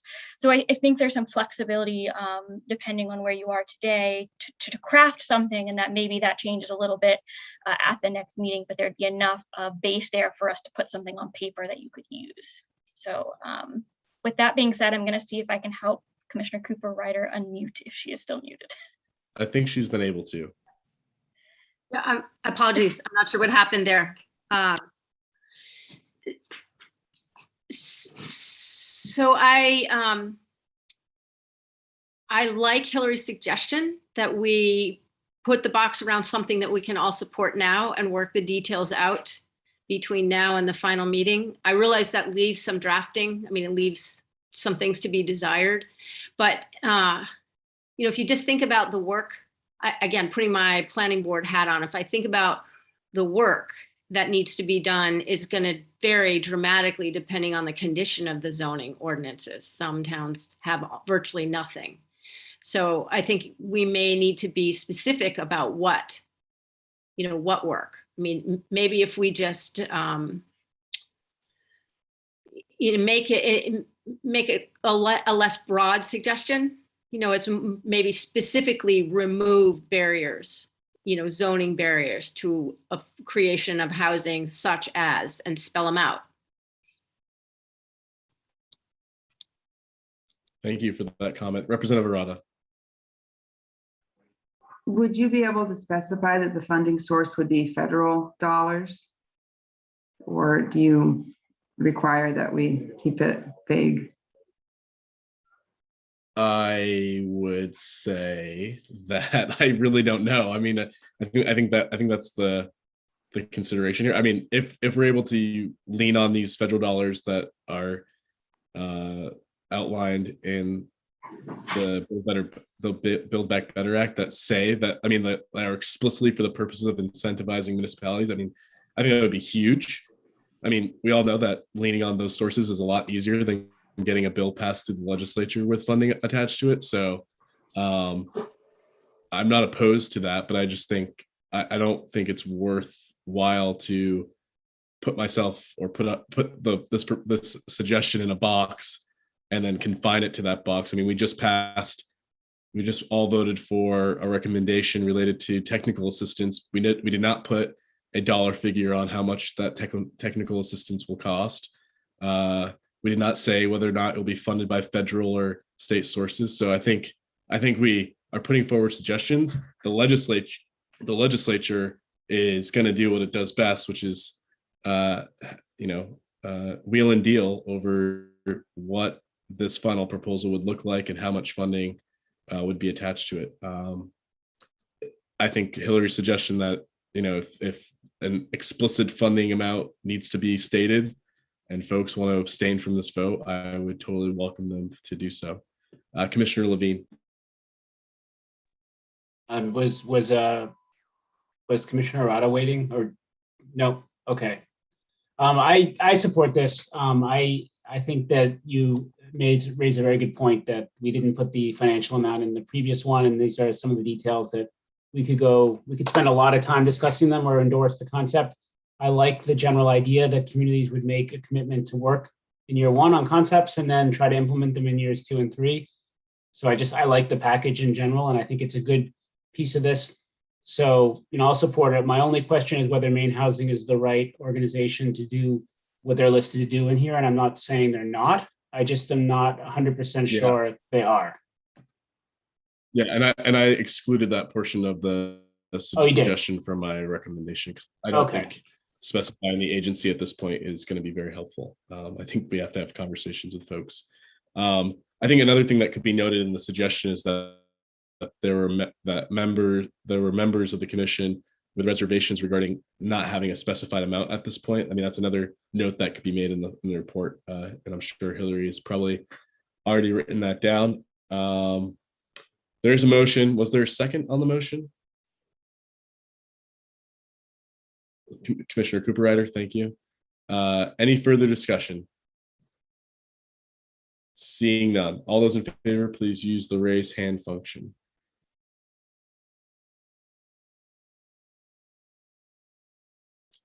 Okay.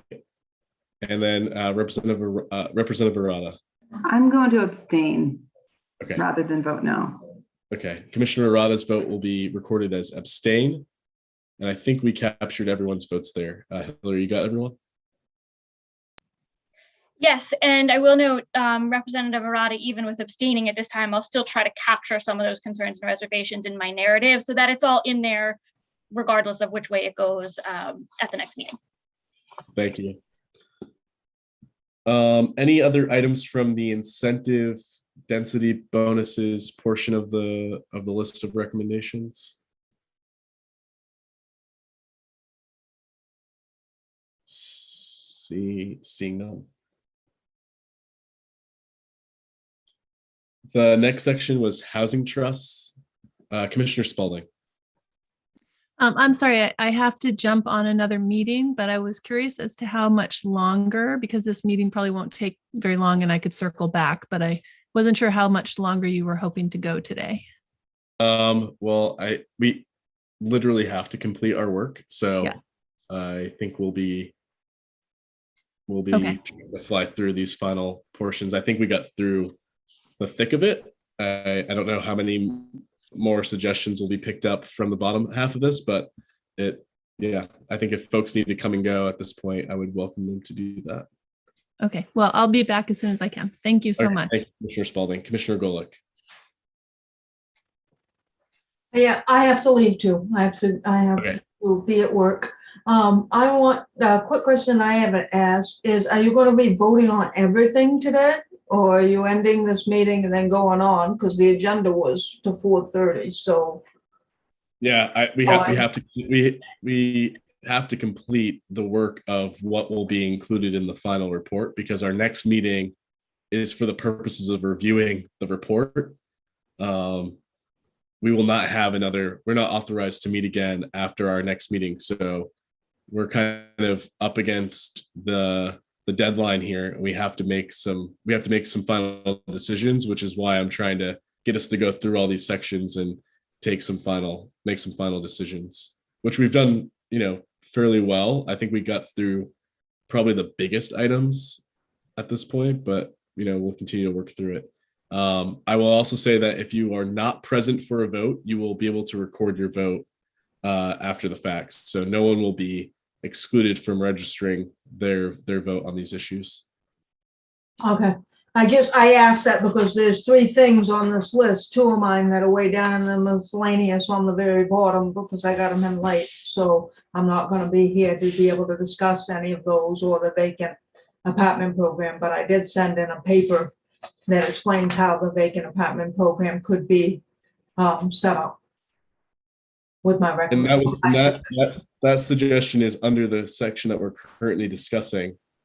Yes. Would you like to make a motion to adopt? Yeah, I'd like to make a motion. I would just like to be able to read what I have to be able to create it, and then my apologies, but I have to run after. Yep.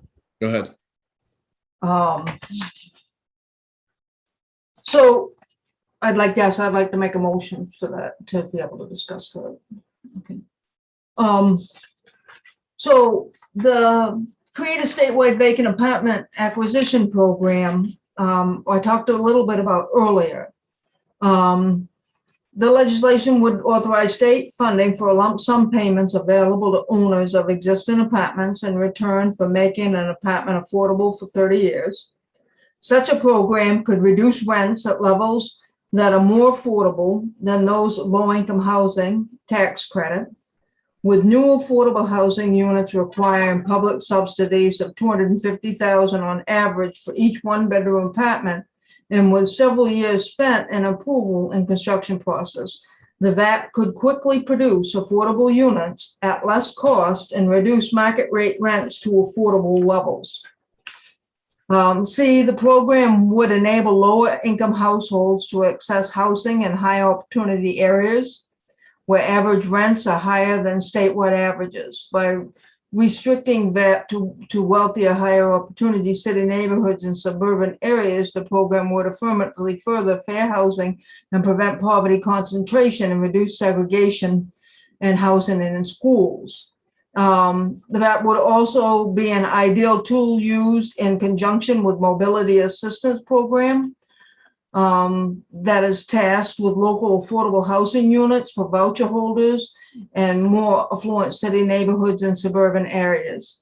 In addition, the VAT could be used by any multifamily property owners for existing 2 or 3 family homes to large apartment buildings to avoid concentration of affordable units. Landlords of rental buildings or more than 4 units could not reserve more than 25% or 25 units, depending on which is less of their building apartments. Now, this program is a big program, and there's a whole report written out about it, and I believe it's called Closing the Divide, Creating Equitable, Inclusive, and Affordable Communities. It was written in 2019.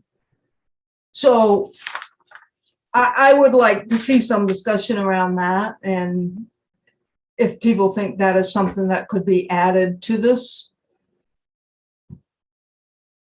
Thank you, Commissioner.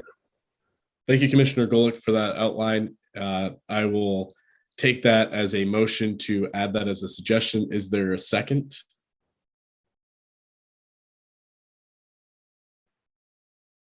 I will second the motion. Is there any discussion on this program being added? So just as a recap, it sounds like the suggestion would be to create a program that would incentivize existing owners of apartment units to hold those units to below market rates for 30 years, basically a 30-year covenant. Commissioner Cooper-Ryder. It's a vault, and I think it's a, is it a, and there's a program, the one thing that somebody asked earlier, I think, was the program would target naturally occurring vacancies as not to encourage removal of existing tenants. Okay, and is it a voluntary program for landlords to participate in? I'm sorry, my caption service didn't pick you up. Sorry, is it a voluntary program for landlords? I believe it's a voluntary program. I don't have all the paperwork, the report in front of me, just a few outline pieces of it. Okay, thank you. Commissioner Cooper-Ryder, did you want to say something? You're on mute. See if I can find the mute button. So I have a concern. Commissioner Golick just addressed part of it. So it would be naturally occurring vacancies. So we're not going to be kicking people out to make openings. My concern about this is just that if it's vacant, generally it's not in very good condition. And I say this based on many years of creating supportive housing in small apartment buildings all over the state of Maine. Our target market was those, 2 to 4. Four units is a sweet spot. It's already existing. You don't have to go through permitting. And we never wanted to buy a building that was occupied and turn out poor people to move other poor people in. And they were always in very poor condition. They always required a lot of money. So my concern here would be that there's some sort of oversight of the condition of the units. If you can, I sent it in. You can read the whole proposals that were on it that answers your questions. I don't have time to go through all of them, but basically, as far as kicking people out, there's some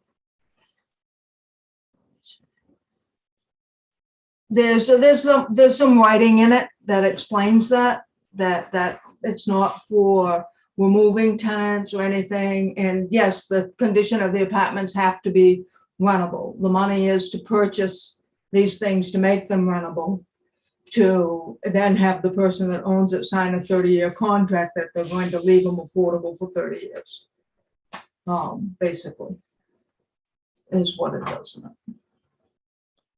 Commissioner Levine, I guess I would, before I turn it over to Commissioner Levine, I second the motion for the sake of discussion. I would press against whether or not this is strictly or even closely related to the task of the commission, which is zoning and land use restrictions. This seems like the creation of a worthwhile program that I think we probably should note in the report as having been raised as something worth looking at as the legislature. But I just wonder how this is specifically targeting the issues of land use and zoning, because you're basically incentivizing existing owners of apartment buildings to just rent their units to folks without necessarily any interaction with zoning. So that would be the only thing I would say.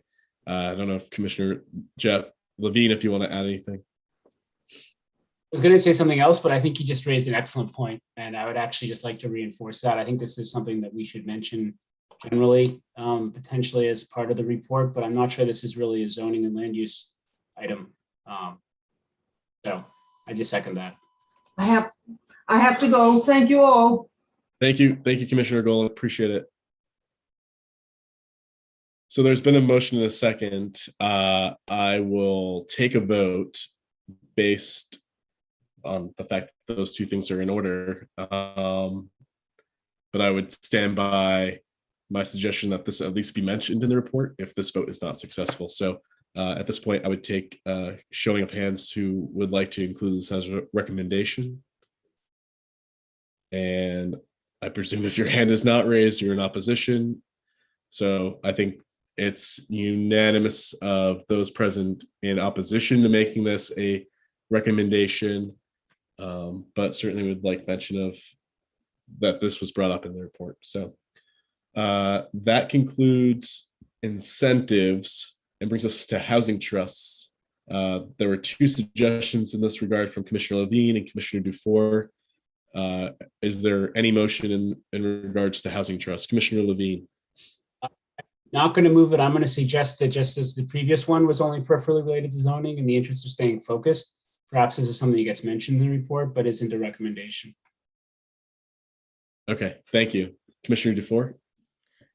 I would just add on to Commissioner Levine's recommendation that we might mention that at some point, if some entity is appointed to help communities, that they look at a variety of options for advancing affordable housing. And it might link back or circle back to Speaker Fecto's recommendation on incentivizing. Here's one program that could qualify for the incentive program if it's moved forward.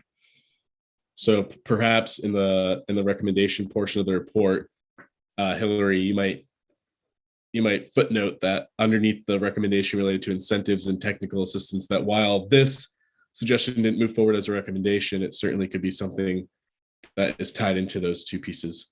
Commissioner Jackson. Yeah, and if like I mentioned earlier, if it can be noted that this could be a good source for securing funds to promote equitable housing and possible reparations. Sorry. Yes, that would be worth noting as well. Thank you. The next section is related to priority development areas, otherwise known as PDAs, and Commissioner Levine and Commissioner Dufour both had recommendations under this section as well. Do we have a motion related to any of these suggestions?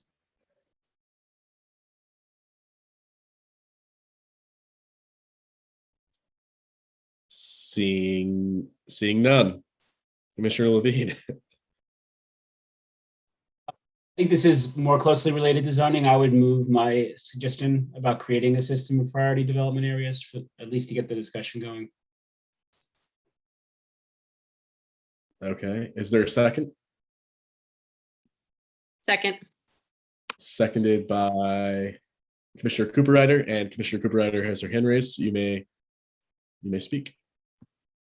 That was for the purpose of seconding the motion. Okay, thank you. So just to clarify, the motion is to create a system of priority development areas, otherwise known as PDAs.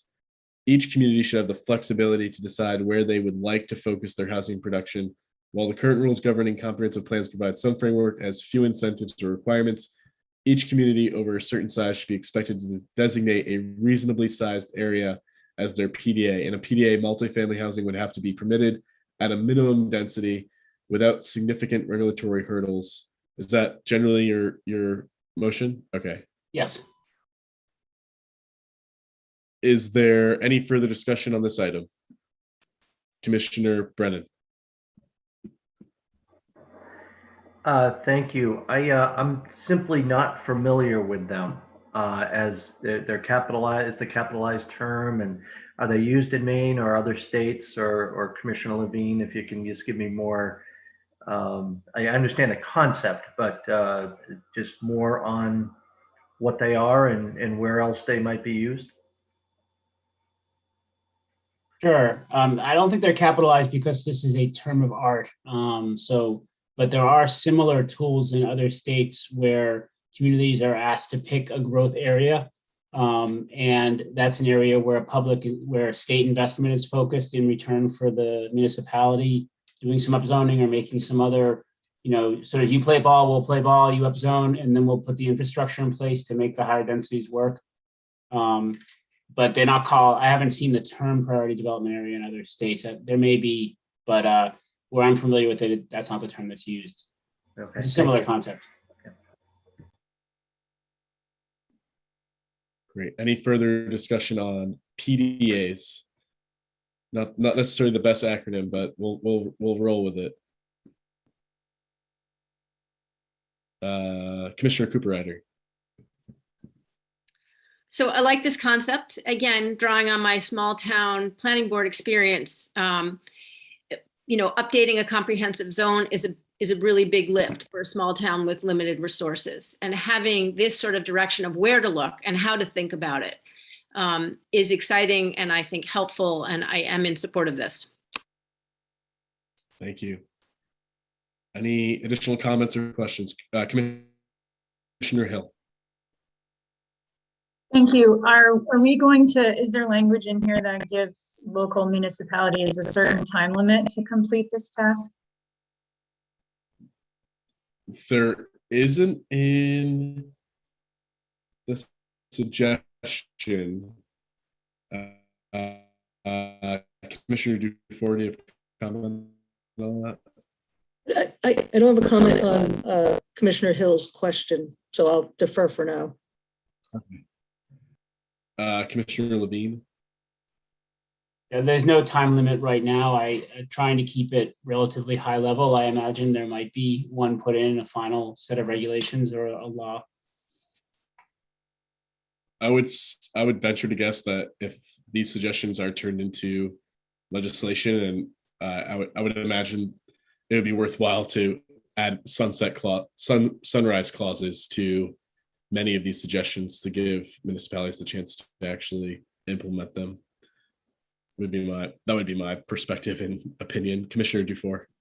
I think this might be one of the more complicated ones, and I think that great leeway should be provided, or time should be provided for municipalities to identify the areas, figure out what type of development will occur within that designated area. I think it's a good opportunity for municipalities to think about where they want to take growth over the next few years, talk about infrastructure.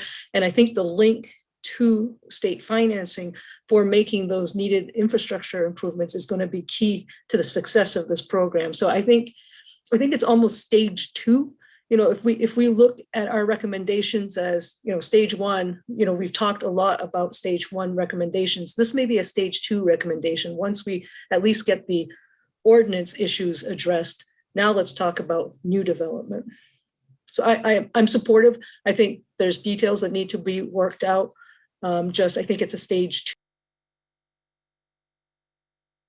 two. Commissioner Cooper Ryder. Maybe this could be tied to or associated with the incentive that we discussed earlier. I mean, in my mind, it was an incentive to do these kinds of things, zoning. In some ways, this is part and parcel of zoning, thinking about where to direct growth in your town too.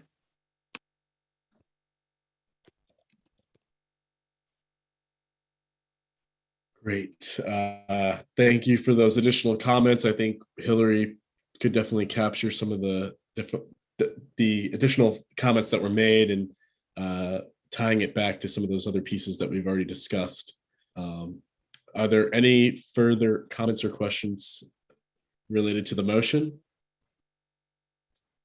Seeing none, all those in favor, please use your raise hand function.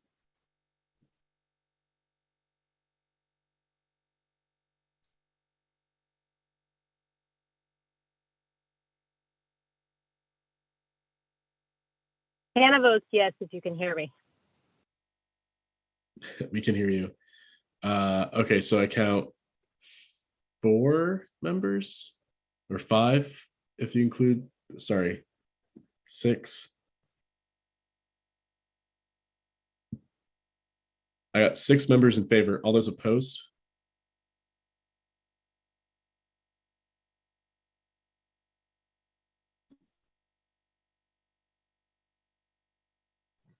I'm going to abstain. I'll abstain. Okay. I'm not sure. Okay. Yeah, I'm going to abstain as well. I just don't have enough information to feel comfortable in voting on this one. I abstain as well. I'm having internet connection issues. So I think I might be skipping and whatnot. So I think I heard Commissioner Jackson, Representative Arata, and was it Commissioner Hill are abstaining? Yes, that's correct. Okay. And John, you voted yes, correct?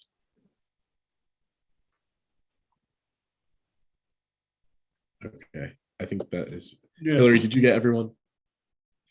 Yes, so I had everyone who is present in favor, except for those 3 who you just mentioned who were abstaining at this time. Okay, thank you.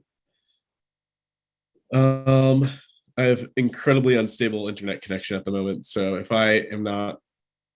you can't hear me, obviously let me know. I might hear you or I might not hear you. Speaker Fecto. Yes. Yeah, I'm listening, and I don't know what the last vote was, but I actually turned off my screen because my computer is so unstable right now. Yeah. And I know that the people who are watching in the community want to see all of us, but I do think that if we turn our cameras off, if we're unstable, it will sort of help. And just let everybody who's listening and watching, if they still are, know that we probably are here, but technicalities require that we turn our cameras off sometimes. Sorry, Yes, I missed the last vote. that's a very good point. Hopefully I'm actually going to do that and see if that helps, because my connection has been very, very bad. Hopefully that's helpful. Let's see. The next section was related to fees. There was a suggestion from Commissioner Dufour and a suggestion from Commissioner Jackson. Anyone want to put forward a motion related to fees? I know Commissioner Levine, I think, also perhaps at some point mentioned fees. Representative Arata. Hi, I'd like to move Commissioner Jackson's recommendation with the addition to multifamily of land lease communities. In fact, I was just talking to Representative Bradstreet, my dad. He's the expert in this. He said that there are municipalities that impose inspection fees for homes when they arrive, HUD homes, that the municipality has nothing really to do with the code and things like that. They'll charge them $800 just to go and look at the property and not even go inside. So I'd like to make the motion to prevent zoning that charges unreasonable or different fees for multifamily, affordable housing, or land lease communities, or impose onerous consulting fees on property owners. Okay, so there's been a motion by Representative Arata, seconded by Commissioner Jackson.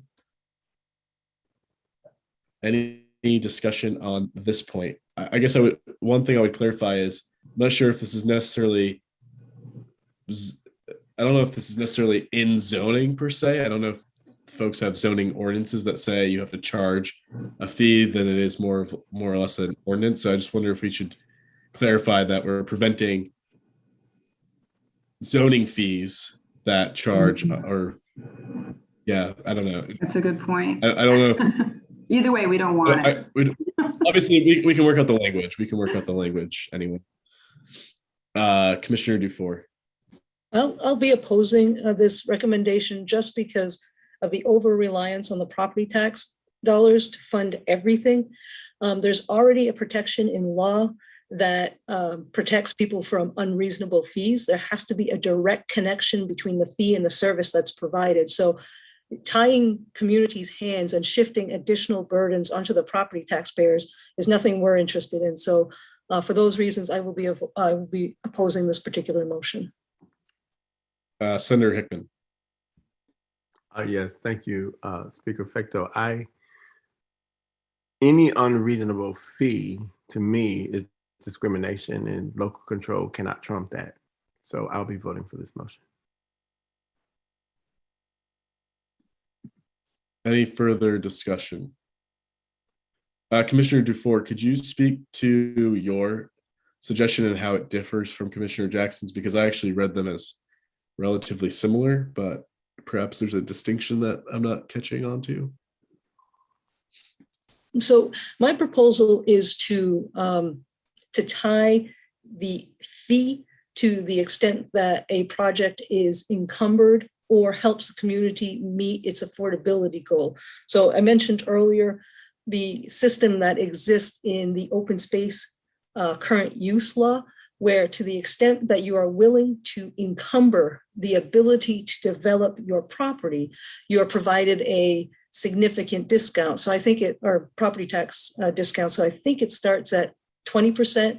And as you climb up the ladder of encumbrance, you get greater and greater discount on your property tax bill. My proposal was to try to develop a system that again links the reduction in fee to helping a community meet its goals. I just don't think that tying the hands of municipalities to find other sources other than the property tax to advance state policy is good public policy. Senator Hickman. Thank you, Speaker Fecto. I guess my question, Commissioner Dufour, is how do you draw the conclusion that to limit unreasonable fees requires the property taxpayers to pick up the slack? If we're not, I mean, we have to provide services. Some of them are at local elections, some of them are mandated, some of them are, assessments, school assessment, county assessments. And to the extent that we cannot collect additional fees, we have to make them up somewhere. So if a certain project requires a particular amount of work from a code enforcement officer, for example, and we cannot assess the development for that cost, we have to go to the property taxpayers. And again, I'll underscore the fact that our fees can be challenged at any time because there absolutely has to be a nexus between the fee assessed and the service provided.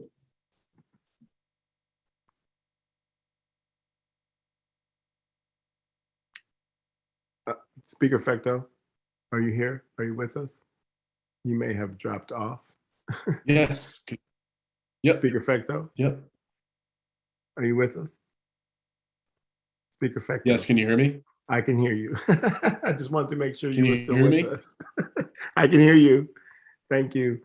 So I think I forgot my question. Sorry. The follow-up question I have is I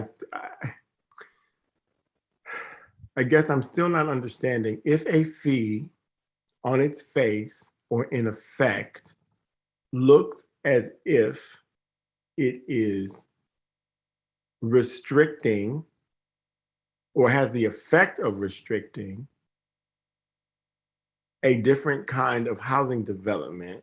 And so for me, looking at housing through the lens of affordable housing in particular, through the lens of a right, how is a town supposed to be able to charge an unfair fee that negatively impacts the development of affordable housing, excuse me, simply by virtue of the fact that it is asking for this fee to be used to hire an inspector? I guess I just don't get that. It sounds like something different than what is a service that the town would have to pick up on property taxes.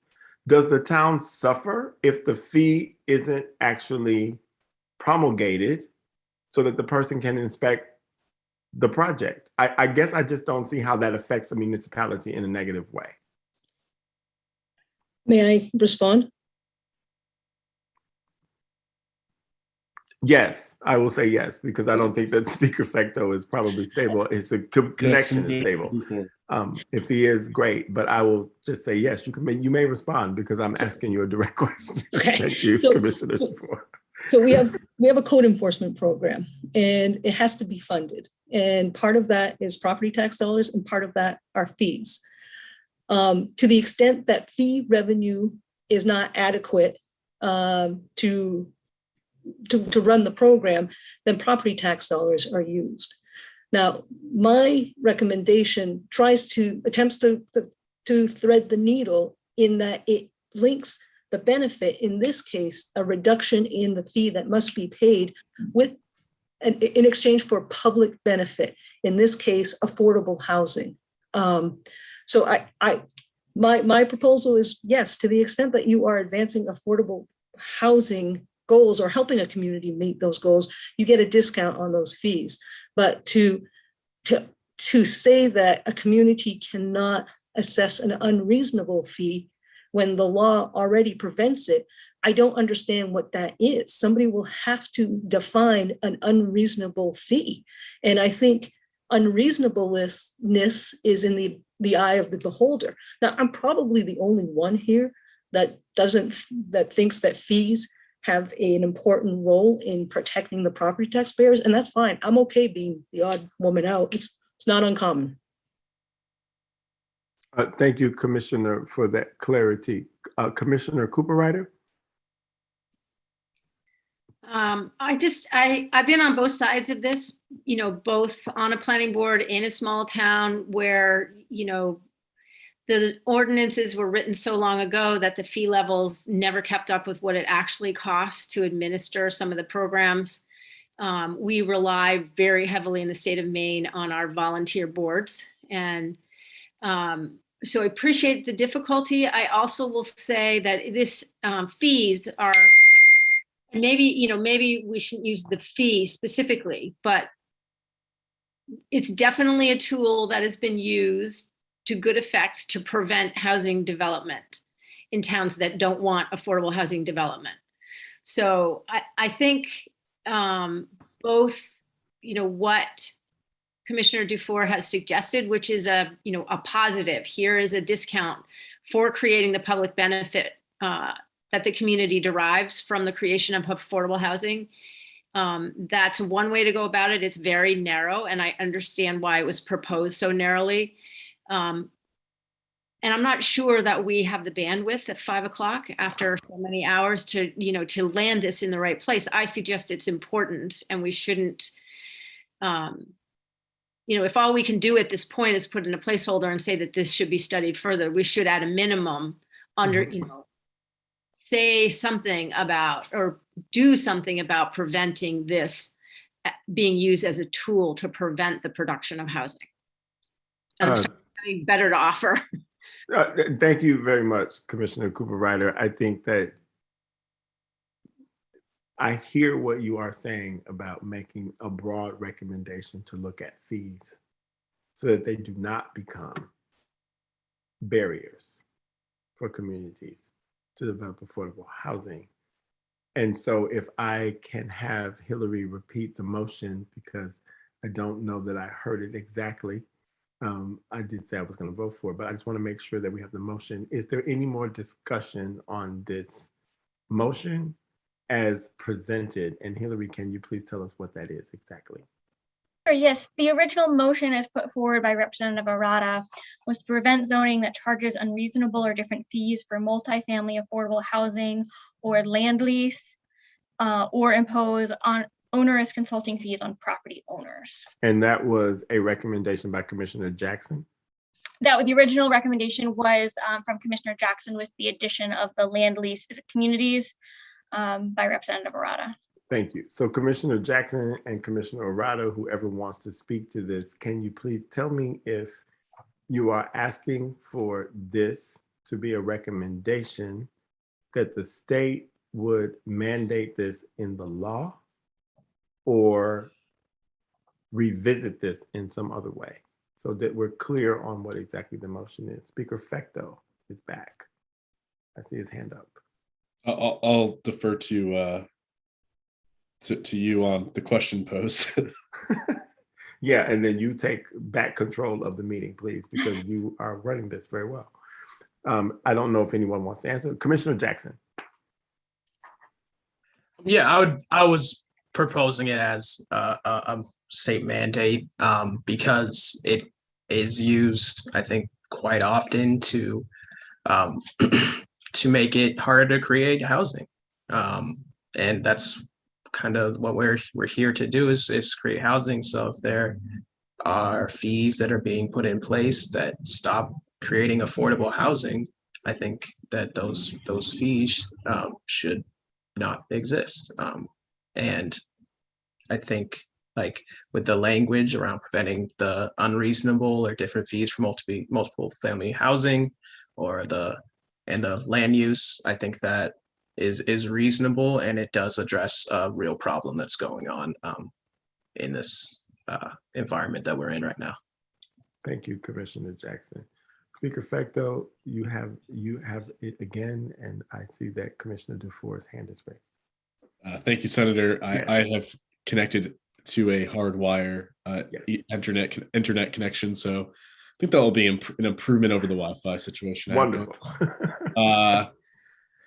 So, I mean, I think there was an example used earlier today. I'm not sure if it was Commissioner Levine or Commissioner Cooper-Ryder who mentioned tree fees that were assessed in the city of Portland on residential properties, but not on commercial properties. And so there was an inequity in a fee assessed by the city that for me would be, that seems tilted in the wrong direction. If we should be incentivizing housing to be built and assessing a fee on residential property, but not on commercial property, doesn't make much sense to me at all. I think housing, it should be priority number one. So if this motion were focused on those sorts of things, I think I'd be supportive. But I think it's pretty far. I think I understand where Commissioner Dufour is coming from. These fees ultimately are used to fund the very work that goes into buildings. So we also talk about delays in inspections, and it takes forever for for someone from the building codes to come over and check for compliance with the fire code and so forth. And you can't complain about those things and the delays that happen because the compliance reviews have to be done, but then at the same time want to cut the source of how those things are funded, which is oftentimes through the fees assessed with these projects. And so I am sympathetic to what Commissioner Dufour is trying to communicate. I would be more supportive of something that is more narrowly focused on reducing fees and creating greater a greater inequity, in that the fees be tilted towards commercial projects and not on housing projects. So there shouldn't be a fee in Portland assessed on trees on residential projects, but not on commercial projects. It should be the other way around. That would be my opinion. So I'll be opposing this motion in its current format. Commissioner Cooper-Ryder.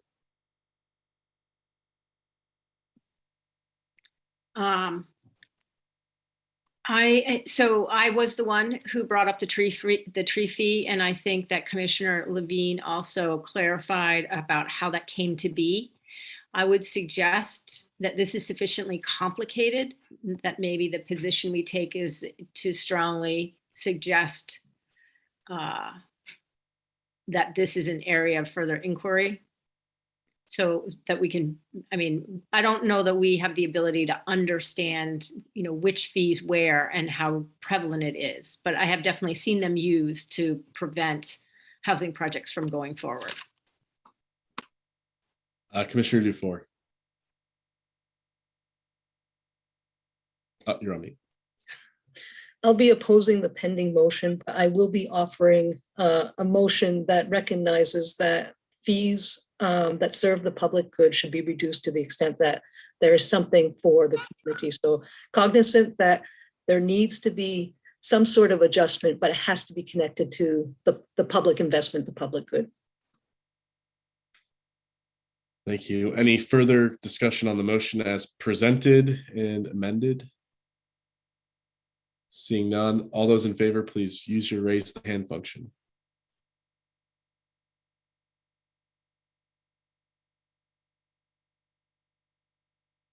Senator Hickman, Commissioner Jackson, and Representative Arata, and Commissioner Napolitano. Is there, presume those who are not raising their hands are in opposition. So myself, Commissioner Hill, Commissioner Levine, Commissioner Dufour, Commissioner Cooper-Ryder, and Commissioner Spalding.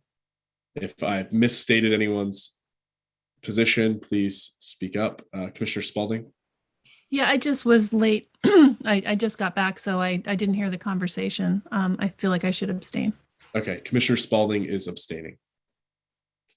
And you can change your vote. Hey, this is Hannah, and I'm also still with you. And I'm also going to abstain only because I was very choppy hearing you. I think I'm in the direction of what Commissioner Dufour is going to offer as an alternative, but I'm going to abstain until I read the language. Okay, thank you. And Commissioner Pingree is abstaining as well. Commissioner Dufour, do you have a motion? I guess this is the concept. I haven't obviously developed it yet, but the motion would be to tie a reduction in housing fees to the level of public benefit associated with a particular housing development. So there's a motion, and is there a second?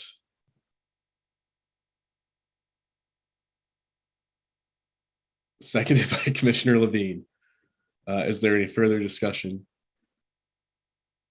I think I'll be opposing this motion as well, frankly. I feel like I think this again is probably venturing beyond the scope of zoning. It seems like fees, while associated with the construction of projects and so forth, just doesn't seem necessarily in the wheelhouse of what we've been assigned to deal with. I would much prefer just an acknowledgement that the issue of fees had come up during the course of our work. It would probably be worthwhile for communities to review the fees they assess for projects, but I don't think a recommendation from this commission is necessarily appropriate. So, Commissioner Dufour. With that recommendation, I'll pull my motion. Okay, Commissioner Dufour has withdrawn her motion.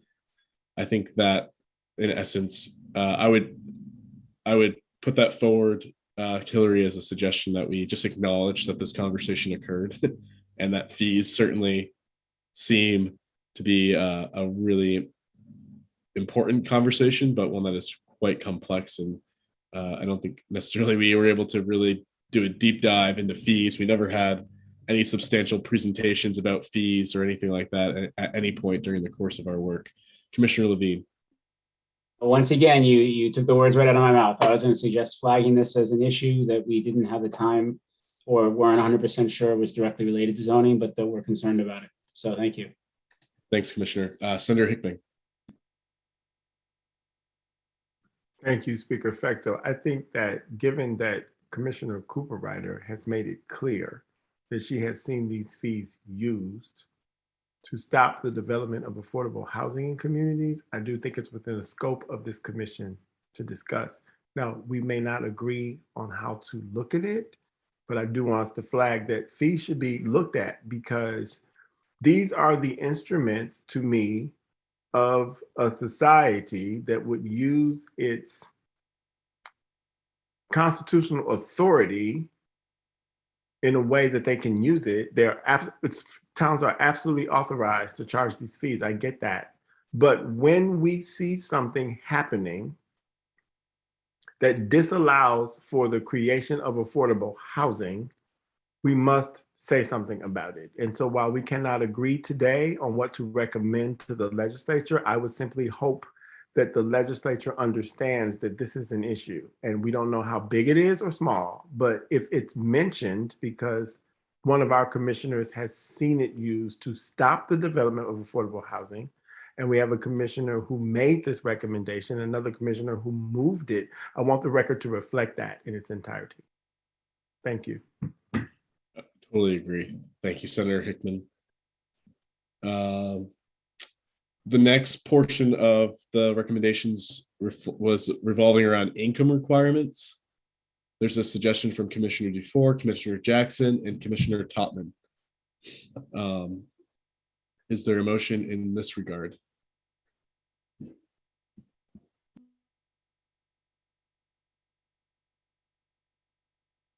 Senator Hickman.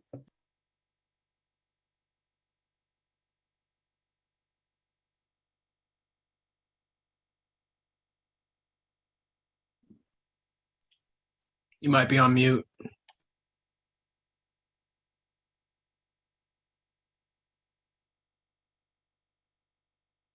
I actually think it's possible his hand was raised from his previous comment. Anyone who would like to put forward a motion in regards to income requirements? Commissioner Jackson. Yeah, I'll put forward the preventing zoning that discriminates on the basis of income source, as well as income, the minimum income requirements. Would you be open to a friendly amendment that would incorporate Commissioner Dufour's suggestion that we eliminate zoning provisions that include income requirements altogether? I'll second the motion. Commissioner Dufour. So we have a motion and a second. Any discussion on this recommendation? Commissioner Cooper-Ryder, Commissioner Levine. I'm advocating for simplicity. I think eliminating zoning requirements based on income is simple and clear. Commissioner Levine. Two sort of related things. One, I just want to make sure that we're clear that we don't mean that there shouldn't be, for example, density bonuses for affordable housing, because that does have an income requirement in it. It has a maximum income requirement in it. So if we could clarify that, I assume we mean minimum income requirements. Otherwise, I'm not sure this really jives with what we've talked about so far today. The second piece that has to do with the basis of income source, I see that more as seems to come up a lot more when people try to, for example, rent an apartment. I haven't seen it come up related to zoning. I'm not opposed to preventing it. I've seen that come up much more often in terms of someone trying to rent an apartment and suddenly the apartment's not available because they have a housing choice voucher, for example. Commissioner Jackson, would you be open to a friendly amendment related to specificity around minimum income requirements? No, I think that's fine, and that's what it's speaking to, and as well as the public assistance part. I understand it's not maybe directly tied to zoning. Thank you, Representative Arata. Thank you.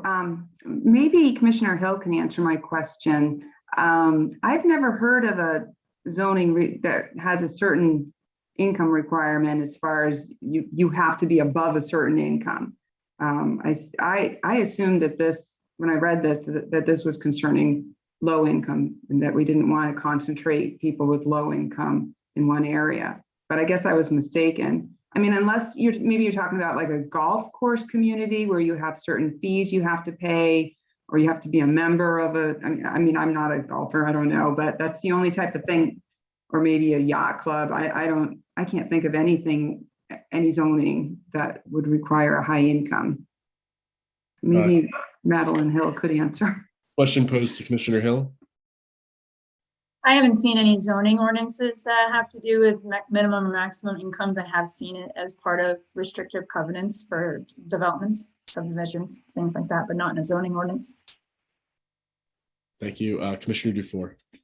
According to Mayor Levesque, the city of Auburn does have a minimum income, single-family zoning requirement. Archaic as it may seem.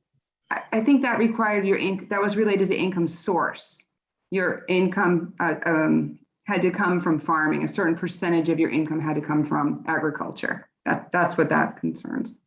Pretty sure. I have property in Auburn. I've never seen income requirements. The agricultural zone does require a percentage of your income be derived from agriculture. Is that what we're looking to render illegal? There's confusion. I'm going to meet with the MMA's Housing Commission on Tuesday, of which Mayor Levesque is a member, and I will get clarification. But I was under the impression that his concern was eliminating the process that may only be in place in one community that requires a minimum level of income in order to develop a home, own a home in a particular residential community. So if we want to put this one in the parking lot, I will clarify with Mayor Levesque as to what issue. I could be mistaken. It's happened before. Okay, I know for a fact that there is limits. I mean, there are limits related to the agricultural zone or requirements, whatever. I would take the same posture of taking a vote, and for those who want more information, you can abstain. But if there's more information that comes forward between now and our final meeting, we could always revise and/or remove this recommendation. But I think it'd be worthwhile to at least take a vote so we can have Hillary and her colleagues draft some initial language for our review. Commissioner Spalding. Yeah, I guess I was just going to say that the way I understood what Mayor Levesque was talking about was you had to show that you derive 30% of your income from your agricultural business to be able to claim those that open space tax benefit. I don't think it was a certain amount of money. It was a percentage of your overall income, but yeah. I think Commissioner Levine has just provided us with the language in the chat.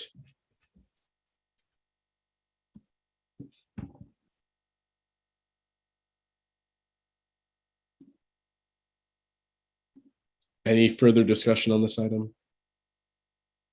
Seeing none, all those in favor, please use the raise hand function.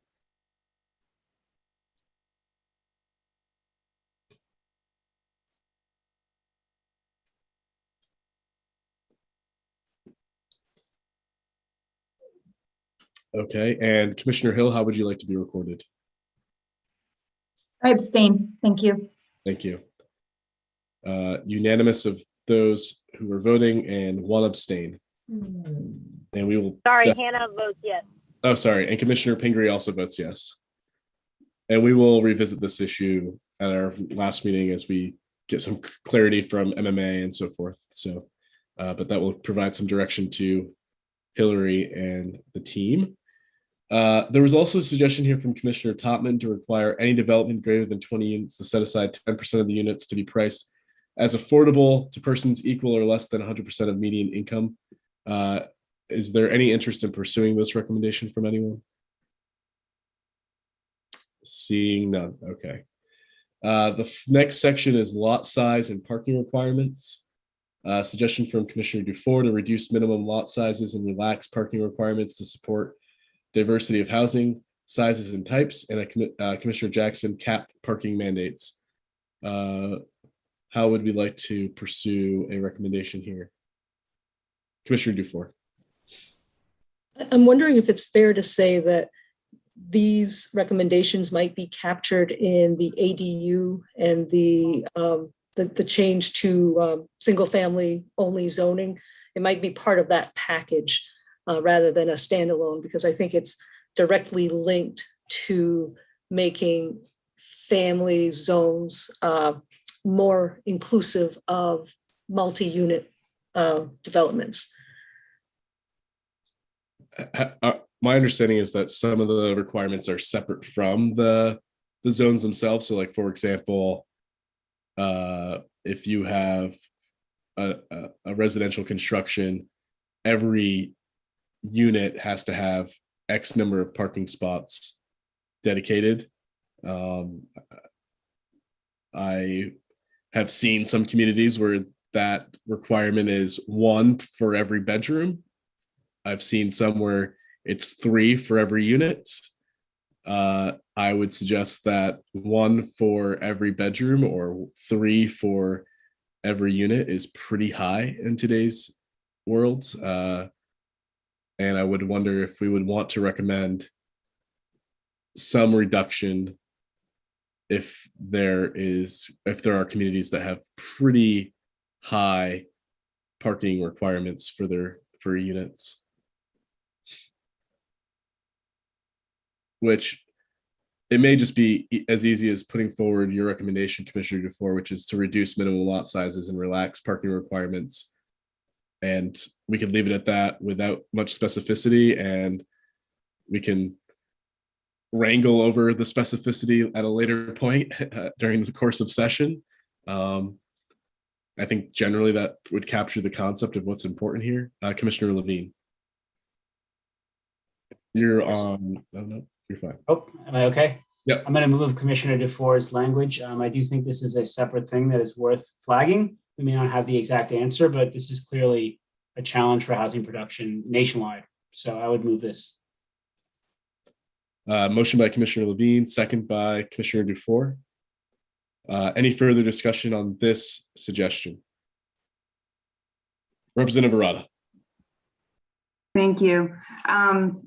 Without any specificity, it's hard for me to support this because I've seen it used poorly in some communities where it's going to create a lot of strife between tenants and harm those who need parking spaces.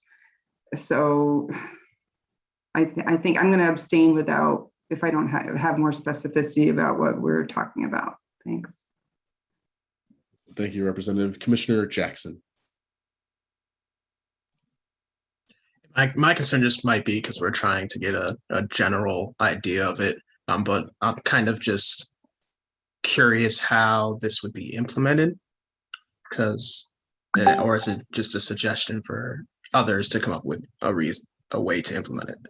Yeah, I think we would be putting out a suggestion into the world, and hopefully over the course of the next several months, maybe we can get our minds together with folks over at MMA primarily who would be charged with implementing this and seeing if there's a sweet spot for not being completely disruptive, to Representative Arata's point, where there's not enough parking and people are fighting over the parking spots that do exist, but there's also not such extreme requirements that you're basically putting in a requirement that as a town leader will prevent multifamily units from being built, because no one will be able to build a building with the amount of parking that's required for the space. So again, I use the example of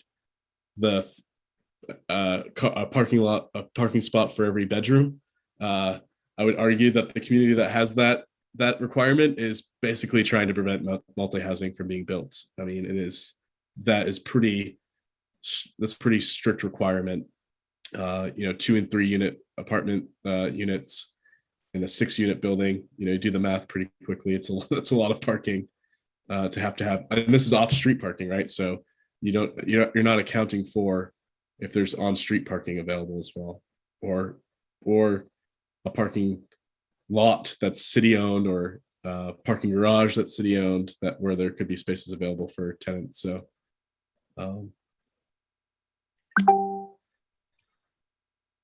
any further discussion? Seeing none, we will take a vote. Raise your hand if you are in favor of the motion as outlined.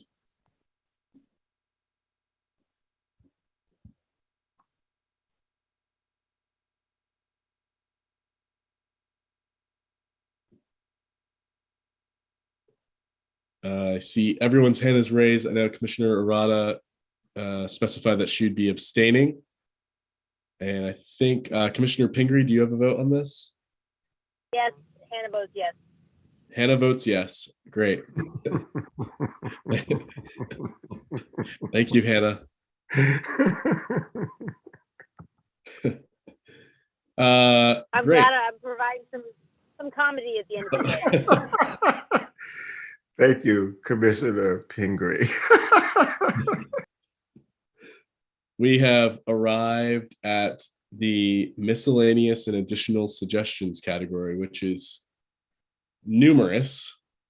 I will open it up to if any members have items under this category they'd like to move forward in the form of a motion. Speaker Fecto? Yes.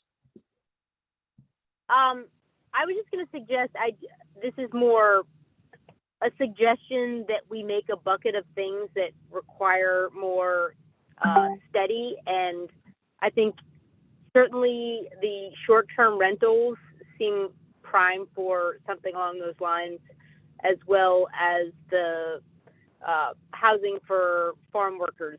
So I'm just sort of thinking that maybe we have not a parking lot, but recommendations of things that came up that were valid issues, but seem like they need more study and effort.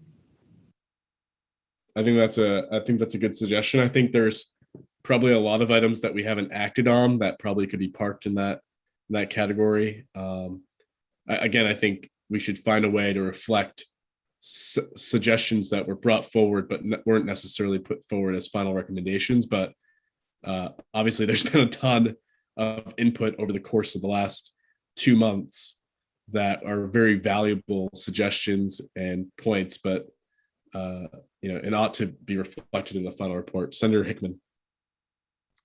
Yes, thank you, Mr. Chair. I wanted to hear in this discussion, Hillary knows what I'm talking about. I haven't actually been able to flesh this out, but I do think that we have to look at the feasibility of trying to advance an affirmative, fair housing approach to these issues. And if we need a resource center in Maine or not, I just think that we need to look at that. And if Hillary, I think Hillary knows what I'm talking about. And if the commission doesn't, it has to do with something that Mr. Williams, I believe, told us in his presentation around Maine being a state that doesn't have the sort of Maine-based support system for further advancing fair housing in Maine. And I just want us to at least include that discussion in the overview of the report back to the legislature, even if we don't take a vote on it today. Thank you. And Hillary, Ms. Brisler, I know you're here. Do you know what I'm talking about? Can you put words in my mouth? I probably Yes. didn't do very well. Yeah, I was just trying to pull it up quickly, but I didn't find it. But it has to do, Morgan Williams from the National Fair Housing Alliance, during his presentation, he talked about some of these fair housing centers, or the full service fair housing centers, and that here in Maine, Pine Tree Legal provides some of those services, but not all of the levels of enforcement that are available in other states. And he did provide a link to some of the other states that do have that. That's something we can certainly cover either in that meeting summary, a bigger discussion of that, or is something we could provide as some additional background if it's not a full recommendation. I think there have been a few points that have come up that are not recommendations, but are sort of discussion points, and we could certainly include that as a highlighted discussion point that the commission talked about. It sort of depends how you want that to look. Thank you, Hillary. You do so much better at this than I do. So that is for the commission's consideration. I'm not making a motion, but I do believe it's important to affirmatively advance fair housing in Maine. And this may be something to just look at as a part of that approach.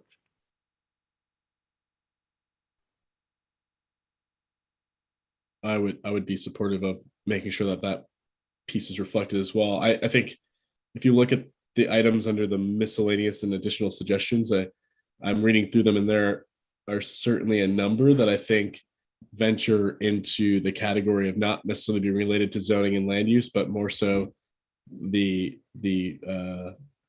goal of increasing affordable housing. And so we have, suggestions to endorse a bill to create a bond related to affordable housing. Suggestion from Commissioner Totman related to adjustments to the TIF program. Going through here, I think the Airbnb discussion is certainly a big one that we probably won't be able to tackle. So there certainly were some suggestions that are worthwhile for highlighting. I'm not sure if they would necessarily fall into the scope. There are some here that did. One of them was an item that we discussed in rather significant length earlier regarding an appeals board. This was Commissioner Jackson's suggestion. I don't know if you wanted to put forward a formal motion related to an appeals board, Commissioner Jackson. Yeah, I'd like to put a motion for an appeals board. We can have it pretty broad because there are examples of how you can opt out of an appeal and versus if you meet a certain housing stock requirement. But I do think that having a state level appeals board is a necessity.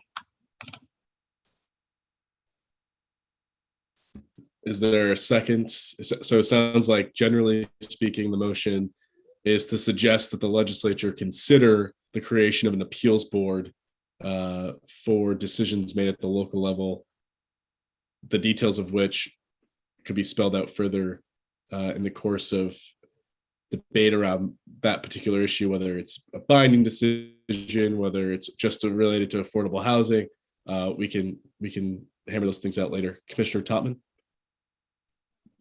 I think I know the answer to this, but I just want to make sure, Commissioner Jackson, if you could articulate who it's for.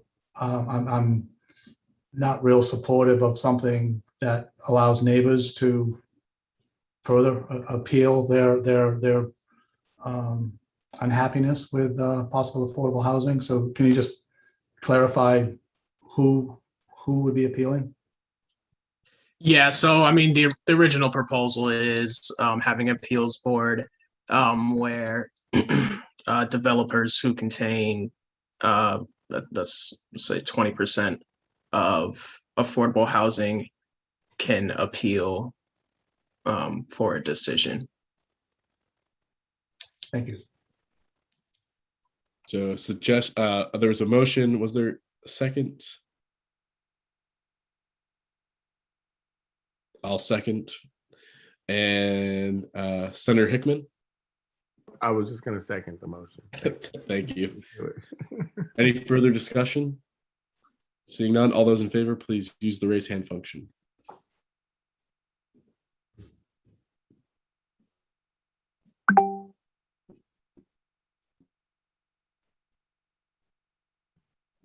Commissioner Pingree, do you have a vote? I'm going to abstain because I am definitely losing you and I'm still vaguely listening, but I think I need to read the details of this one a little bit more. Okay, Commissioner Pingree abstains. Commissioner Dufour, is that also your position?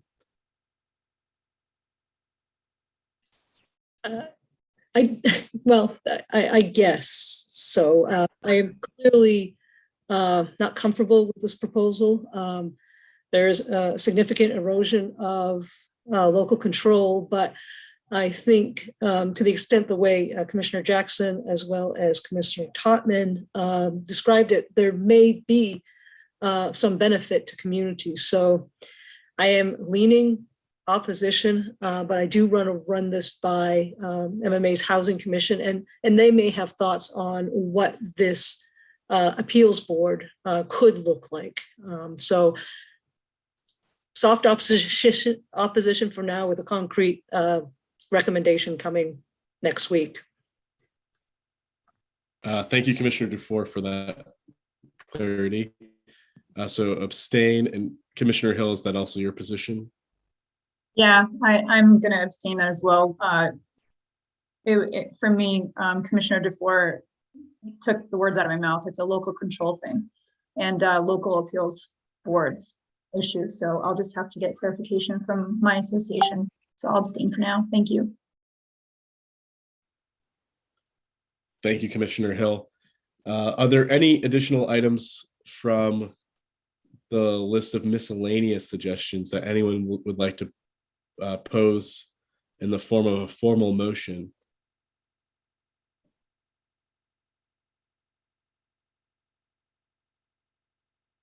Commissioner Jackson. Especially being that Commissioner Golick is not here, I would do the motion for the create a statewide equitable share housing plan and establish affordable housing goal for every community.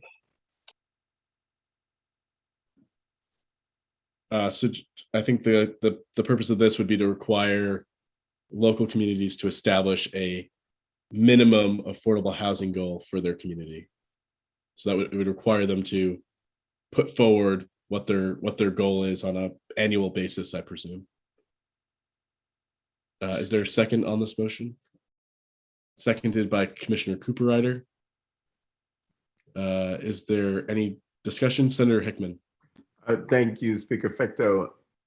I just wanted to know if there were, this recommendation is broad. Is there anything that we're recommending other than that? I guess is my question. No penalties, or are we recommending what happens if they don't meet these goals? We're just making the recommendation. I just want to be clear on that. I don't believe there were suggested penalties. Commissioner Jackson, do you think there was an intention to have penalties if they don't do this? I don't know if there is intention to have penalties. How I would see it, it could maybe tie in with incentives, providing an out for one of the appeals. I think it can be used in a multiple different places here. Thank you. Commissioner Dufour. I don't understand how this would work. How would a community develop a goal? How would it be assessed? I think it might be something we could get behind, but I do not understand the mechanics unless there's a proposal out there that I missed. I just don't know how this works and who helps us determine the goal and how do we achieve it? I mean, it seems like it's all part of other recommendations on technical assistance and financial help. I can't get my mind around it. Hillary, did you want to add something? Yeah, I was just able to pull up the full recommendation from Commissioner Golick's memo to the commission. If it would be helpful, I can pull that up. It does have some additional parameters on it.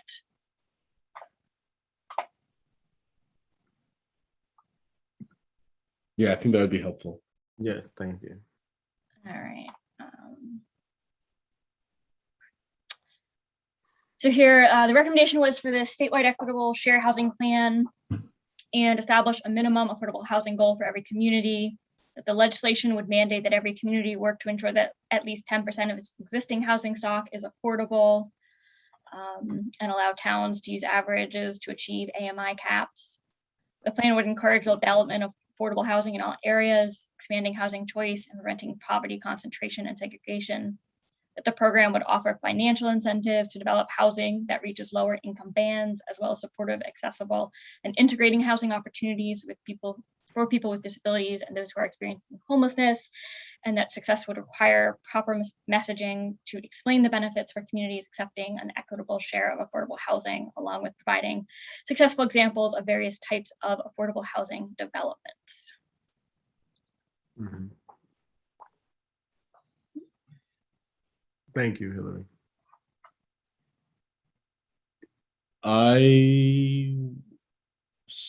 Like this idea and concept. I think we probably have acted on things that have been relevant to that with we put forward a broad suggestion related to incentives. I think that is very relevant to this proposal, and technical assistance. And I support the idea of having municipalities set a goal.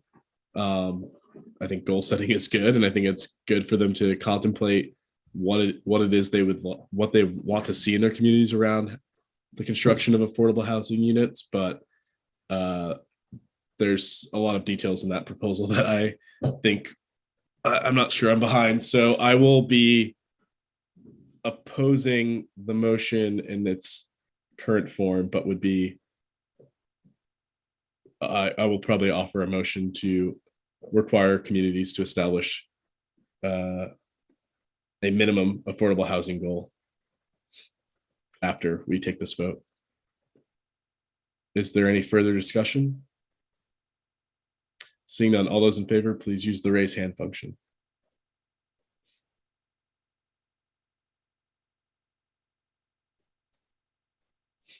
Let me unraise my hand, sorry, I'm not voting. Senator Hickman, Commissioner Jackson, and Commissioner Spalding. Presumably, everyone else is in opposition. Commissioner Napolitano, myself, Commissioner Cooper-Ryder, Commissioner Dufour, Commissioner Levine, Commissioner Hill, Commissioner Topman, and Commissioner Pingree. If those who are in opposition are abstaining, please state that is the case now. Abstaining. Commissioner Levine will be recorded as abstain. Abstaining. And Commissioner Napolitano will be recorded as abstain. Abstaining. And Commissioner Cooper-Ryder will be recorded as abstain. Okay. I would make a motion to require that communities establish a minimum affordable housing goal on an annual basis. I would seek a second. Commissioner Cooper-Ryder? Second. Thank you. Any additional discussion? Seeing Mr. Speaker. I mean, can I? Yep, Commissioner Dufour, then Senator Hickman, and then Commissioner Pingree. I assume there would be some sort of guidance associated with how the community sets this goal, determines how to move forward. If that's the case, again, it's the details thing. So I'm going to abstain on this vote and bring this to the Housing Commission, MMA's Housing Commission, and see how they would approach this particular suggestion. Thank you. Senator Hickman? Thank you, Speaker Fecto. I think that Commissioner Dufour actually supports why I supported the other motion and am not really all that supportive of this one, although I understand that it establishes a similar goal. So affordable housing and the lack thereof is a statewide problem. And as much as I absolutely am I am absolutely a supporter of control by municipalities. We do, as the legislature, occupy the space on certain issues, which isn't constitutionally in conflict with our police powers as the legislature. And so since affordable housing is a statewide problem, I don't actually believe that it's only in the hands of municipalities to come up with their own metric. And so since Commissioner Dufour is abstaining and letting us know that someone has to provide guidance to municipalities to come up with this in the first place, I would say that whatever that guidance is just state law. And so it's important for me to say out loud that there are just certain things that the state needs to do to protect people from decisions that are made by those who would wish that they cannot be in their communities. And this is one of those places, in my opinion, where the rubber meets the road on what the charge of this commission is. And if we're going to have mandates, this is where we have one. Thank you. Thank you, Commissioner Cooperrider. I think Commissioner Pingree was next. Sorry, Commissioner Pingree. Thanks. I was just going to say, I think, I certainly think that what the speaker is going for makes sense. I think about every small town, and every year would be a lot. I think to do it thoughtfully would require surveys and study. So I think it should be folded into technical assistance, and that maybe it's like in 5 years, we want every town to set a affordable housing goal. If they do a comprehensive plan, they already have done that, but maybe we require all towns to do it, but on a longer time frame, because I think it's helpful to do it, but every year would be a lot for some communities. Thank you, Commissioner Pingree. I think that's a very helpful suggestion. I would be inclined to withdraw my motion and add this as a footnote under the technical assistance part as something that communities should consider as they do this work. Commissioner Cooperrider, are you favorable to that? Yes, I was going to say part of what Hannah said, which is towns that have comprehensive plans have this sort of goal. I mean, it's, I think Jeff said it was in the Growth Management Act, this goal of 10% affordable housing, but it is really not in the power of the community to create the housing. Somebody's got to do it. Some developer or some homeowner has to do it. So it's one thing for the community to say, here's our goal. It's another thing for the community to say, here's our goal, and here's how we're going to get there. Here are the things we're going to do to try to attract affordable housing. It's just a more complex issue, I think, and needs more discussion and more study. Senator Hickman? I think he had his hand raised from earlier. Okay, so motion's been withdrawn. Are there any other suggestions under this section that folks would like to bring forward? Commissioner Topman had suggested endorsement of a law similar to New Hampshire's related to workforce housing.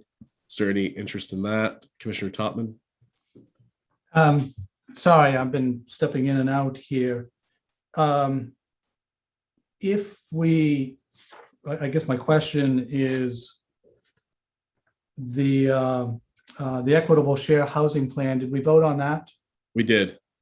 It was I think a 3 or 4 to everyone else vote. So 3 or 4 in favor and yes, yep. Okay.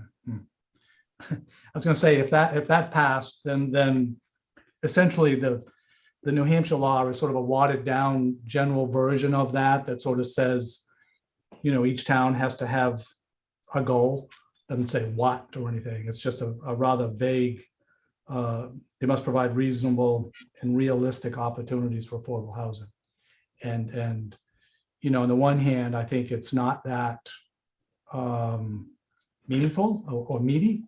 But then on the other hand, when I read the story about the community that was really acting out of line, and it starts to give some little more legal strength to the grieving developer, I started to think maybe there is something here. So I don't know. I think Commissioner Levine he's the one who found the law originally when we were playing around with this.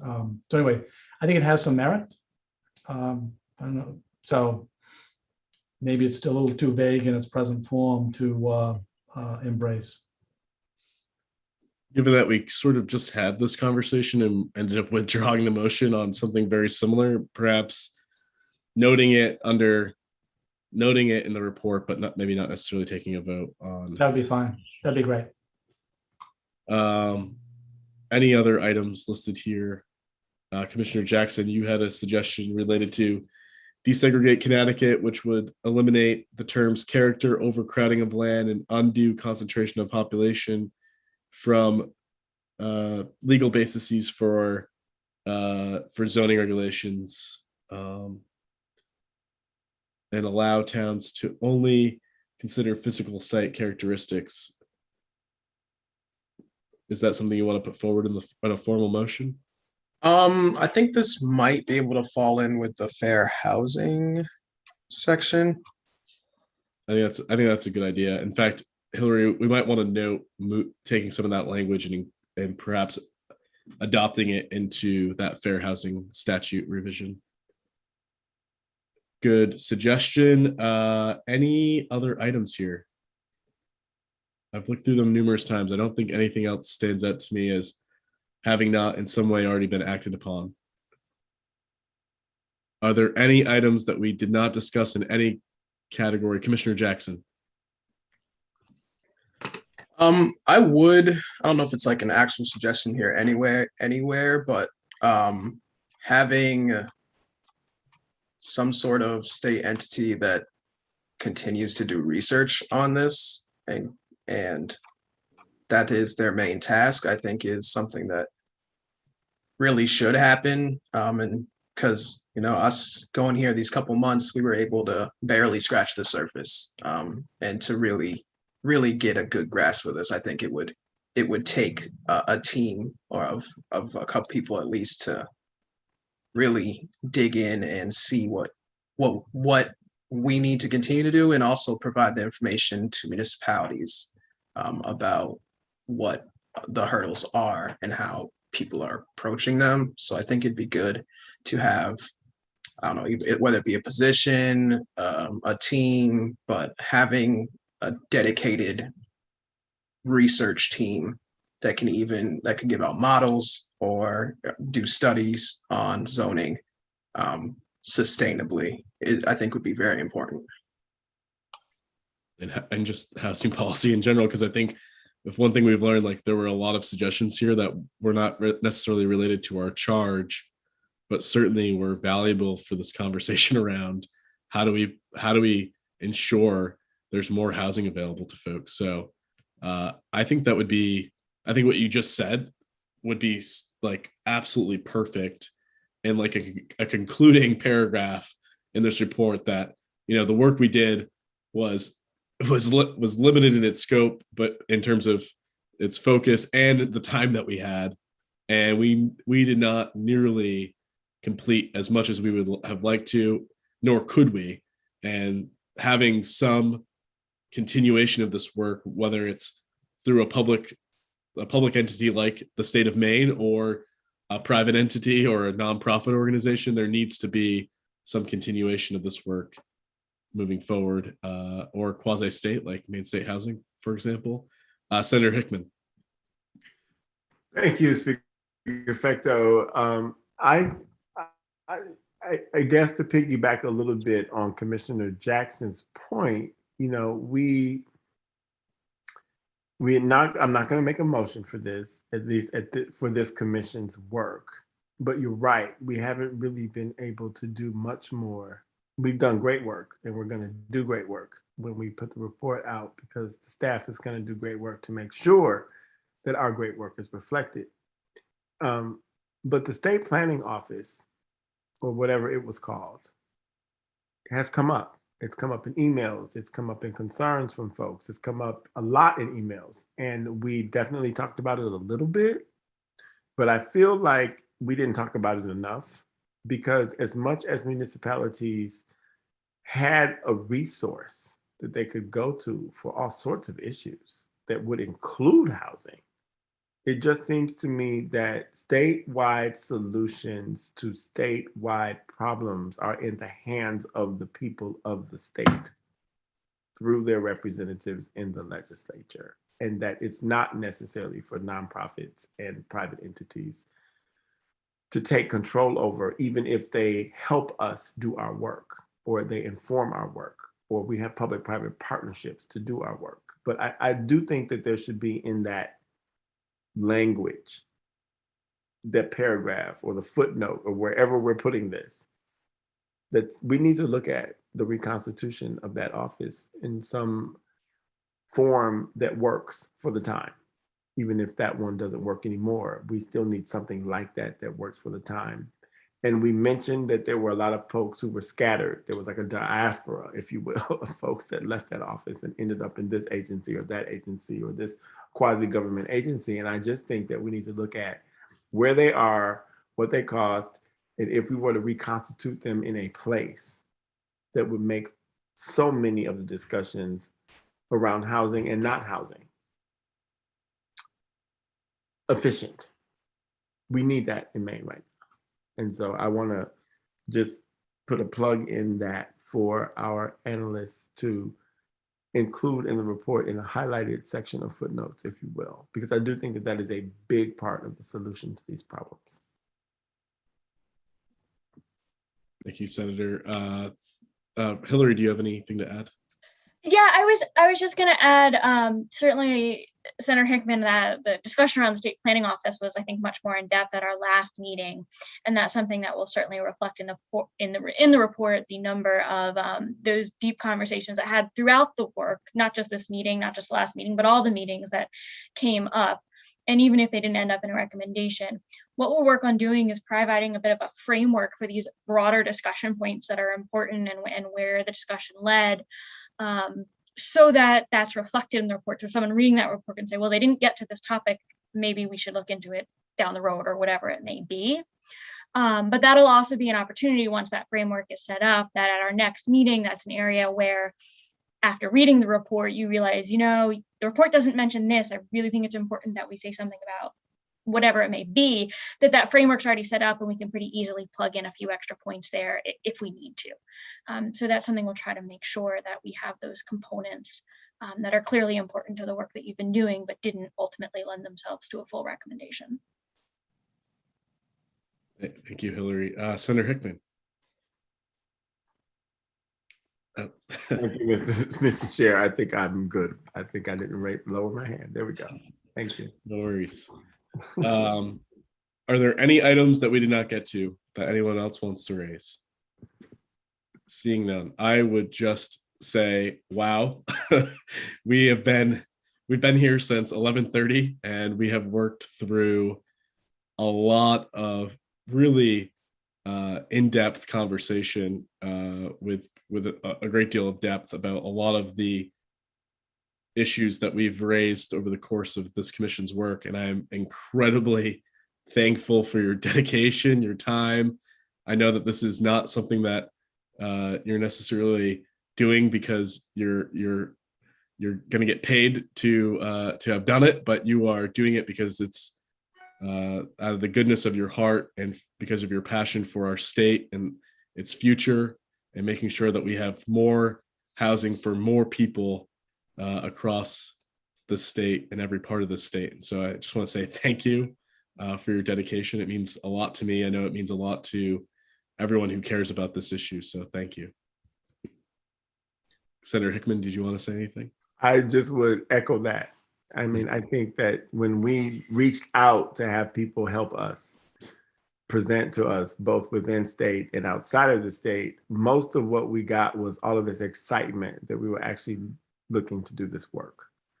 And this is the first or the third or the 20th part of it, depending upon where you entered the conversation. For me, it's the first part. And so I am honored and humbled to be a part of it. And I have seen all of the intelligence and wisdom and experience that people bring to the table who are on the commission. I respect the challenges that the people who have provided public testimony have given us. It's always a good thing to be reminded to look in the mirror. And we have had a lot of people tell us that in a lot of different ways, in our faces and in emails. And this is a big problem. Homelessness is a crisis. And it may not look like it where you are, depending upon where you are, but there are certainly people literally living in the streets. And in a free society, pandemic or not, that to me is a moral disaster.